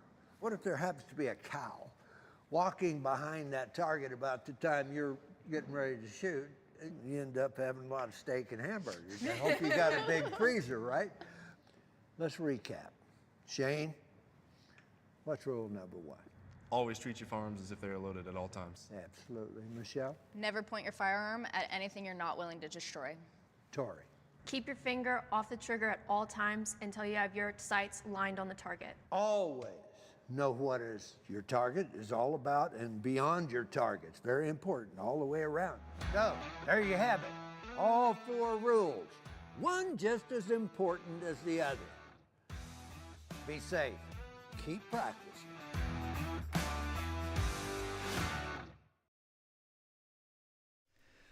And that was R. Lee Ermey, Gunnery Sergeant R. Lee Ermey. Actually, he's a staff sergeant, but was a staff sergeant. Thank you, Star Seas Player. Yeah, I was getting a kick out of that video with Gunnery Sergeant Ermey not being crazy. A lot of the times, you know, he was a drill instructor. He has played drill instructors.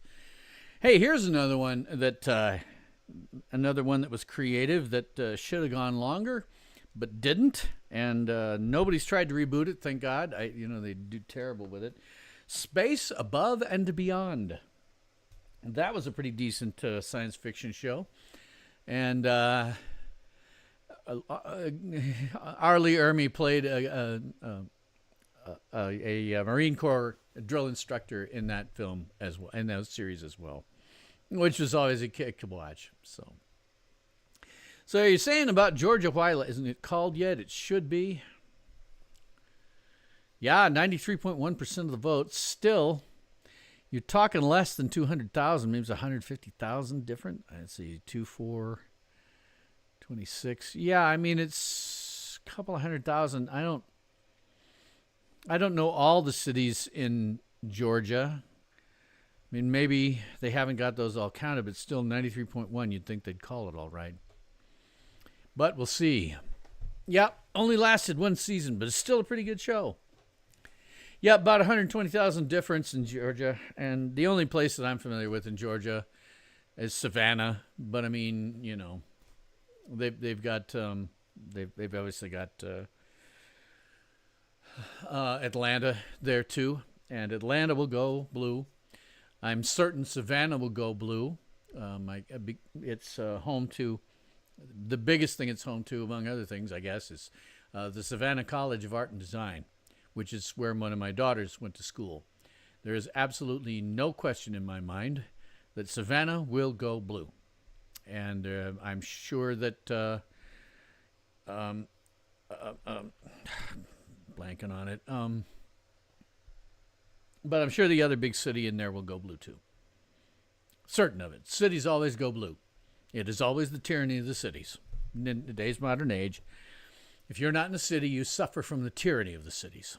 So, yeah, but if they call that for him, that's going to be, 16 more, so he'll be at 246. Jeez, nothing's changed here at all in some time. Nothing's changed at all. Yeah, you have to go to the county data. Yes, that's absolutely right. I learned that a number of years ago.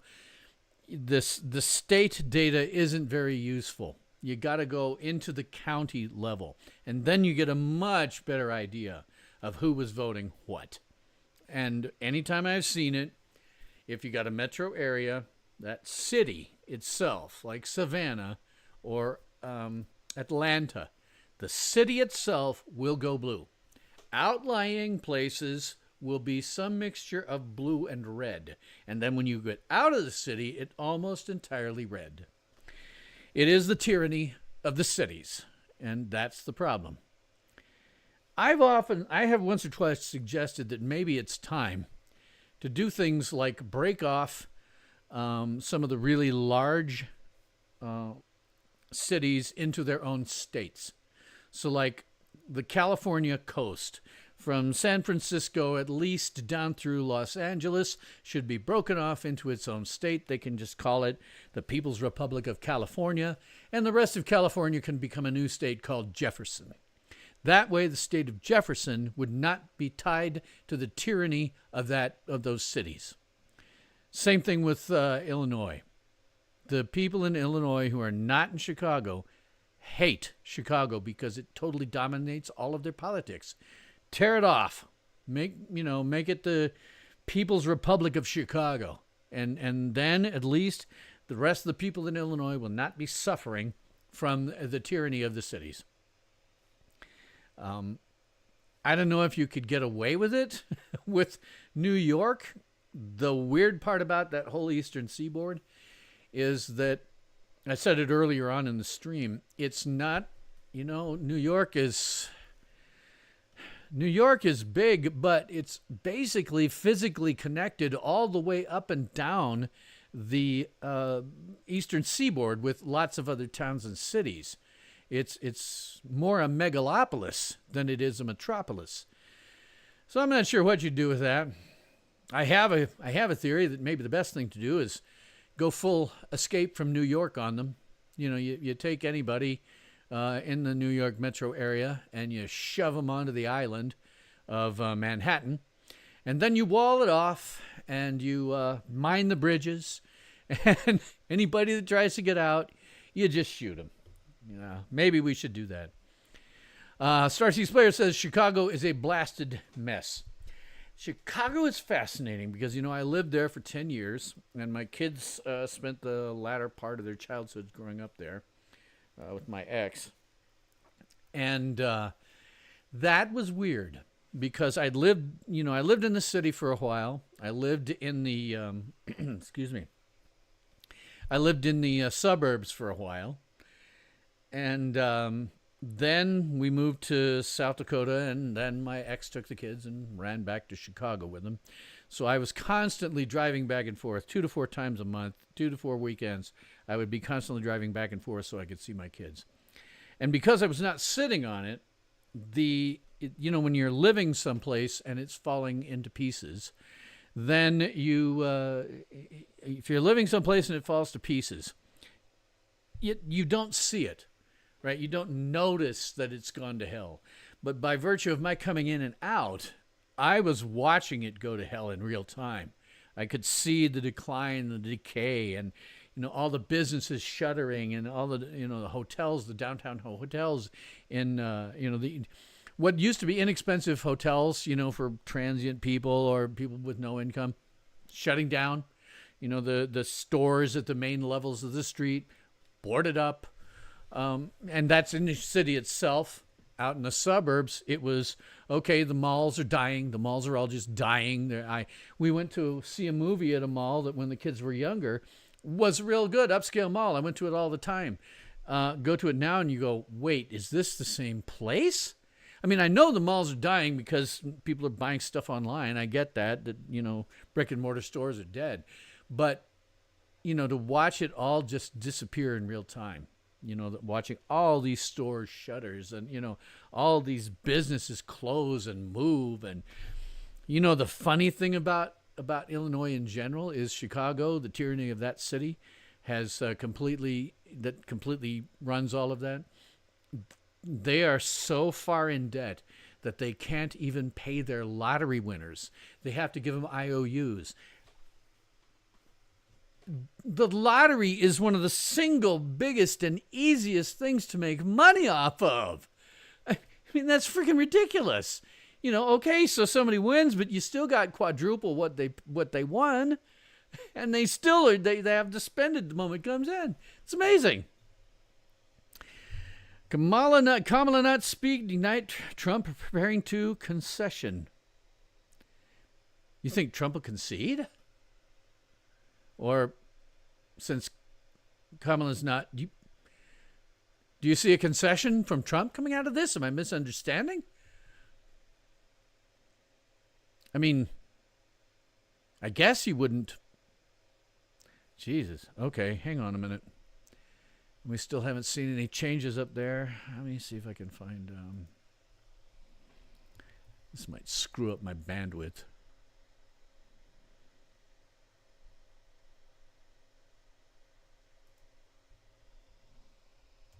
Sorry about this. I see if I can speak while I'm doing this. I'm just going to YouTube. Where are you seeing this on YouTube, Marshall, where Trump is getting prepared to speak? Because I'd be curious. I mean, they've got the election party. I see that right at the top of the page on YouTube. What do I have here? Oh, nothing important.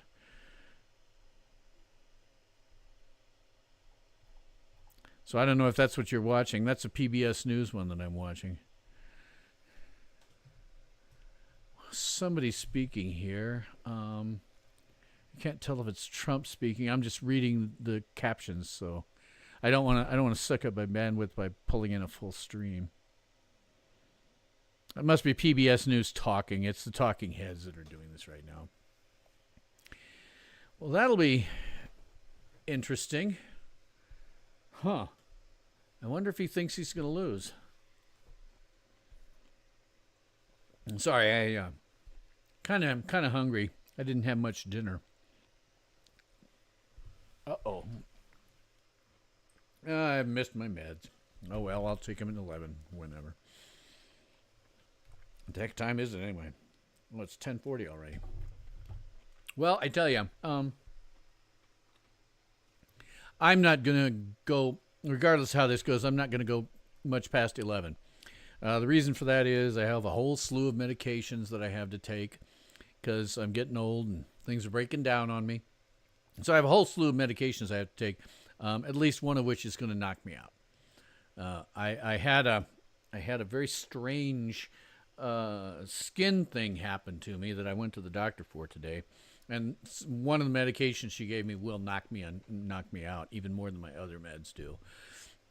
So 11 o'clock my time, I'd see it's 11, 12, 1 out on the East Coast. So, oh, I see. It's you've got Timcast up. Okay.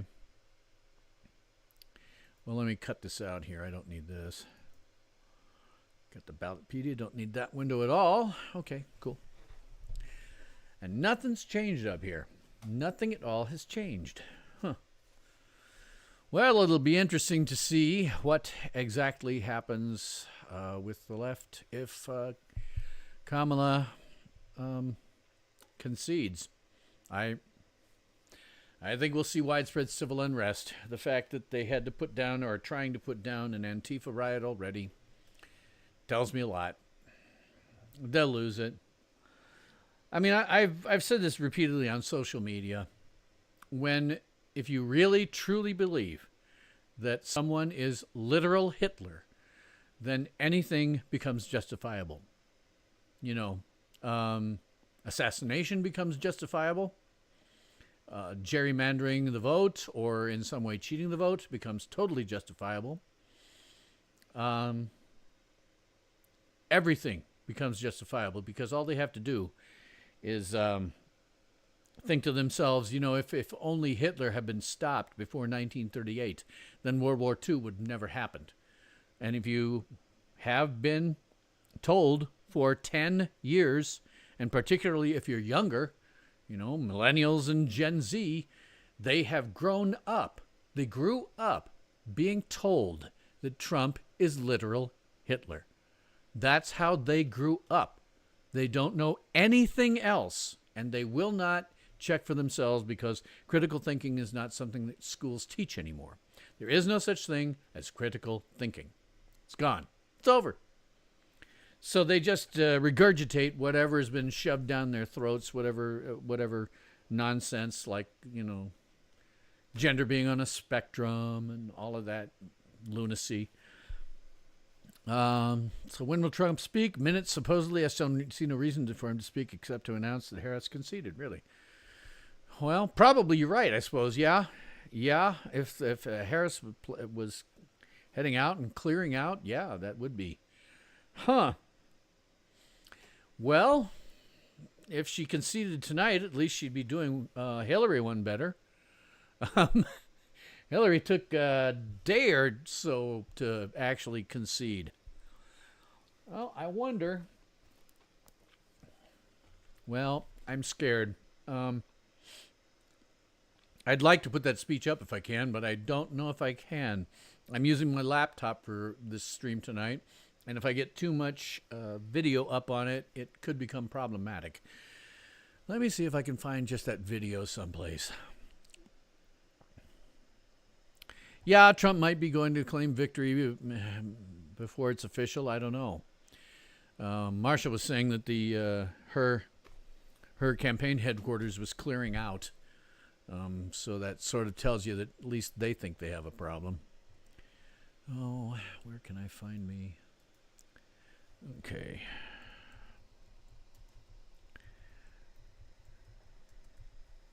Let me see if I can find this speech. Trump campaign quarters on C-SPAN.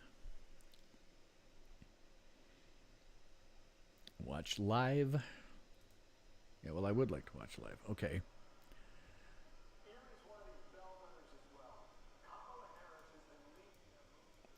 All right. Let me see if I can. I'm going to create a card here.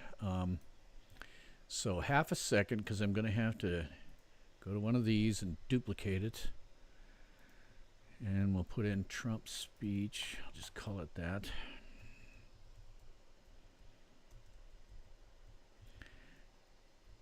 And then I will add to it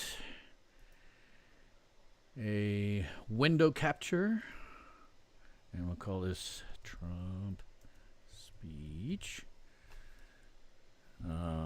window. And then I will okay that sucker. There's the window. You guys are seeing it, I think, because it's the wrong size. Okay. Yeah, we'll do that. Let me change this so that it's something that I can show in a window off the side. I do not know.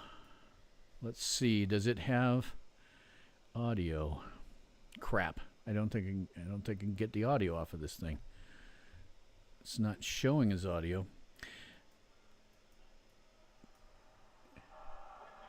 Tell me, can you hear any audio that would be accompanying this? It's cheering and stuff. I'm not quite sure how to put the audio in if it's not part of this window. Yeah, no comment tomorrow. Until tomorrow from KH? Really? Okay. Okay, you can hear it. Starts. Okay, I'll turn it down a little bit so that it isn't overpowering, and then I'll drop mine off and drop my audio off and turn that one up loud whenever this happens. So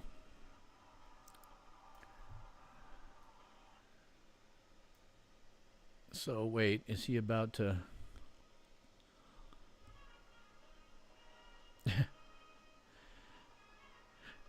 He's certainly a showman. There's no question about that. The dude's a showman. I have to hand it to him. Okay, we're just playing music here, so we'll let that run. I'll slide myself over to the side here rather than make that too big.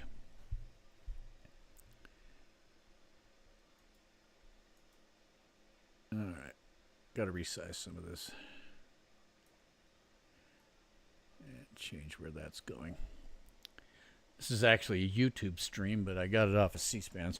I like C-SPAN more than anything else for stuff like this because C-SPAN doesn't have any talking heads. Talking heads are all just trying to... well, it's muffled right now. Oh, you know what? It's probably only picking up on my mic. I don't know if I'm going to be able to get any sound out of this. It's probably it's probably just picking up on my microphone. That's why it's all right. Let me see if I can find. Is there properties capture audio? Okay, it's a beta. Okay, so do I have an audio for this thing? Okay, there's the Trump speech audio. It's probably too loud now. If I turn it up right now, do you hear Trump's audio? Okay. I'll keep it turned down until such time as he looks like he's actually going to do something here. Is that him at the podium, or is that somebody else? Well, turn it up. They've got somebody talking. Monday night at midnight, right? He rolled into, wow. Yeah, he rolled into Florida at 5:30 in the morning. That was yesterday morning. Yikes. No, it wasn't. It was this morning, wasn't it? Right, because it was Wednesday, right? Okay, you follow me on the calendar? Okay, yeah, okay. But it's been stubborn. It appears. Well, I don't that think it'll it's stick Trump that way yet. As well, Kent County and Grand Rapids will stay in the blue column. It's a changing area, this west coast of Michigan. But what I'm seeing right now, even though you have just about 60% of the vote in, I'm seeing a lot of red lining up and down Lake Michigan. And for a while, that had changed. It seemed to be shifting a little bit. There's a county right here called Muskegon. Beautiful. He's just talking about how the vote totals might come out. Still don't have Georgia called. Yeah. Nothing's changed here. Where's that 50,000 that MSNBC said was coming? Yeah. Marshall Presnell says her rep said that she would address the nation tomorrow. That boxes the situation. Another one reason I could come up with concession. Very possible. Very possible. I don't know. We still got to get some of those red-leaning states to be actually called red. Which one was it that said that they weren't sure that they'd have the returns for a couple of weeks? I don't remember which state that was. I thought maybe it was Arizona, but geez, looking at this blank spot over here with Nevada. I'm gonna drop this off here until such time as it looks like they're actually doing anything useful. Right at the moment, they just seem to be talking about the way some votes could go.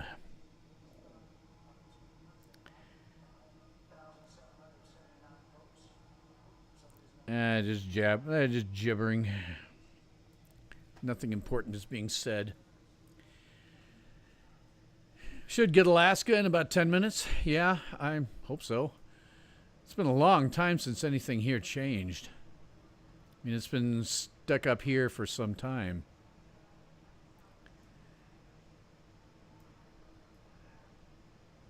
This new monitor of mine is very good. Mentioned early on, I think my Roku was damaged in my move. So I got a 32-inch, well, that's curved 32-inch monitors, and managing the screen real estate between all these various windows I have open and stuff is weird. Because I kind of need to be able to see some of it. And I need to be able to see what Trump's doing, if anything, and I have to see what you guys are saying, and it's all around, so.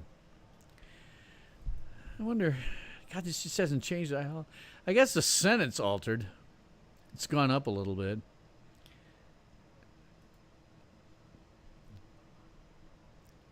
Not useful. Well, I suppose conceivably Trump could get Minnesota, but I'd be really surprised if he did. Yeah, concession removes her from the election. Yeah. I mean, if she concedes, it doesn't matter. He doesn't have to get to. I don't think he has to get to 270 if she concedes. If I'm not mistaken. But man, this map has just not changed at all. Been at 210, 230. I don't know. Maybe she let somebody know she was going to concede. They just stopped counting. Who the hell knows?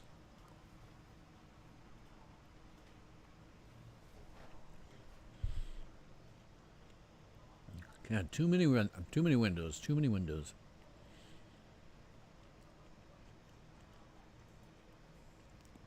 Oh, Georgia got called for the Republicans? So it just isn't updated here. Let me do a quick refresh on this.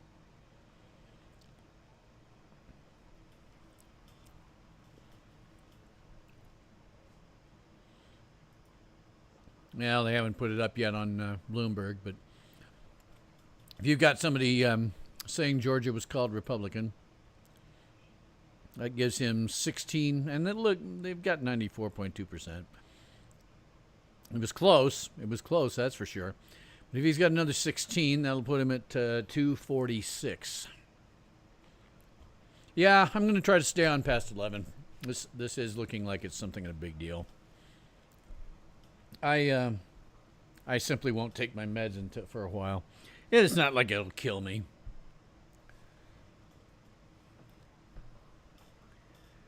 One of them is a psychiatric medication that I call the keeping me sane med, but I can go at least 6 hours without one without it being problematic. So, Starseeds Blair says all the red states are still staying ahead for Trump, but the last time that happened overnight, Biden got exactly the number he needed to bring him and said, shenanigans, yes. It is always a possibility. There are too many attack vectors that were introduced into the voting system last time around. There were too many attack vectors. And, I saw an interesting video, totally unrelated to this sort of deal, but I saw a really fascinating video. There was a Belgian election that got screwed up because a part of a cosmic ray, believe it or not, went through one set of voting counting machines and increased the total. I figured out it must have something to do with the ID, because it increased the total by 4,096 votes. That number is legitimately in IT world 4K. It's not 4,000 is not actually what 4K is in. Bloomberg has a data delay. Yeah, I can see that. Yeah. But yeah, I don't know what they needed, but this was just an extraordinary thing. I mean, just imagine that, right? Because what hit that counting computer, was something that had started out, in the vast depths of space. Whatever caused that particular bit of particle. It was not something new. It came straight out of space and happened to hit that computer. The odds against something like that, beyond astronomical. Trump is en route to wherever he's going to speak. Well, I assume it's going to be here. Let me, these guys have a data delay. Let me go back to the speech. And I've got him muted because there isn't much to see here right now. Let me slide over again.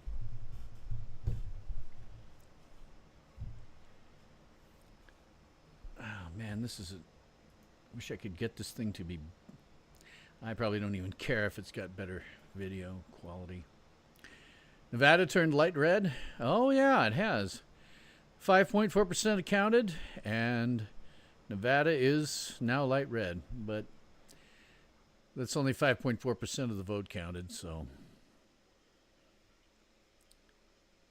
What's going on now?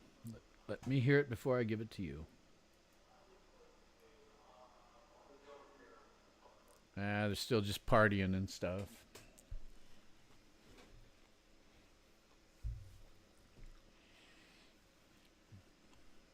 If I see anything change on the voting map, I'll flip back to that card.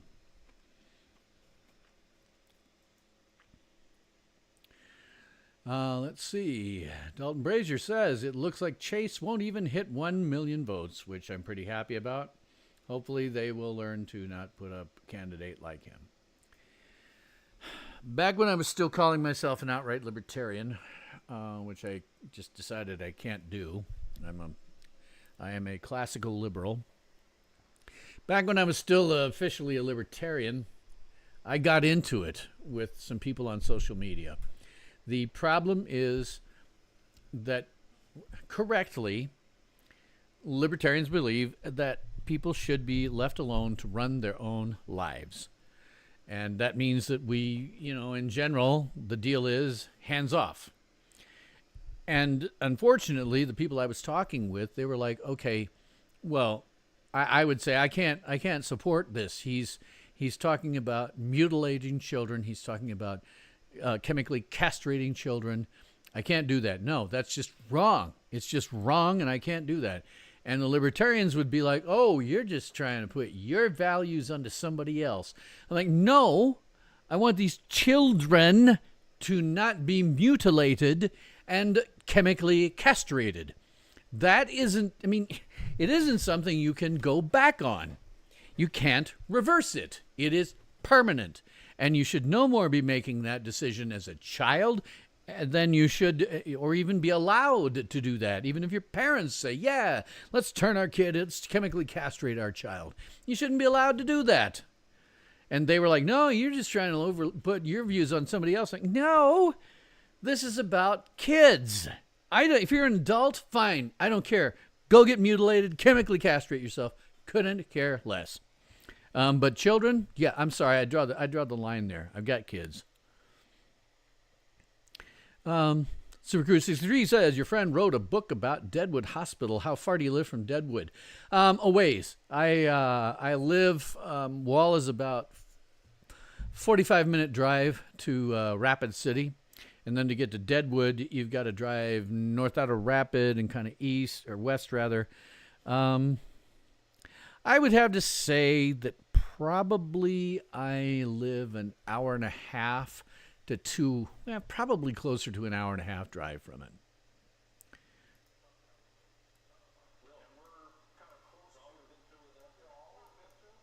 Trump still isn't speaking. Somebody's speaking, but it ain't Trump.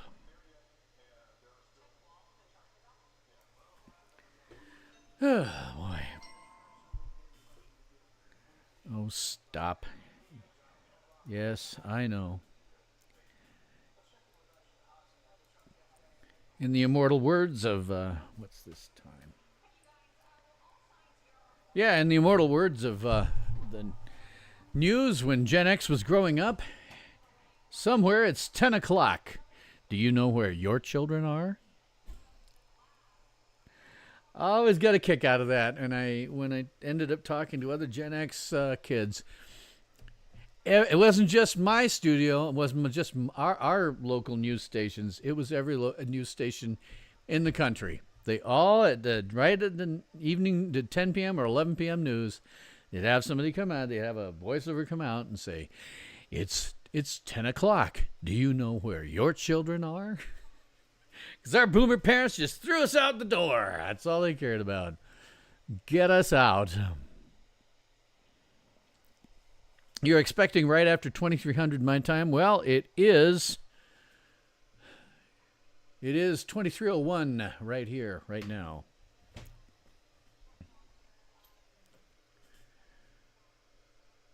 Yeah, 2301.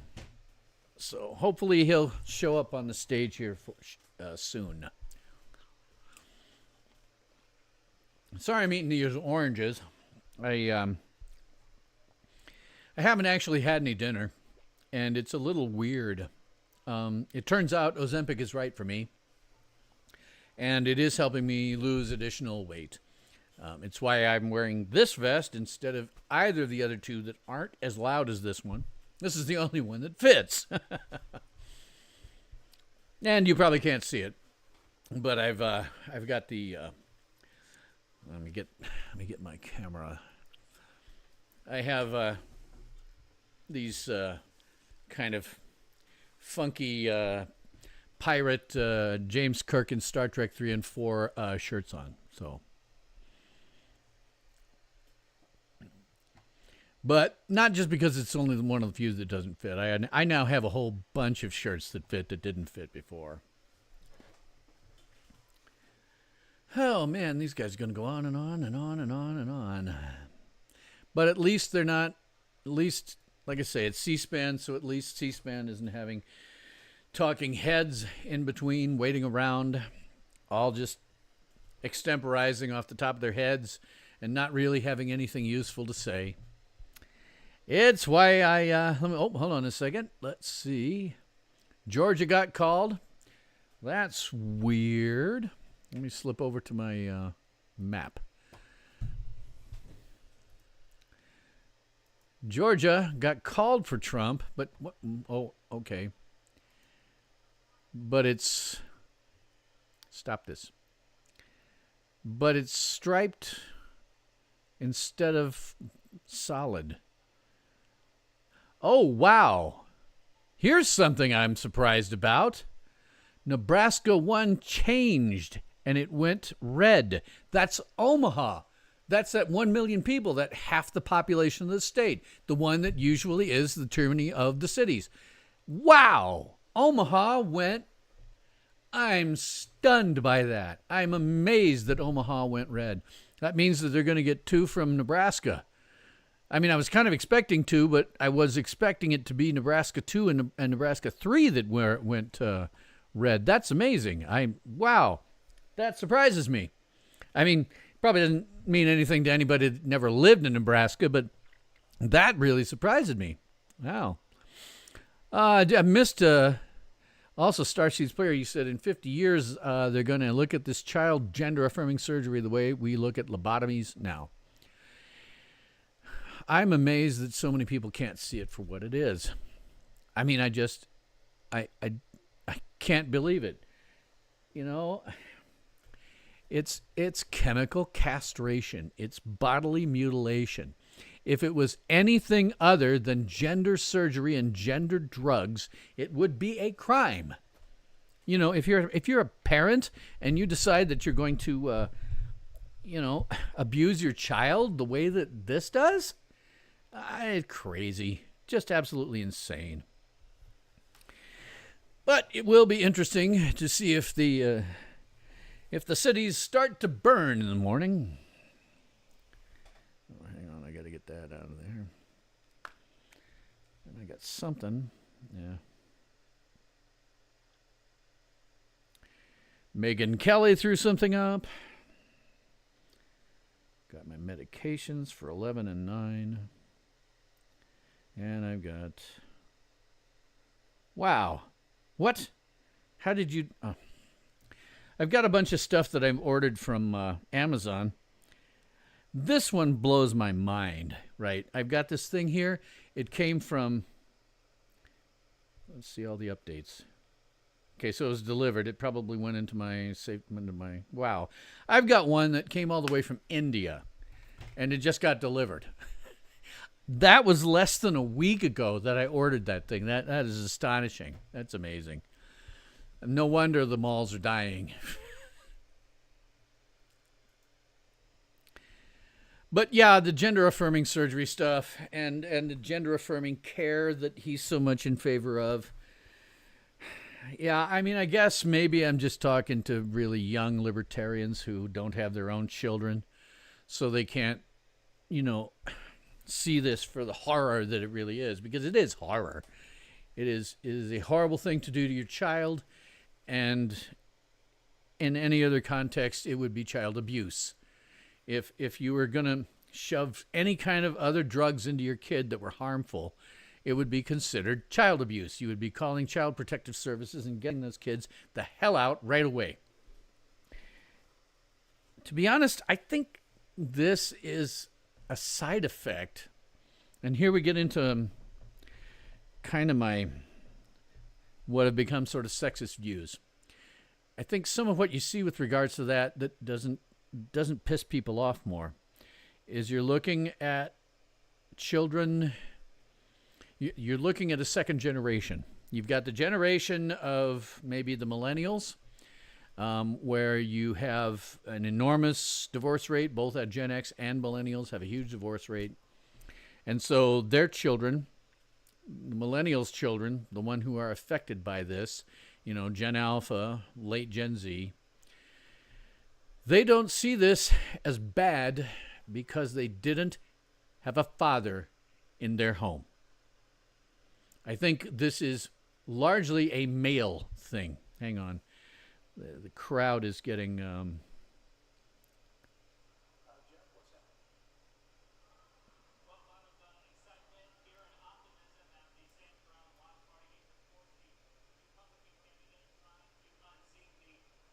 I'm just watching. Yeah, let me put it back over so you guys can see or hear what I'm seeing here.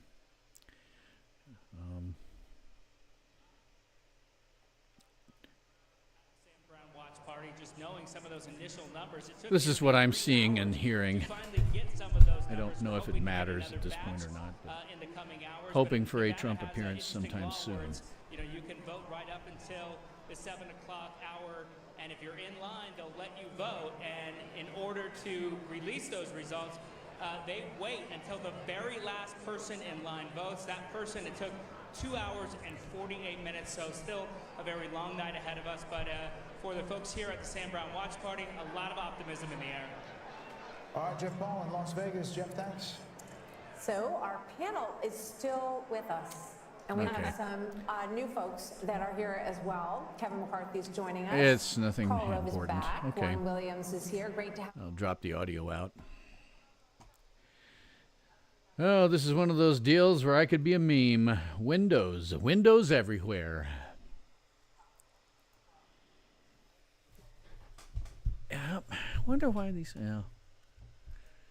So we're at 247 to get to 270, unless Kamala has in fact decided to concede.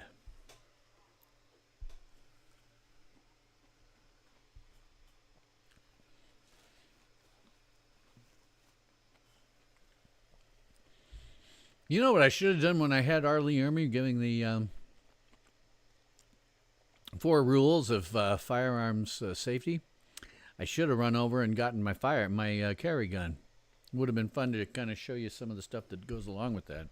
I don't think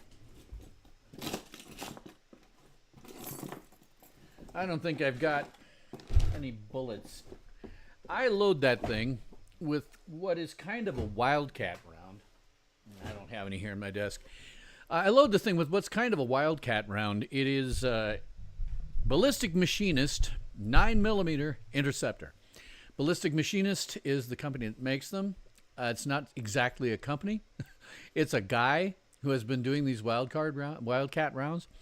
But the ballistic machinist 9mm, what he did is he made a bullet that is a hollow point, but it's carved down such a way that it will, when it hits flesh, it'll make a nasty entry cavitation. It doesn't have a ton of penetration, so it's good for, home defense and even in defense in public, because less likely to hit somebody else. And it probably won't ricochet at all, even if you miss.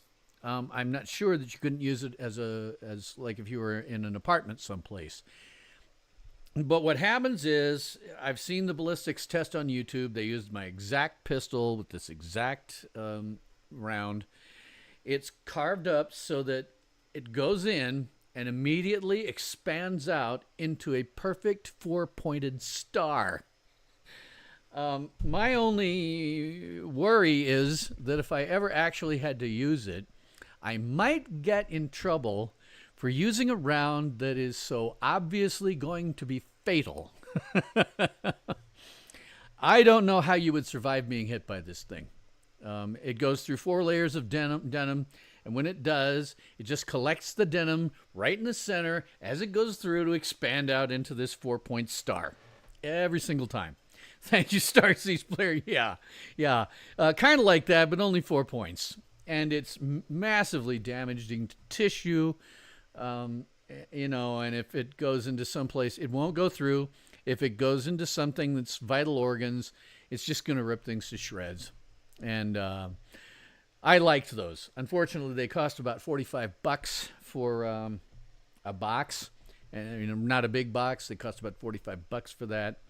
But I figured, what the hell, if I'm gonna have it, I'm gonna be cool with it. So, and I do have my holster.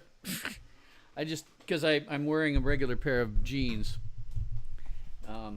So I have my holster. I just didn't think to even think about putting my my pistol on it. So, but I do like those little rounds. I do like those rounds. Ballistic Machinist 9mm interceptor. There's another 9mm interceptor out there that's also a carved up hollow point, but not like this one. And it doesn't seem to do the same level of tissue damage. And I'm all about tissue damage, and not going through somebody or ricocheting and hitting a bystander or something like that. I want to get them. I want to get them. Glance over here and see if they put anything else in here. Nope. Nope. Bloomberg is still sitting where it was sitting. Ugh. And you may see here, I'm wearing, for the first time, I am wearing my actual wear around town Stetson. I decided to buy myself a Stetson. I splurged a little bit. It's a dark colored one, so I can wear it on here too. But this is actually the wear around town hat that I'm wearing from now on. It's the wear around town Stetson, because I wear a Stetson now. Stetsons are cool. 10 points if you get the reference I just made there. Unfortunately, the points are all made up and they don't matter. That's right. The points are just like clothes to a green Orion slave girl. They don't matter. Trump likely in the House. Alaska is also now red. Well, it's still pink here, but he'll pick up those. So he'll be at 250 with that. He'll be at 250 with that. So we'd only need 20 more. If we got Pennsylvania and Michigan, he'd be good. If we got Michigan, if we got Nevada, well, it'd be 250. Nevada's got 6. It's got 11. Be a bigger blowout for him if he was able to get Wisconsin, Michigan, and or Pennsylvania. But he only needs 20. So if he picked up Michigan, Wisconsin, he'd be there. If he picked up Arizona, that would be 9 short. He's going to pick up Alaska, so that's 3. 6 short. One of these pink ones.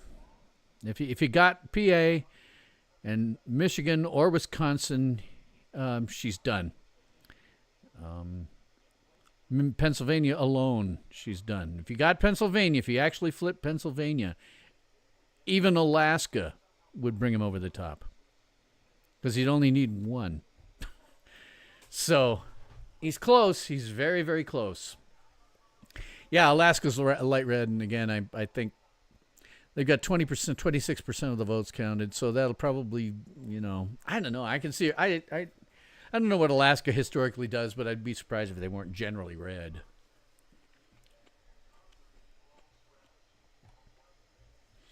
All right, I'm going to flip back to me to the. Know what I'm going to do, just for kicks, while I wait for Trump to come into the house. Let's look at pictures of Megyn Kelly being a totally responsible and serious journalist. Because I talked about that at the beginning. She ain't. When you're posing in your underwear and stuff, I've never heard of a journalist doing that who is serious. Also, you don't go to remotes and forget to wear panties, which in the next picture of this happened in Sioux City while I lived there. It happened in 2012, and she didn't wear any underwear, and every time she crossed and uncrossed her legs, it was really obvious. I get it, when you're in the public eye, you have to worry about panty lines and stuff like that, but I have never heard of a serious journalist, and certainly not a female one, who ever posed in her underwear. So let's just watch a little bit of Megyn Kelly, and while I wait to see what happens with this stupid thing here. So, and as I mentioned, I don't think Megyn Kelly's even particularly serious about Trump. I think that she discovered, as she jumped on the Trump bandwagon, she was going to keep having a career in visual media for a little longer than she ordinarily would have. And now she's starting to look, because she's so skinny, you're starting to see bones, collarbones in here, really sunken cheeks, really sunken eyes. Somebody needs to feed her a sandwich. Or it may just be that she's decided that she's going to try to keep up the weight that she's always been, which is very thin. And it's coming back to bite her in the ass as she gets older. That happens. Trust me, that happens. But, oh, come on, Trump, get in there.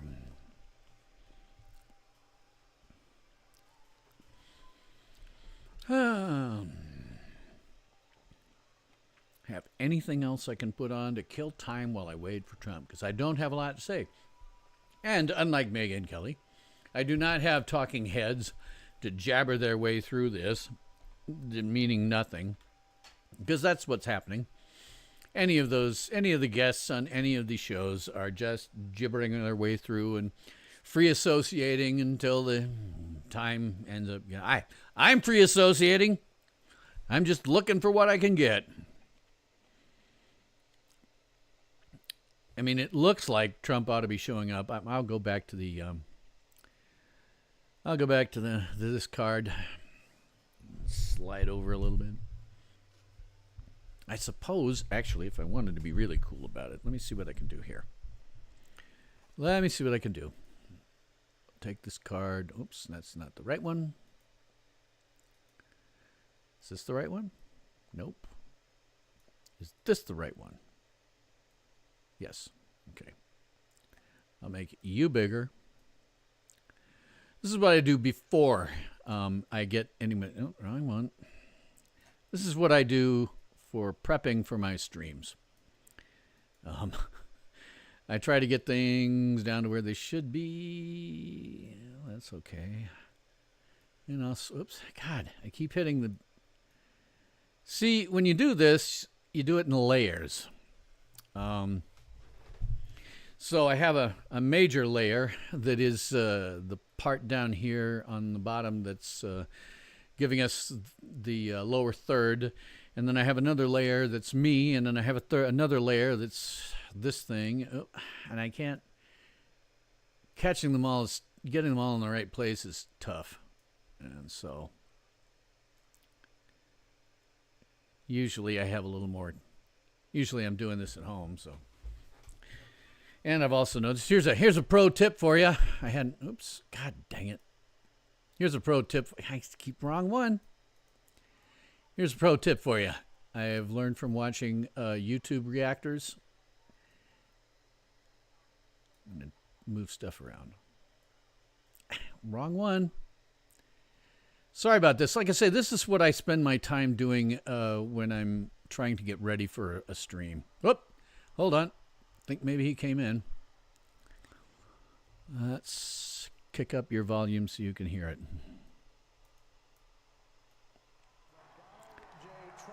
Hard to imagine that they're screaming like this without Trump coming. Pro tip, if you're going to be doing any YouTube reaction, put yourself up in one corner and put the video you're reacting to over in another. And do what I'm doing right now, which is altering the locations of stuff so that now it looks like when I'm watching this, is that the right direction? No, it's the other direction.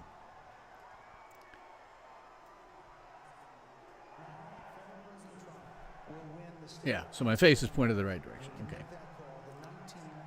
I've watched a lot of reactors, YouTube reactors, and they do this cute thing. What you do is you make sure that you are in the upper right because people read left or you're in the upper left because people read left to right. Then whatever you're reacting to needs to be like over here because they'll see you first for the reaction and then they'll see the video. So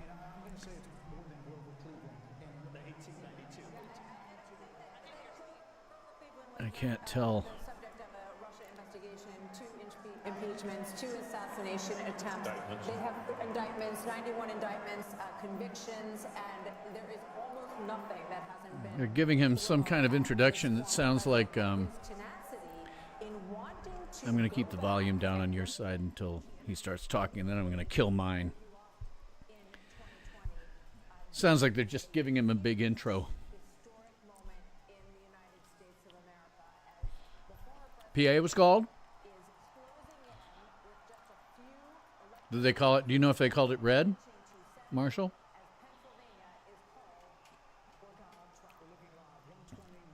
Well, it ought to be.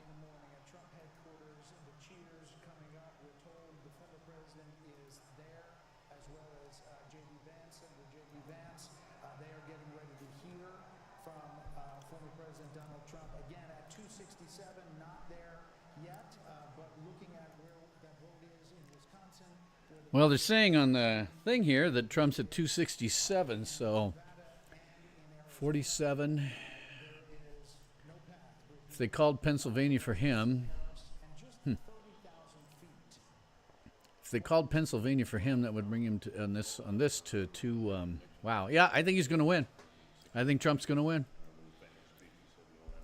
Kamala decided she was gonna. Yep, Trump's going to win. AP hasn't called Pennsylvania yet.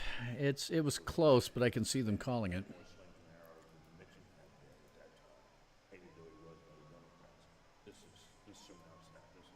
Okay. All right. He campaigned so energetically, ruthlessly, fiercely. Oh. Nothing important. Okay. They're actually showing Fox News talking about this thing. All right, I'm going to drop the volume down for you guys. All they're doing is they have Fox News on two big screens up there, and all that Fox News is doing right now is free associating. And that's not useful in terms of news. Free association is stupid. They apparently have not yet figured out. I mean, maybe they never will. I mean, there's going to be a few, news organizations left at the end of the day when this, when they're mostly going to collapse, but there's going to be a few left, and I can see why, because Fox is are the propagandists for the right. I can see why they'd have these two big screens up there, just showing the supporters what Fox News is saying, because it's what they want to hear. It's the propaganda they want to hear, and Fox is the right-wing propaganda company. So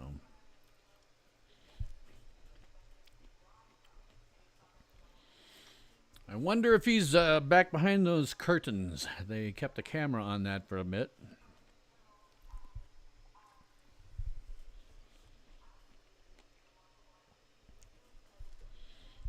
Sorry, I don't have a lot to say here. I'll go ahead and kick the level up for you guys, just because I don't have a lot to say. Hello? There we go. Okay. I'll kick up the level for you guys, because I don't have a lot to say here until such time as he actually shows up. He connected with voters on issues. He talked about the things that mattered most to voters, and Democrats said he didn't talk about them in the most. Let me know if it's too loud or too soft. I don't know how it sounds to you guys. I'm just guessing at the level for you. Connected with voters.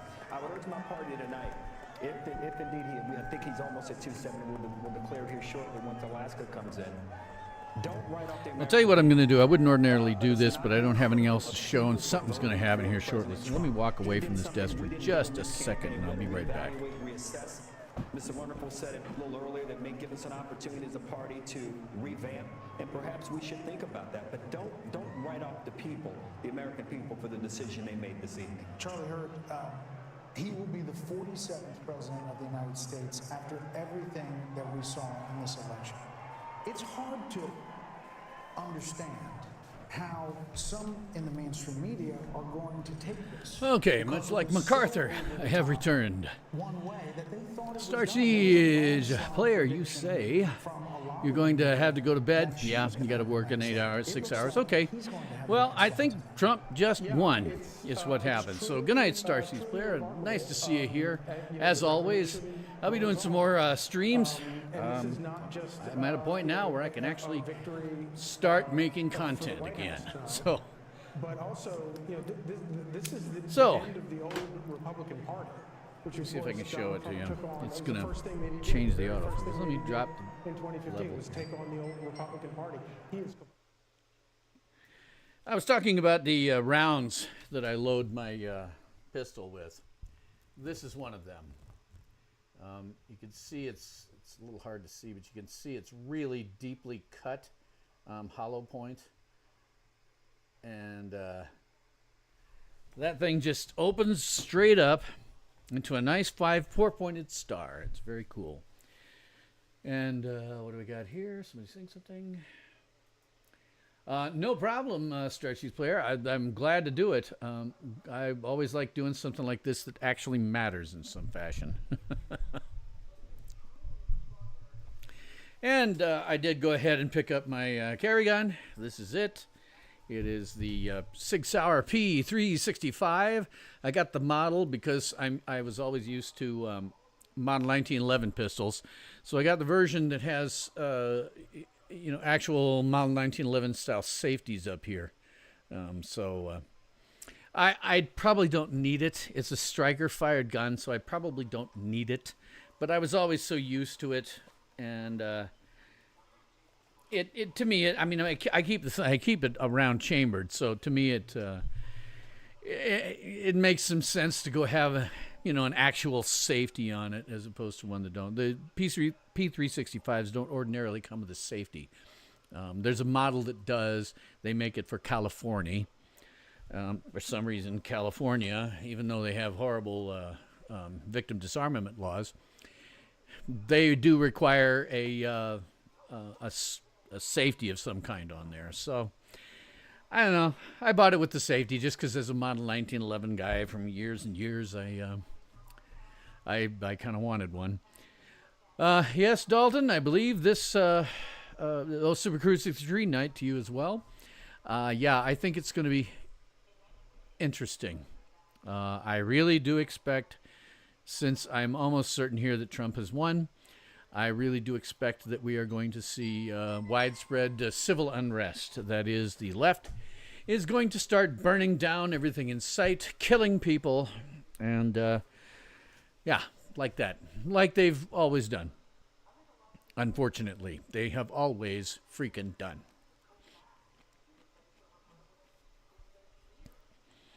I'm looking at the map here and seeing if anything altered.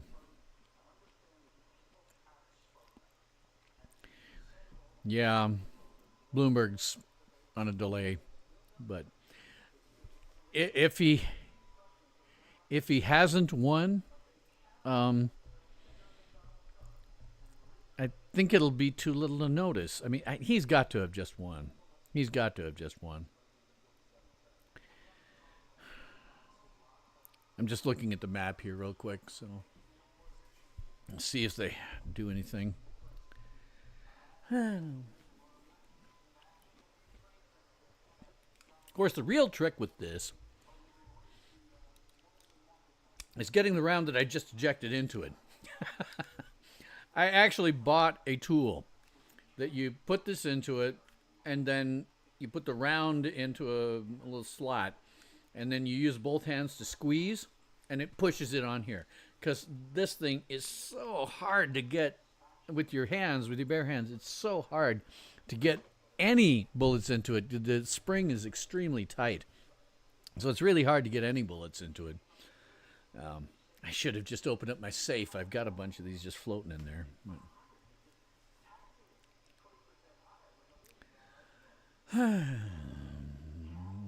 Fox News guys are just free associating, waiting for Trump to show up the same way I am. Difference is, I admit that I'm free associating. I admit what I'm saying right now has absolutely no bearing on anything. I'm trying to figure out ways to make things interesting. Here, look at my bullets. Here, look at my gun. Oh, here, I got one. You've seen this before if you've been on. Look at my phaser.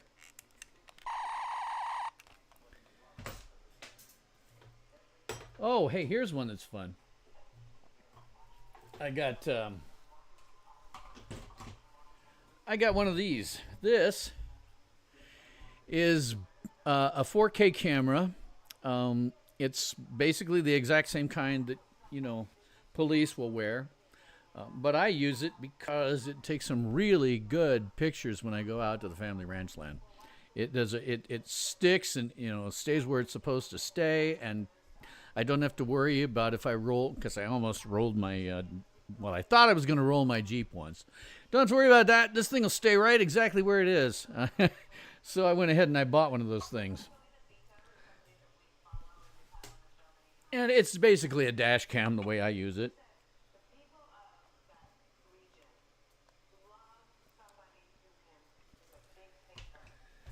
Oh, what else do I have here? Nothing important. Got these. My got some NRA stickers that I'm going to put on my windows. Might not be able to see it behind me.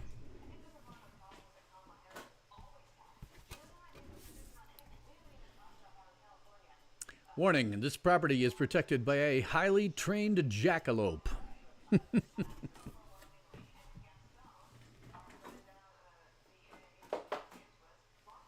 That sign ordinarily sits in my front window so that anybody coming by can see it. Today I just put it back there so you guys could see it.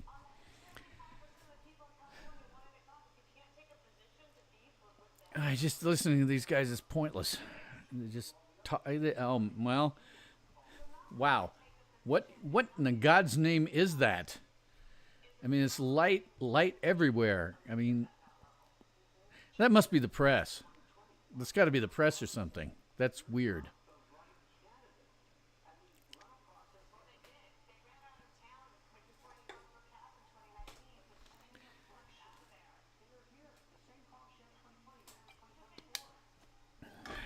Man.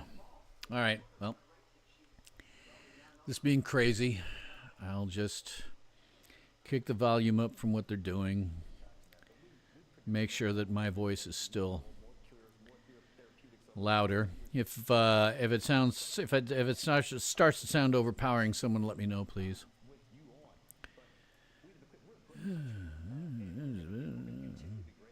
Oh, that's cute, but dumb. Ugh.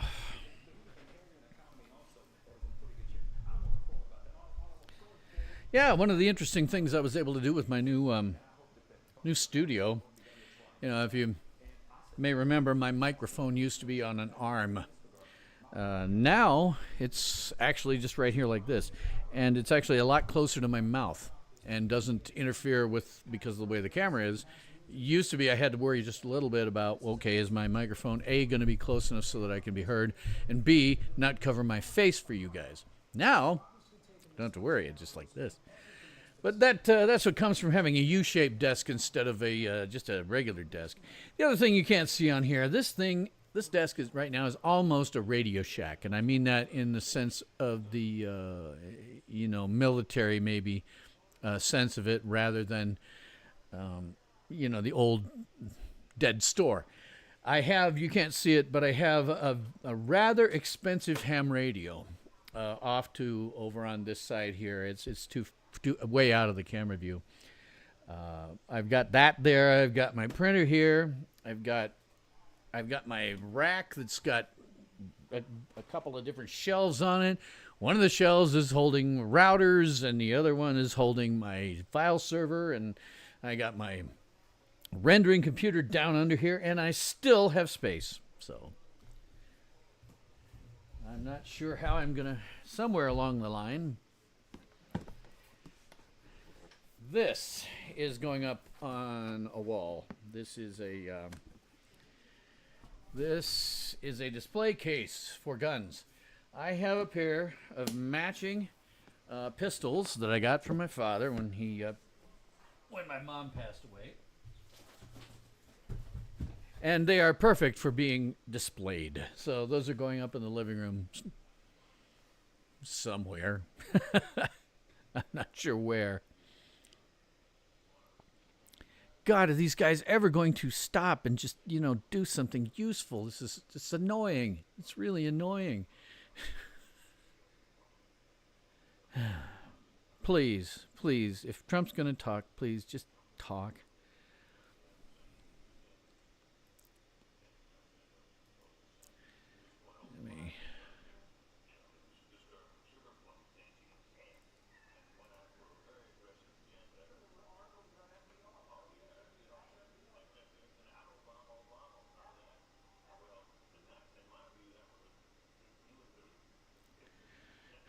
Sorry, I'm adjusting other windows. Windows everywhere.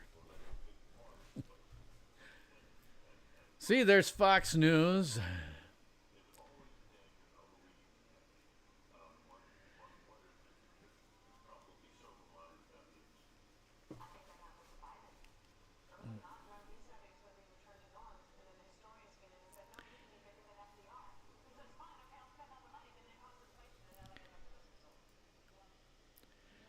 Just jabbering on, not saying anything useful. That's one of the things I really dislike about the press. I mean, I get it. I mean, here I am in front of you guys. I'm trying to figure out anything whatsoever that I can do to hold your attention while we wait around for this to happen. And they're doing the same thing. They're just doing it, from a news organization, that's all. But they're just sitting there waiting and hoping that they can figure out something to say. They're extemporizing while they wait around for something useful to happen. And nothing useful is happening. Yeah. But you'll be seeing me probably with new glasses. I didn't have to put my glasses on today. These are the usual ones. But unfortunately, I appear to have developed, for the first time in my entire life, I haven't been allergic to anything ever. But for the first time in my life, I appear to have picked up an allergy to the metal in these glasses. It just does things to me and caused a skin problem. So I'm going to be getting plastic framed glasses. I guess I'll be able to do the Clark Kent thing, where I put them on and see if I look too terribly different. Because I disliked every single frame that they had. So I ended up getting one. It's not quite horn-rimmed, and it's not quite 1980s glasses. Their 1980s glasses are coming back into vogue. When I went into the glasses place and I was looking around at I was like, wait a minute, these big square lenses, I haven't worn those since the 1980s. You know? But believe it or not, I also think my vision is getting less good. Probably a question of age and the diabetes. But I believe that I went into the get my glasses the last time less than 6 months ago. And when I started getting this weird reaction, I went in Tuesday and Monday. I don't remember. I went in earlier this week, and I had to get new glasses, and I just looked around, and I went, wow, I can't believe that. I mean, I didn't get the ones that were, big, nasty ones like I used to wear because in the 1980s, because that was also, they were made of metal. The plastic ones are dark plastic, and I said to them at the time, I guess I've just reached the age where I'm going to look like crap if I'm wearing glasses. And they were like, oh, no. And then I put these on because they were the least offensive of the batch. And I said, well, I guess this one. And she said, see, you look fine. I'm like, yeah, right. I get it. You're trying to make me feel better, but that's not going to work. It ain't going to work. Come on, you guys. They'll point the camera at anybody, and I guess is that RFK Jr. that we've got there in the middle frame on that camera? I think it is. Let's see if they get Tulsi Gabbard. At least she's easy on the eyes. RFK, not so much. Not so much easy on the eyes. And I'll tell you honestly, why I think he didn't get as much traction as he might have is his voice. His voice is all gravelly and occasionally difficult to understand. And I think it was problematic for him to some extent. But only to some extent. He was never going to win. Just fascinating that Trump was able to, convince him that he was the guy to go to. I know RFK has health things as one of his big issues. It's just that's unconstitutional. It was unconstitutional when they put the food pyramid in. Totally unconstitutional.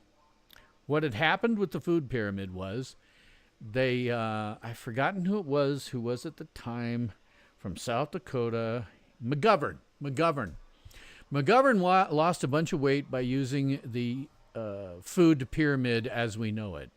Unfortunately, we now know that the food pyramid isn't valid. It isn't healthy. But we've enshrined it into law. We enshrined the food pyramid into law. Now we know that it's wrong. And so to my mind, the best way to resolve this and to return us to a point where we actually will be doing something scientific is to repeal the laws around that and do not replace them with anything.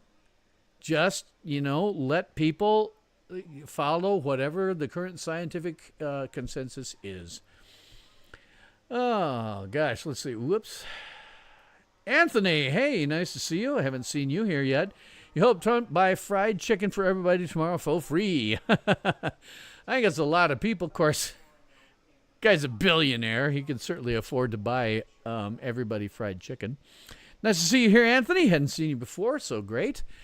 Just kind of waiting here. It looks like probably Kamala has already conceded. She went home for the night. The count here for who's got what, let me pull up the map. Might as well show it again. The count here for who's got what is a little behind. I'm using Bloomberg, and that is just a little bit behind. I think, yeah, PA was called already. So Pennsylvania here, that was already called for Trump. So he has got those 19 electoral votes, which means, hang on a second, let me pull this forward. 247, so he's got another, 19 votes that's not showing up there, which would make that 266. So to get to 270, he only needs 4 more. Alaska would give him 3. if he won any of these guys, Michigan or Wisconsin, it's in the bag. He's not going to win Minnesota. Minnesota is going to go blue. There's no question in my mind about that. But, even if he wins Nevada, he's set. So we'll see.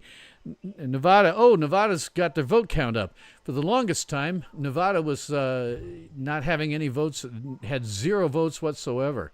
They weren't doing anything, so Nevada's at least gets... That's weird, man. They went from reporting 0% of votes to now they've got 77.5% of votes. And it looks like if it keeps on track, Trump is going to take Nevada. And with Pennsylvania, he's won, period, end of story, hands down. It's over. Marshall says, we have been unburdened by what has been and infused with joy. Oh, God, I don't know. I don't put things that way. That's for morons who can't, say anything useful about don't have any actual policies that they can talk about. That's for morons. So, Anthony says, God put the person he knows will take care of this country, and that's Trump. Kamala is a very sinful woman. God knows what's best for America. Praise God Almighty. Well, for people like yourself who have faith, awesome, great. Glad that makes you feel good. I'm not so much a person of faith. I just watch this and go, okay, well, Trump wins. That's good, because Kamala would continue to run this country into the ground the way that it's been done so far for the last 4 years. She would continue to let illegal aliens, I will not call them undocumented workers, they're illegal aliens, in with the intent of having them vote. Now, hopefully, because Trump talked about his doing a lot of deportations, and he'd have to, but people have asked, well, how the hell would you deport this many people, right? Because you're talking about millions, tens of millions of people that you would need to deport. So how do you do that? I was asked about it on social media one time, on X, and I said, well, if it was me, I would just let local police, make the apprehension, because they know who these guys are probably better than anybody else. Local police make the apprehension, and then they, I'm watching another camera here. Local police make the apprehension, and then you turn them over to ICE. Or put them on a bus. If it's like New York City, Chicago, etc., deporting those guys, it's going to be like, I don't know, New York, Chicago. I lived in Chicago for about 10 years. And the police could haul them out to O'Hare, stick them on a C-137, and shoot them out. All right, now they're going nuts here. Let me go back to the Trump speech card. They're starting to go nuts, which means either the guys on Fox News that they've been running said something they really liked, or they're actually going to have something happen here. So let's see and hope for the best. Let us hope for the best. This is they're certainly very happy. Let's put it that way. They're very, very happy. Anthony says, amen, brother, you said that right. Biden knew what he was doing when he let those people in this country when they got into office, but it backfired on them.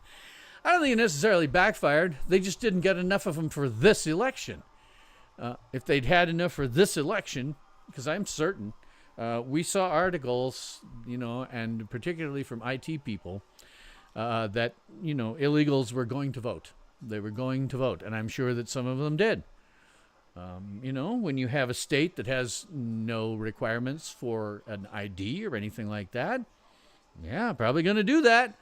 Now, I live in South Dakota. If you're not familiar with me, Anthony, my name is William Robert Stone III, and I live in beautiful Wall, South Dakota, which is a giant tourist trap for the middle of the year, for the summer.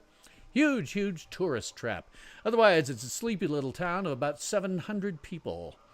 I just moved here and just got my studio set up. I had been living with my mother. She had been degrading from Alzheimer's for the last 5 years of her life, and so I was taking care of her and was living in her basement as a consequence. So I had a studio down there.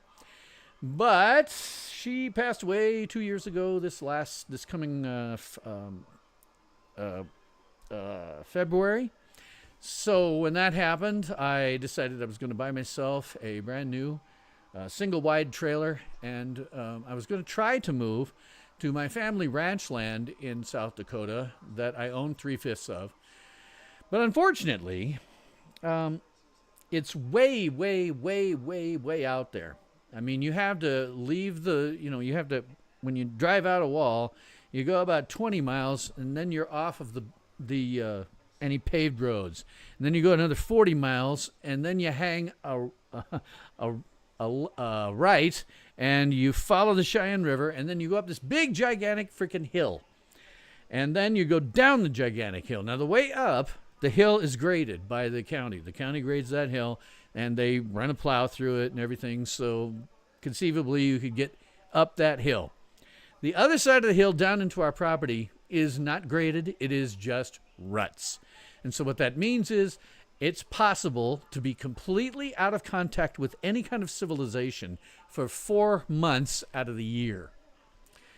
And I got diagnosed with second stage kidney disease and decided that maybe I should go and live someplace where I could get to a hospital or a doctor if I needed to.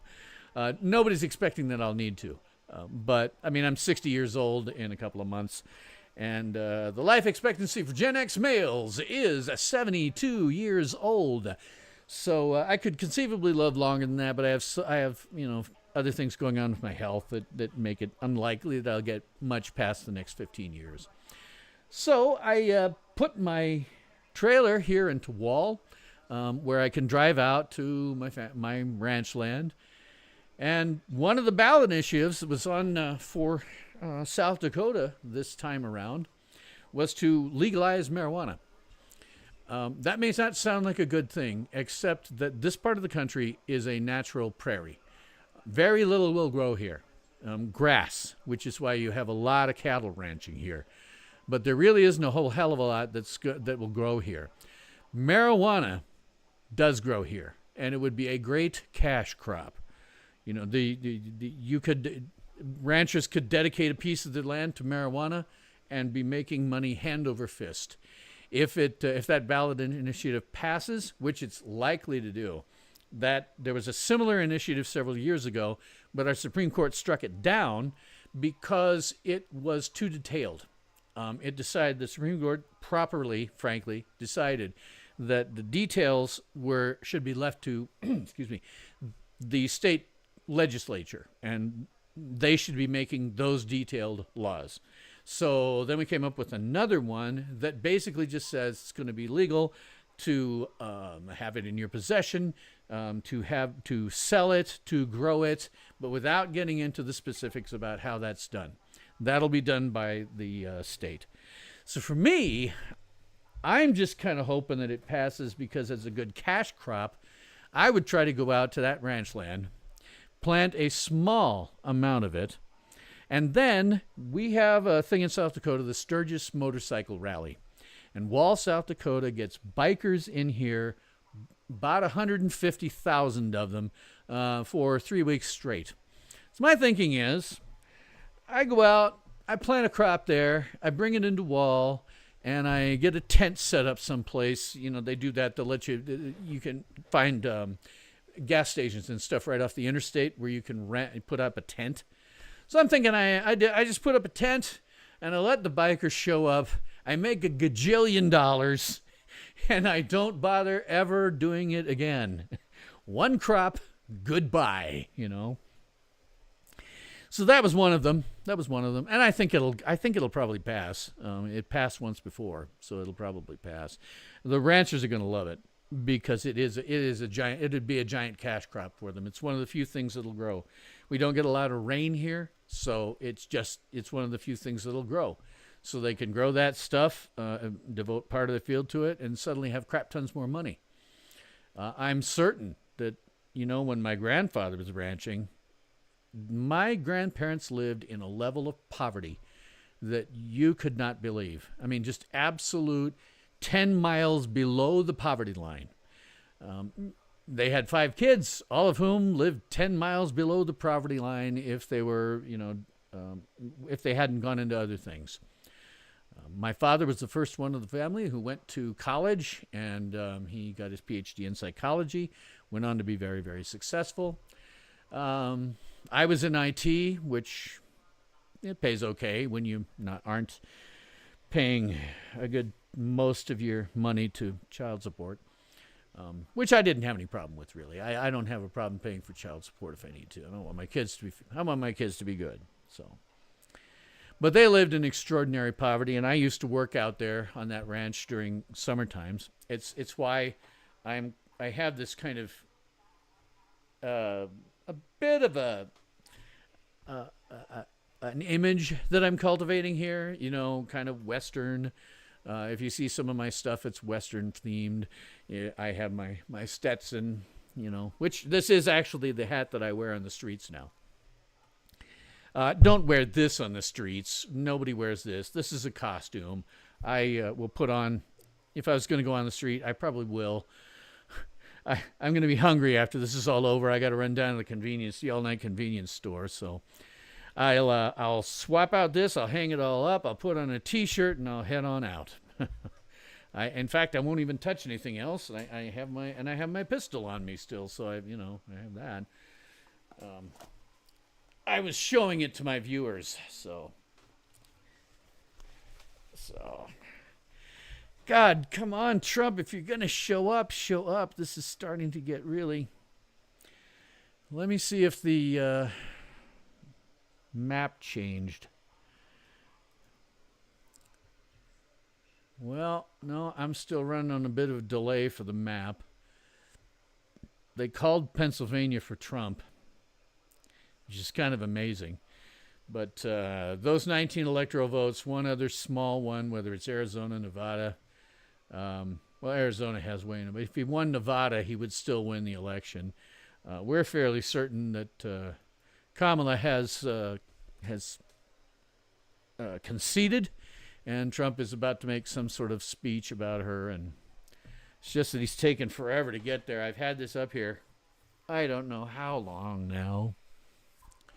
All right, okay, all right, forget it. I'm getting tired of this and waiting around for it, so I'm going to go ahead and go back. And until I see Trump show up on this, let's have a few pictures of Megyn Kelly. Anthony, don't know if you're still there, but I was talking about how I don't consider, while she's a darling right now of the right, I'm not considering her very much of a serious journalist, because serious journalists don't pose in their underwear for GQ in 2010. Also, serious journalists wear panties. I was living in Sioux City, Iowa, in 2012 when she was there for a remote because they were having a Republican primary debate there. She neglected to wear panties, and it was really obvious because when the thing comes back around again, take a look at the chair they have her sitting in, very high sort of director's chair, which meant that she didn't have her feet on the floor. She had nowhere to put them, really. So anytime she crossed or uncrossed her legs, it became terrifyingly obvious what she had not worn that day. And there's about 80,000 people in Sioux City who were probably videotaping that sucker, because how often does any kind of celebrity come to Sioux City? And there are now pictures of that all over the place. I have been nice and put a block over her crotch.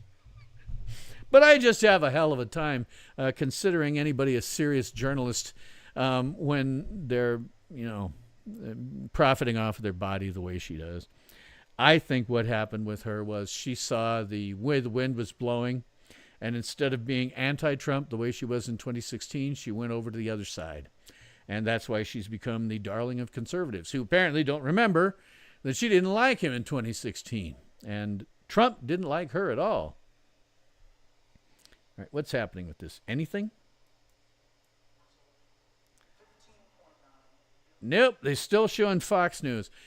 These guys are at the Trump headquarters while we're waiting for Trump to come out and say something. Over at the Trump headquarters, they're showing nothing but Fox News. And just sitting here waiting. God, will you please? I'm in Mountain Time Zone, and it's now midnight. Will you please, please, please, please? I mean, he's out in Eastern time zone, I think, right? Isn't Florida Eastern at that far? He's out in Eastern time zone. It's 2 hours later. It's 2 a.m. All these people are sitting here waiting for him, and I don't understand why he isn't coming out and just giving his speech. We probably think that, Kamala has conceded because even with the map that I've got, which is behind, oops, where's the map? Oh, right, I went and I minimized it. Hang on. Okay, there's my map. This map is a little behind. We know that Pennsylvania got called for Trump. We don't know about some of these other light blue ones. Probably he's going to win Alaska. I mean, I think that's a foregone conclusion. Don't know about Nevada or Arizona. Those are really, really close. Nevada, not quite as close as Arizona, but, Wisconsin, very close. Michigan and Wisconsin are getting less close. Between Pennsylvania, Michigan, and Wisconsin, even if he only won one of those, if he won Wisconsin and Pennsylvania, he's won. Period. End of story. He will have won. So,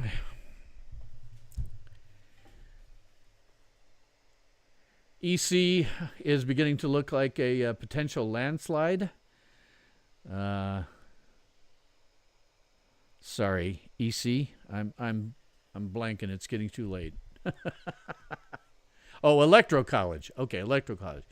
Yeah. It's. I wouldn't say it's an Electoral College landslide necessarily. I mean, if we look at the map, Kamala still got 214.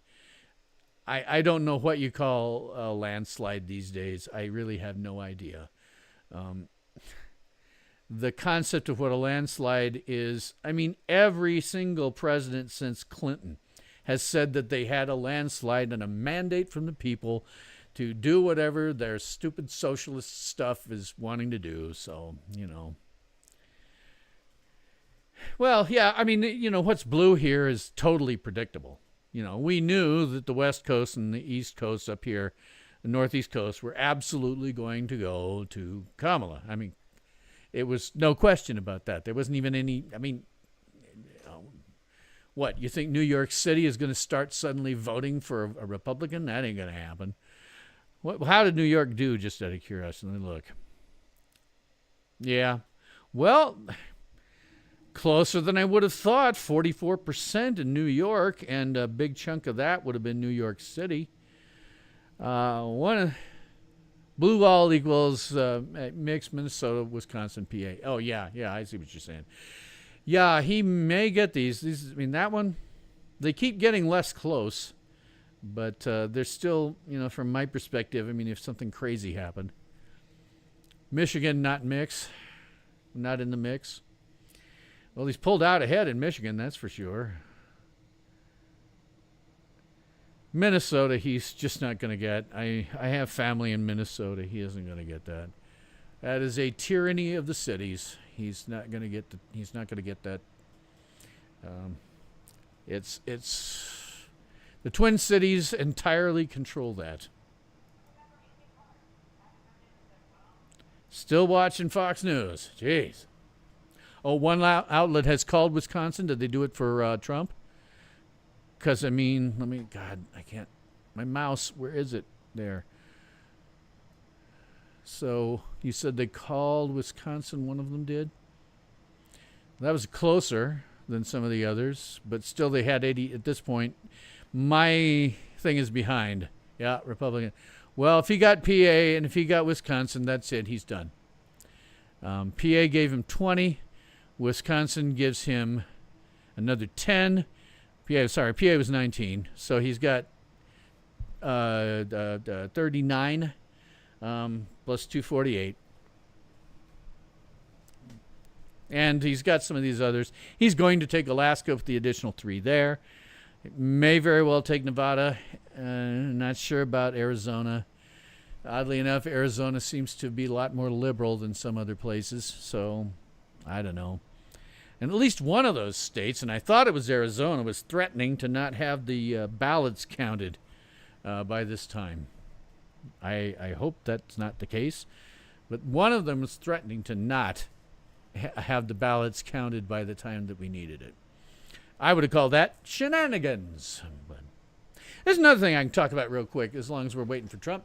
It's how I think you actually fix a lot of the voting system. First off, you got to get your congresspersons and senators to go through and reverse all of the really bad stuff they did for COVID, that took away things like chain of custody, that made it easy to do ballot harvesting. That was all on the laws that they put in place there. All of those should be repealed back so that things are exactly the way they were before they did that. Second thing, all states need to completely purge their voter rolls and require people to re-register. All states also need to have a mandate for an ID. Right now, everybody's voter rolls are filled with garbage. They're filled with people who are dead. They are filled with people who should not be registered. They should all be purged. Every single person on the voter roll anywhere in the country, gone, empty. Clear out the database, and then require them to re-register. And if they don't re-register, well, okay. I guess if they don't want to vote, they don't want to vote.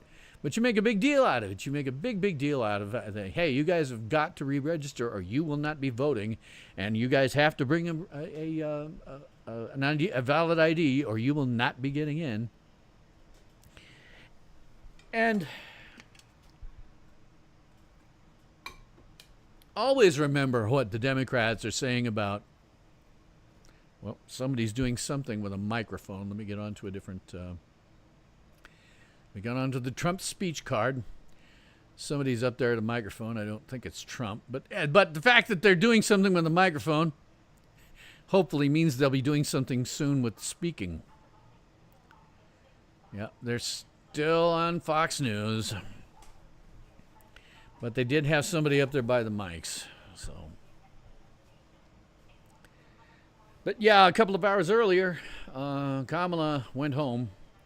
And Marshall, you have, I believe, called it, given if they've called Wisconsin for Trump, and if PA is for Trump, then he won. Period. End of story. He is done. He won it. God. I thought they were going to do something. I was really hoping. This is getting... I am glad I'm not one of these people standing in that room. I'm glad I'm not one of these people standing in that room. I mean, not only is it 2:08 in the morning there, they're all packed in together. It's got to be hot. It's got to be uncomfortable. And there's so many of them. Just leaving the arena is going to be a nightmare for everyone. The longer Trump screws around and doesn't come out and do something, the worse it gets for everybody. Oh, man.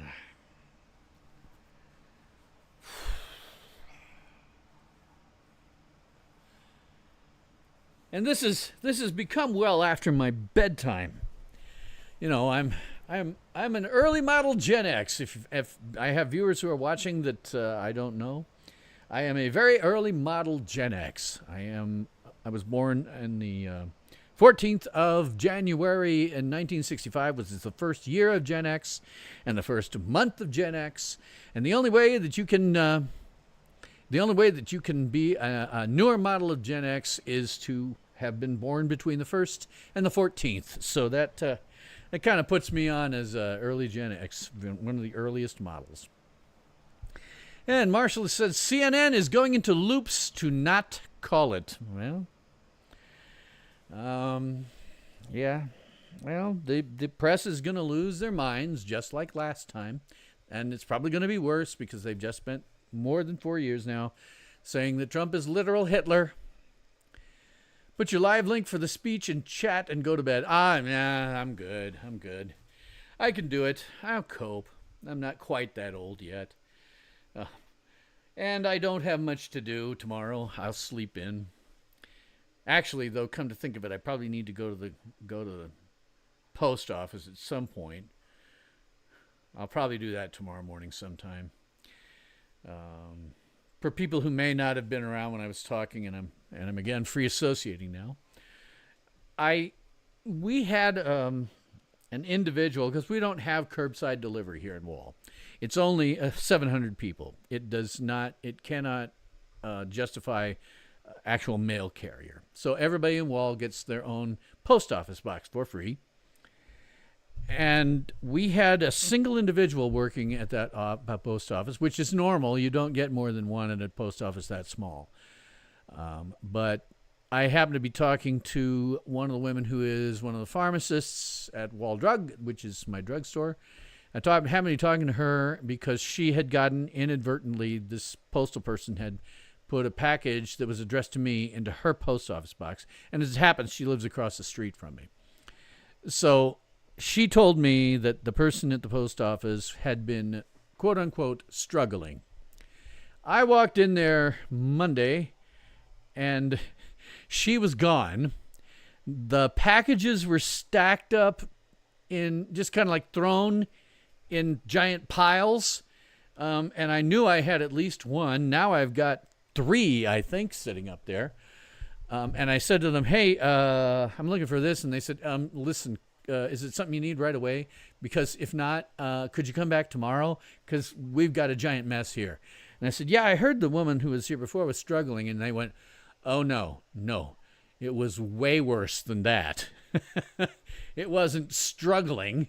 It was screwing everything up big time.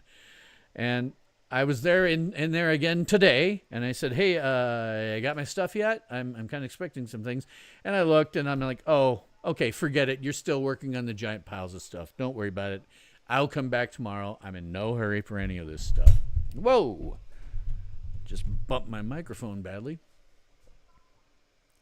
Okay, there's people up on the stage. Won't be Trump. I think they must be erecting teleprompters and bulletproof glass and stuff like that. That will definitely be interesting. That'll be interesting to see if they try to kill him again.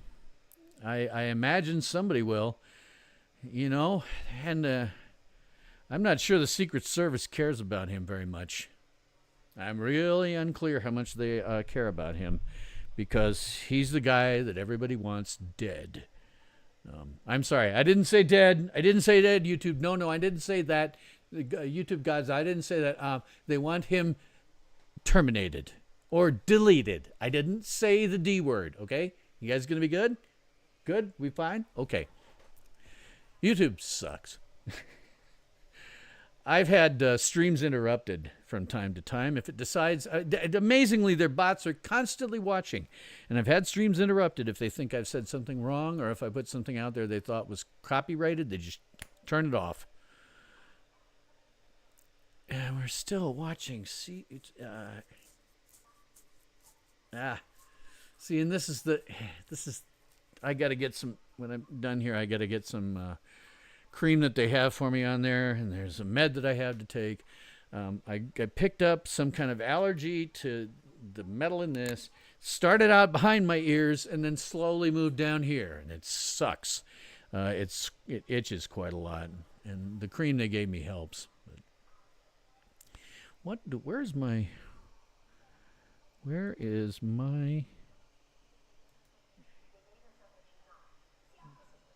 well,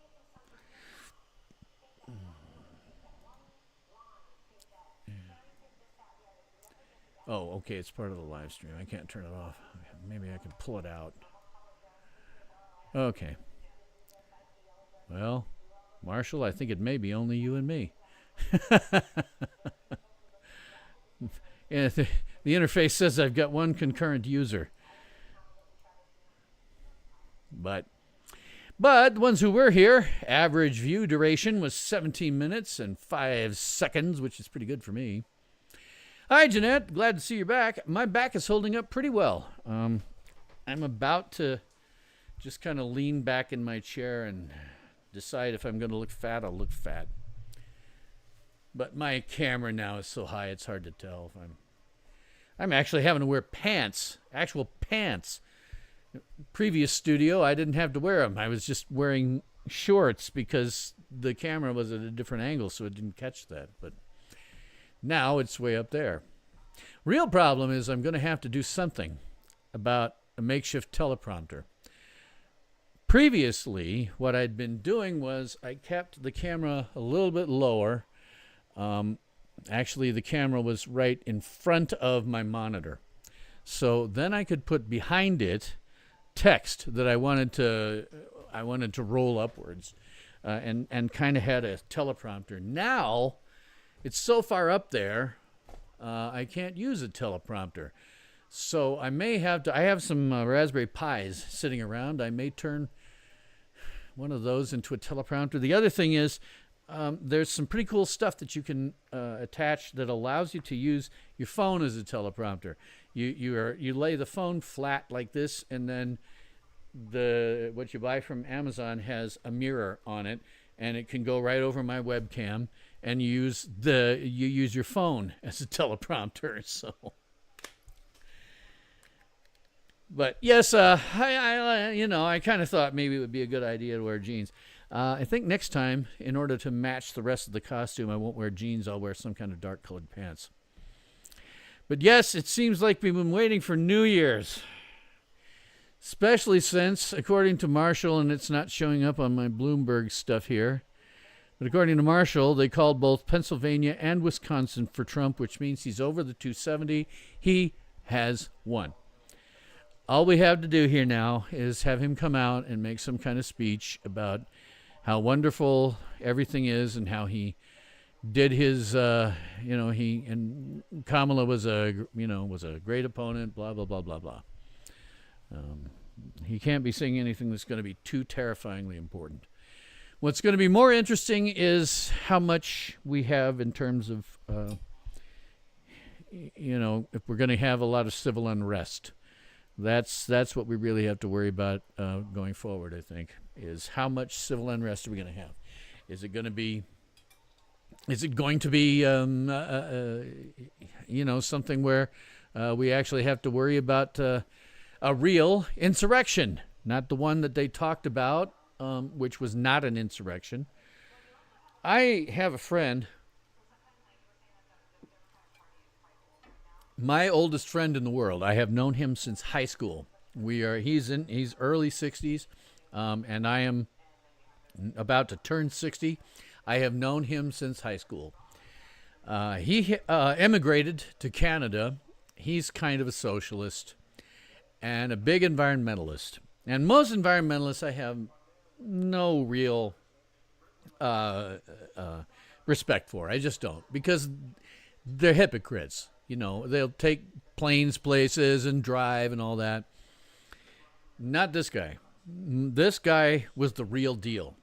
He did not own a car until he was in his 40s. He biked everywhere.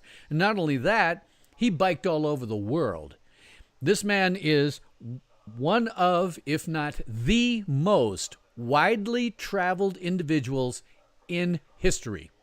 There are people who were explorers. Captain Cook did not travel as widely as he has. He has been on every continent except Antarctica, and they're looking to do Antarctica sometime soon before they get too old, to be going around like that. He will have been on every single continent. He's one of those people who has friends everywhere. He doesn't even go to motels. He stays with all of the friends that he has made over the decades because he's been doing this since college. He would take his summers and go somewhere. And he does not go to any of the tourist traps. He's been to India a couple of times and seen the really, really horrifyingly poor parts of India. The way he describes it, it's hard to even comprehend. I keep telling him, dude, you need to write a book. There are people who have traveled less than you that have written books. You need to write a freaking book.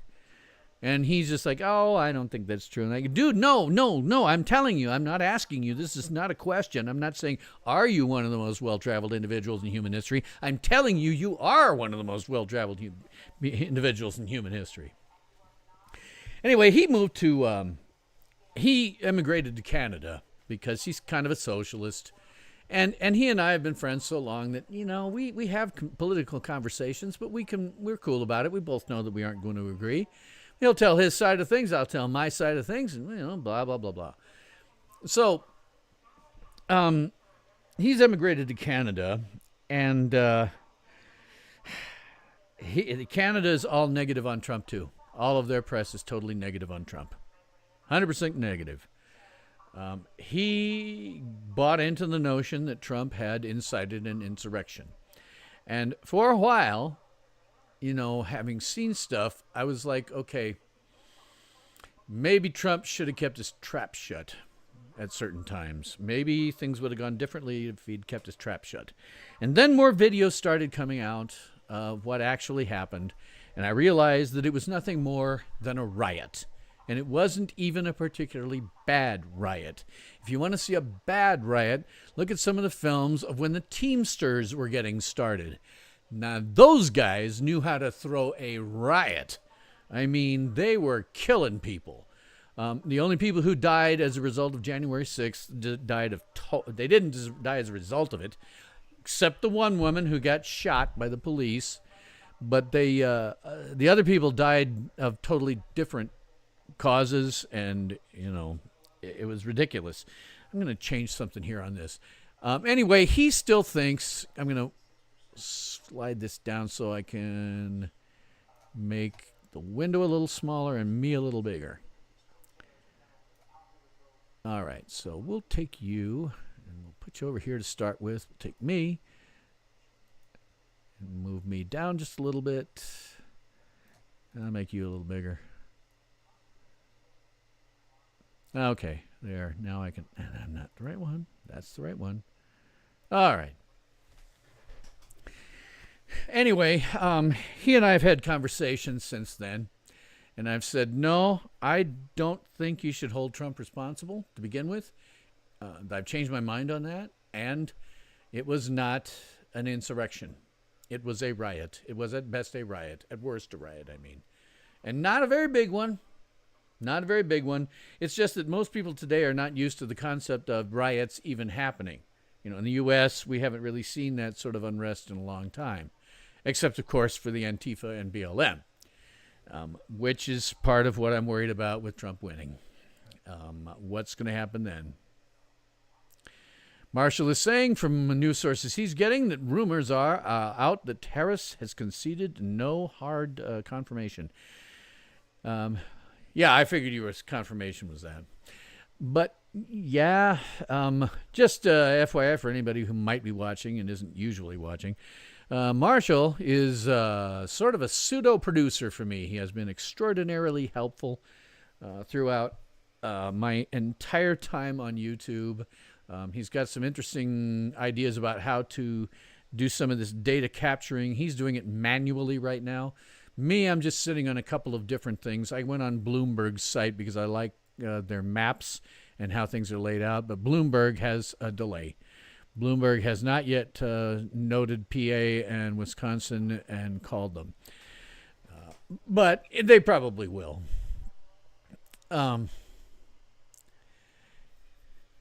Yeah, they called it a while back. Yeah. I mean, and Marshall had enough data in front of him. He was like, "No, this is it. She's lost. He's there's going to be a concession here." So, just waiting for Trump to say something useful. God, how long are you going to be, buddy? This is getting on my nerves.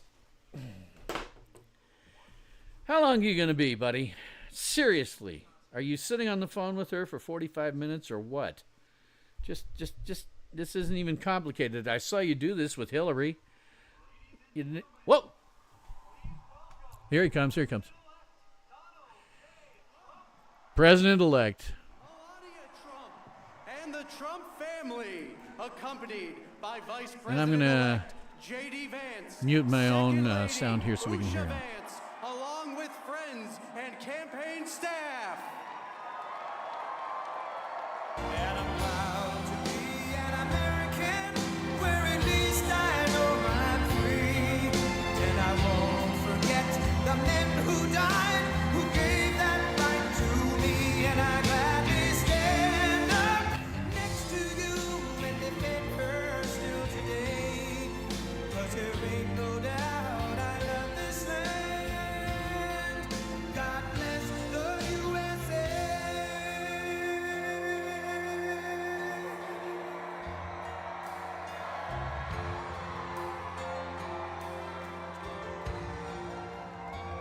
They did introduce him as president-elect, by the way. To the hills of Tennessee, across the plains of Texas, from sea to shining sea, from Detroit down to Houston, and New York to LA, where there's pride in every American heart, and it's time we stand and say that I'm proud to be an American, where at least I know I'm free. And I won't forget the men who died, who gave that right to me. And I gladly stand up next to you and defend her still today. 'Cause there ain't no doubt I love this land. God bless the USA.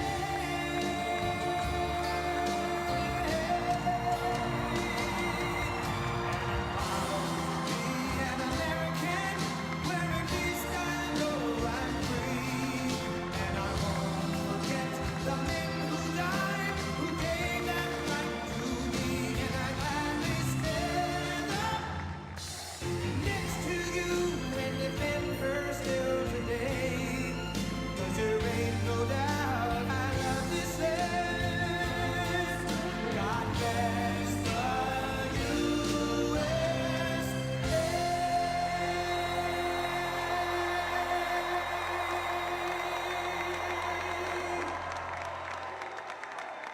Thank you very much. Wow.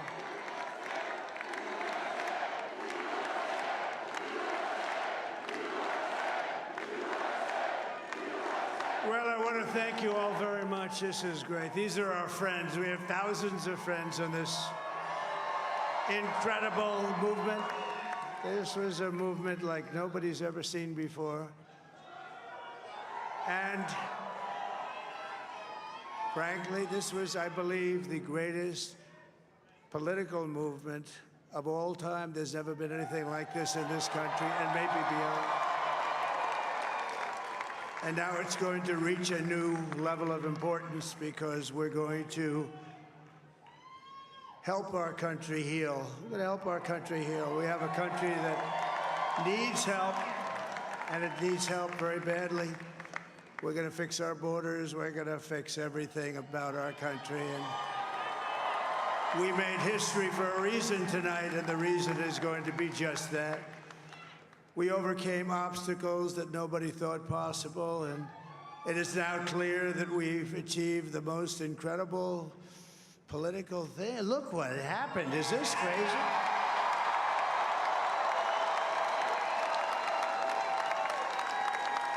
But it's a political victory that our country has never seen before, nothing like this. I want to thank the American people for the extraordinary honor of being elected your 47th president and your 45th president. And every citizen, I will fight for you, for your family, and your future.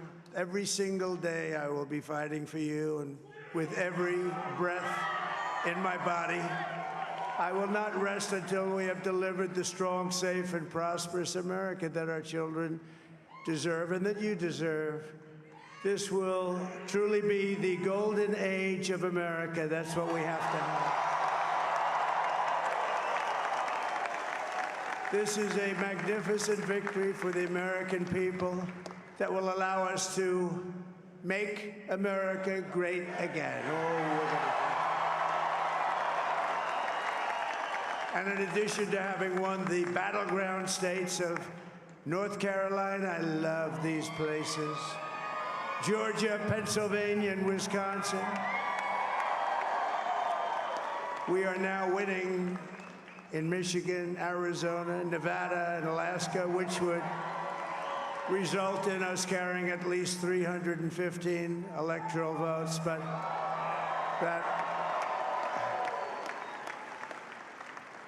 it's much easier doing what the networks did or whoever called it, because there was no other path.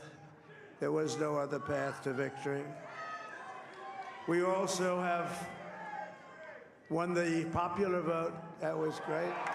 Very proud of that.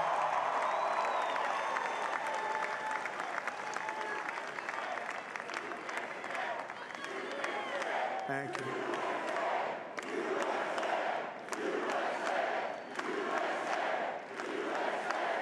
Thank you very much. Thank you.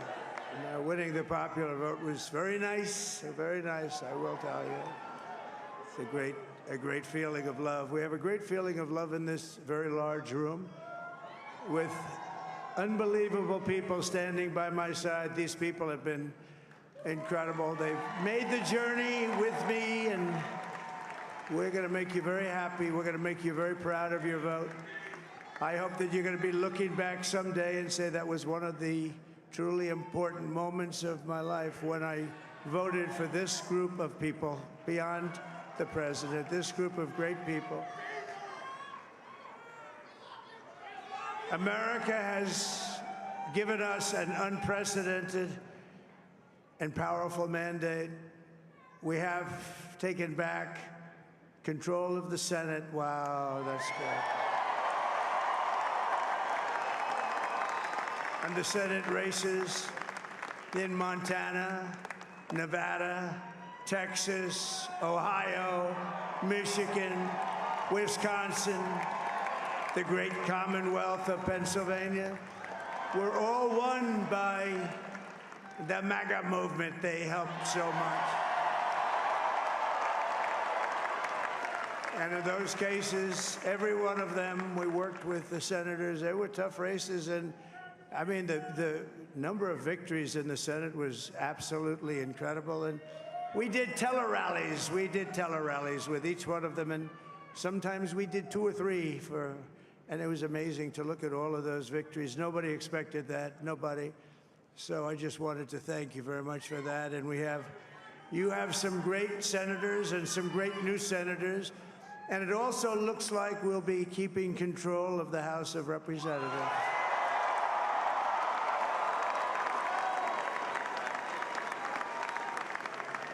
And I want to thank Mike Johnson. I think he's doing a terrific job. Terrific job. I want to also thank my beautiful wife, Melania, First Lady.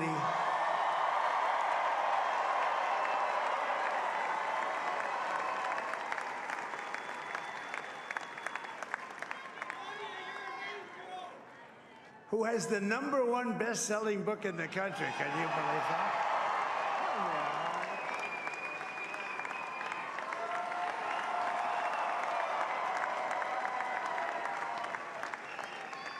Oh, no, she's done a great job, works very hard to help people. So I just want to thank her. But I want to thank my whole family, my amazing children, and they are amazing children. Now, we all think our children are amazing. Everybody here thinks their children are amazing, but that's a good thing when you think they are. But Don, Eric, Ivanka, Tiffany, Barron, Laura, Jared, Kimberly, Michael, thank you all. What a help. What a great.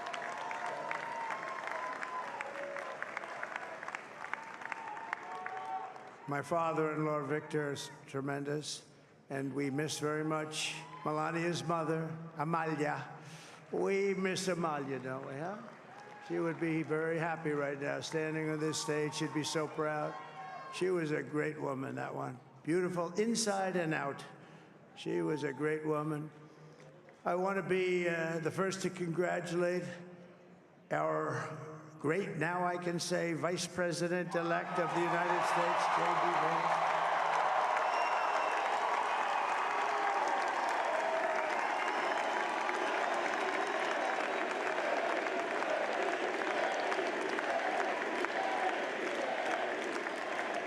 and his absolutely remarkable and beautiful wife, Ushabez. And he is a feisty guy, isn't he? You know, I've said, go into the enemy camp, and you know the enemy camp is certain networks, and a lot of people don't like to, sir, do I have to do that? He just goes, okay, which one, CNN, MSDNC?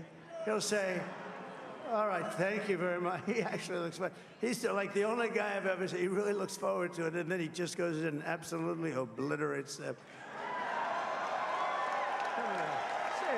Say a couple of words.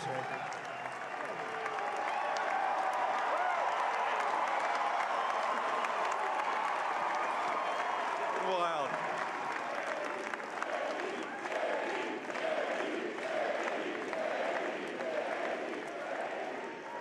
Well, Mr. President, I appreciate you allowing me to join you on this incredible journey. I thank you for the trust that you placed in me. And I think that we just witnessed the greatest political comeback in the history of the United States of America.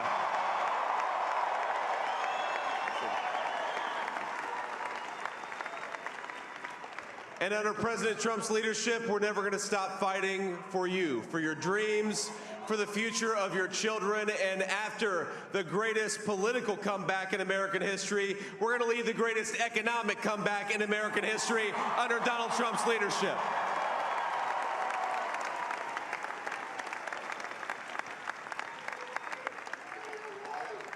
Thank you very much. He's turned out to be a good choice. I took a little heat at the beginning, but he was, I knew the brain was a good one, about as good as it gets. And we love the family, and we're going to have a great 4 years, and we're going to turn our country around, make it something very special. It lost that little thing called special. We have to make it so. We're going to make this so great. It's the greatest country and potentially the greatest country in the world by far. And right now, we're going to just work very hard to get all of that back. We're going to make it the best it's ever been. We can do that. If we had to wait longer, I don't know. It was going bad, and it was going bad fast. We're going to have to seal up those borders, and we're going to have to let people come into our country. We want people to come back in, but we have to let them come back in, but they have to come in legally. They have to come in legally. Let me also express my tremendous appreciation for Susie and Chris, the job you did. Susie, come here. Come here, Susie. Chris, come here, Chris. Susie likes to stay sort of in the back, let me tell you. The Ice Maiden, we call her the Ice Maiden. Susie? Come here, Susie. Chris, come here, Chris. Susie likes to stay in the background. She's not in the background. Come here, Susie. This wasn't expected, but I just want to thank, obviously, President Trump for this journey. It was a great one, and he's a hell of a candidate, and he's going to be a hell of a great 47th president. And this team that we had, the best team, and, of course, even my boss, Susie Wiles, the best. Thank you. Thank you, and thank you, Susie. Look at her, she's shy. I've never seen her be shy before. Susie. They're great. Everybody up here is great. Everybody up here is very special. But the Trump, who did you say? Oh, let me tell you, we have a new star. A star is born, Elon. Now he is. Now he's an amazing guy. We were sitting together tonight. You know, he spent 2 weeks in Philadelphia and different parts of Pennsylvania, campaigning. You know, he sent the rocket up 2 weeks ago, and I saw that rocket, and I saw it coming down. I saw it. When it left, it was beautiful, shiny white. When it came down, it didn't look so pretty. It was going 10,000 miles an hour, and it was burning like hell. I said, what happened to your paint job? He said, we've never made a paint that could withstand that kind of heat. And, but I saw it come down and turn around. And it was, you know, it's like 22 stories tall, by the way. It looks a little smaller than that, but it's big. And it came down, and you saw all that fire burning. And I'm saying, only Elon can do this. It must be an Elon. And I tell the story. I told it last night. I had a man on the phone. I had the screen muted, no sound. I was talking to a very important man, happens to be here. And that very important guy, one of the most important people in, I would say, the country, actually. But, you know, I was president, and now it looks like I was going to be maybe president again, so I figured I could ask him to hold. So I asked him to hold. And because, especially because you're going to be president again, they hold. So I took the phone down, and I'm looking at the screen. I'm seeing this crazy thing that's going around and coming down. It looks like it's going to crash into the gantry. And I said, oh, no. And I said, do me a favor, do you mind holding for a couple of minutes? I want to see this. I thought it was a space-age movie or something. I put the phone down. Bad part, I didn't pick it up for 45 minutes, and he was holding. But this spaceship came down, and I saw those engines firing, and it looked like it was over. It was going to smash. And then I saw the fire pour out from the left side, and it put it straight. And it came down so gently, and then it wrapped those arms around it, and it held it. And just like you hold your baby at night, your little baby. And it was a beautiful thing to see. And I called Elon. I said, Elon, was that you? He said, yes, it was. I said, who else can do that? Can Russia do it? No. Can China do it? No. Can the United States do it other than you? No, nobody can do that. I said, that's why I love you, Elon. That's great.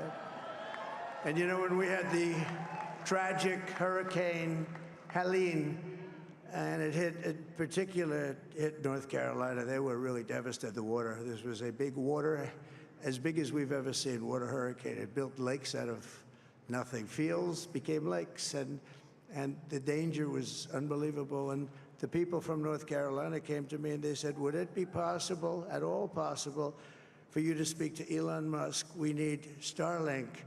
I said, what's Starlink? It's a form of communication. So I called Elon, and I'll tell you what, he had, and it was very dangerous. People would die. They had no communication. All the wires were down. I called Elon Musk. I said, Elon, you have something called Starlink. Is that right? Yes, I do. What the hell is it? He said, it's a communication system that's very good. I said, Elon, they need it really, really badly in North Carolina. Can you get it? He had that there so fast, it was incredible. So, and it was great. It saved a lot of lives. He saved a lot of lives.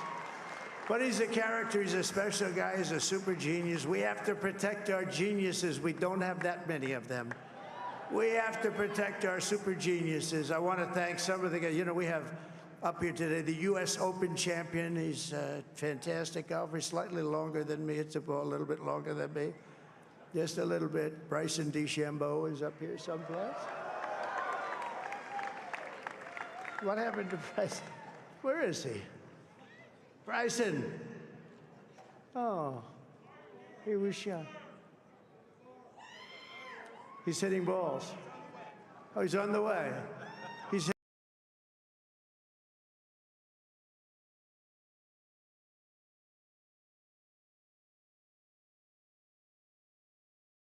great U.S. Open, Bryson. That's a fantastic job. And we also have a man, Dana White, who has done some job. He's a tough guy.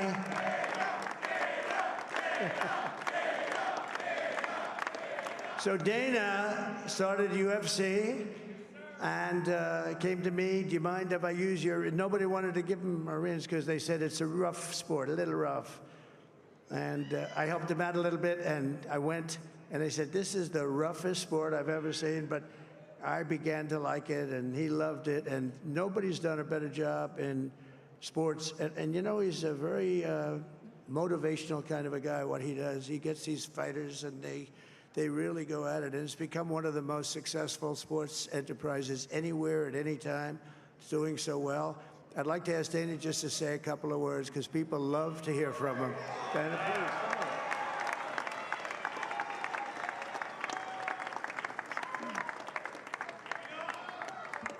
nobody deserves this more than him, and nobody deserves this more than his family does. This is what happens when the machine comes after you. What you've seen over the last several years, this is what it looks like.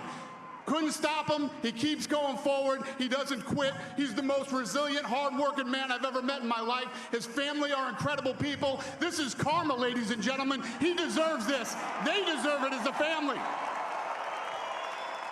I want to thank some people real quick. I want to thank the Nelk Boys, Aiden Ross, Theo Vaughn, Bustin' with the Boys, and last but not least, the mighty and powerful Joe Rogan. And thank you, America. Thank you. Have a good night.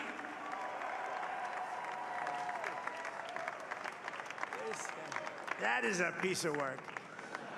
No, he's really an amazing guy. But most of all, I want to thank the millions of hardworking Americans across the nation who have always been the heart and soul of this really great movement.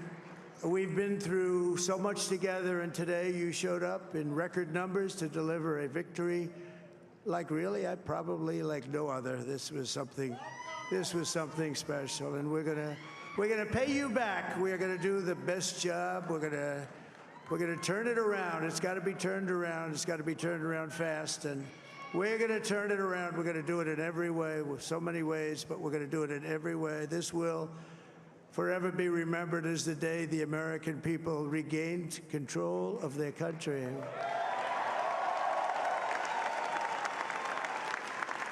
So I just want to say that on behalf of this great group of people, these are hard-working people. These are fantastic people, and we can add a few names like Robert F. Kennedy Jr. He came in.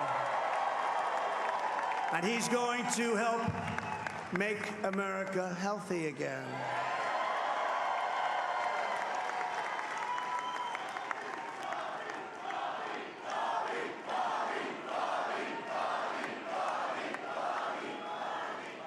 And now he's a great guy, and he really means it. He wants to do some things, and we're going to let him go to it. I just said, but Bobby, leave the oil to me. We have more liquid gold, oil and gas. We have more liquid gold than any country in the world, more than Saudi Arabia. We have more than Russia. Bobby, stay away from the liquid gold. Other than that, go have a good time, Bobby. We're going to be paying down debt. We're going to be reducing taxes. We can do things that nobody else can do. Nobody else is going to be able to do it. China doesn't have what we have. Nobody has what we have. But we have the greatest people also. Maybe that's the most important thing. This campaign has been so historic in so many ways. We've built the biggest, the broadest, the most unified coalition. They've never seen anything like it in all of American history. They've never seen it. Young and old, men and women, rural and urban. And we had them all helping us tonight. When you think, I mean, I was looking at it, I was watching it. They had some great analysis of the people that voted for us. Nobody's ever seen anything like that. They came from all corners, union, non-union, African American, Hispanic American, Asian American, Arab American, Muslim American. We had everybody, and it was beautiful. It was a historic realignment, uniting citizens of all backgrounds around a common core of common sense. You know, we're the party of common sense. We want to have borders. We want to have security. We want to have things be good, safe. We want great education. We want a strong and powerful military, and ideally we don't have to use it. You know, we had no wars. 4 years we had no wars, except we defeated ISIS. We defeated ISIS in record time, but we had no wars. They said, he will start a war. I'm not going to start a war. I'm going to stop wars. But this is also a massive victory for democracy and for freedom. Together, we're going to unlock America's glorious destiny. We're going to achieve the most incredible future for our people. Yesterday, as I stood at my last stop on the campaign trail, I'll never be doing a rally again. Can you believe it? I think we've done 900 rallies approximately from them. Can you imagine? 901 something, a lot of rallies. And it was sad. Everybody was sad. Many people, I said, this is our last rally. But now we're going on to something that's far more important, because the rallies were used for us to be put in this position where we can really help our country. That's what we're going to do. We're going to make our country better than it ever has been. And I said that many people have told me that God spared my life for a reason.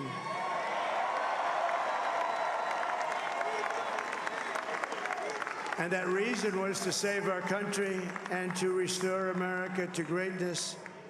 And now we are going to fulfill that mission together. We're going to fulfill that mission. The task before us will not be easy, but I will bring every ounce of energy, spirit, and fight that I have in my soul to the job that you've entrusted to me. This is a great job. There's no job like this. This is the most important job in the world. Just as I did in my first term, we had a great first term, a great, great first term.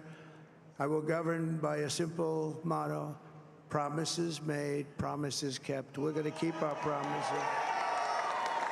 Nothing will stop me from keeping my word to you, the people. We will make America safe, strong, prosperous, powerful, and free again. And I'm asking every citizen all across our land to join me in this noble and righteous endeavor. That's what it is. It's time to put the divisions of the past 4 years behind us. It's time to unite. And we're going to try. We're going to try. We have to try. And it's going to happen. Success will bring us together. I've seen that. I've seen that. I saw that in the first term when we became more and more successful. People started coming together. Success is going to bring us together, and we are going to start by all putting America first. We have to put our country first for at least a period of time. We have to fix it. Because together we can truly make America great again for all Americans. So I want to just tell you what a great honor this is. I want to thank you. I will not let you down. America's future will be bigger, better, bolder, richer, safer, and stronger than it has ever been before. God bless you, and God bless America. Thank you very much. Thank you. Thank you very much.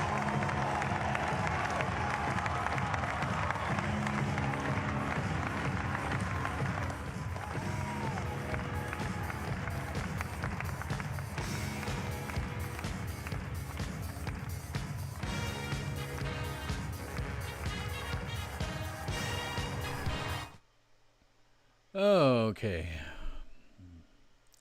Let's make sure I've gotten my, yep, I have my stuff there. Okay, let me go back to a different card here. Hey, that looks like a good one. Well, that was a little on the long side, but what the heck. So you're thinking, Marshall, that they'll whack him before January 6th or something like that? I guess we could have a President Vance, so... But yeah, I think there's some good chance that he will not make it. He will not make it to take office. Yeah. I would be very surprised if we didn't see now, starting about 5 minutes ago, probably some unrest. By which, as always, I mean, arson, robbery, armed robbery, assault with a deadly weapon, and the murder of innocents. Because the left is going to go completely insane. Yeah, there's no mention of a concession. I mean, maybe she didn't. Maybe she just went home. I mean, Hillary didn't concede the first night.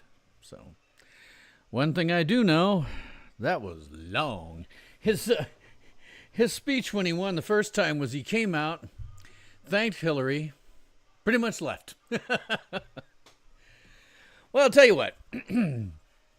I actually did have some more fireworks, and maybe that would be appropriate to show now. After the fireworks, I will be back just to give my outro and stuff like that. But let's do a little bit of fireworks. If you've been with me on my New Year's Geekin' Eve, you may recognize this one, but it's still pretty cool.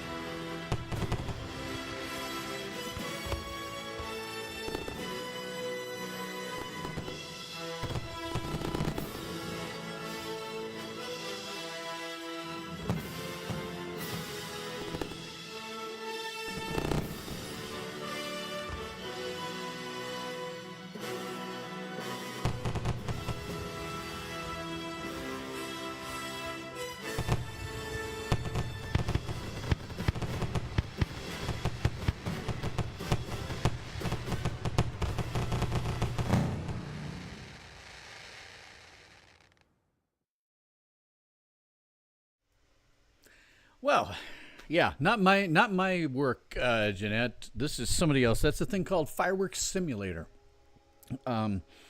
Somebody did all that with a program that doesn't actually, that never existed anywhere in real life. It was just these Fireworks Simulator program, which is really very cool.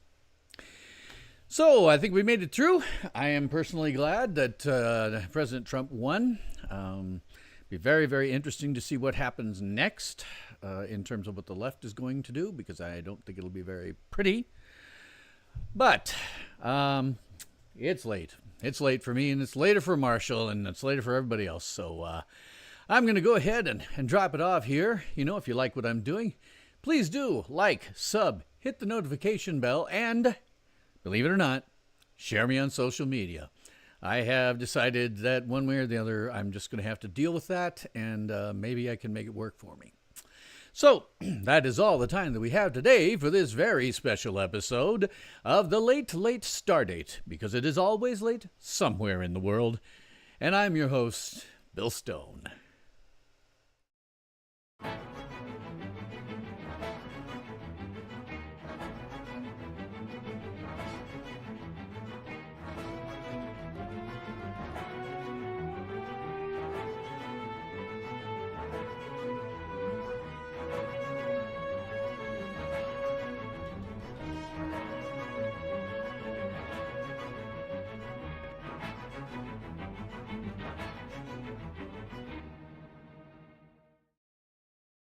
Ultimate power in this world has always been one simple thing: the control and manipulation of minds.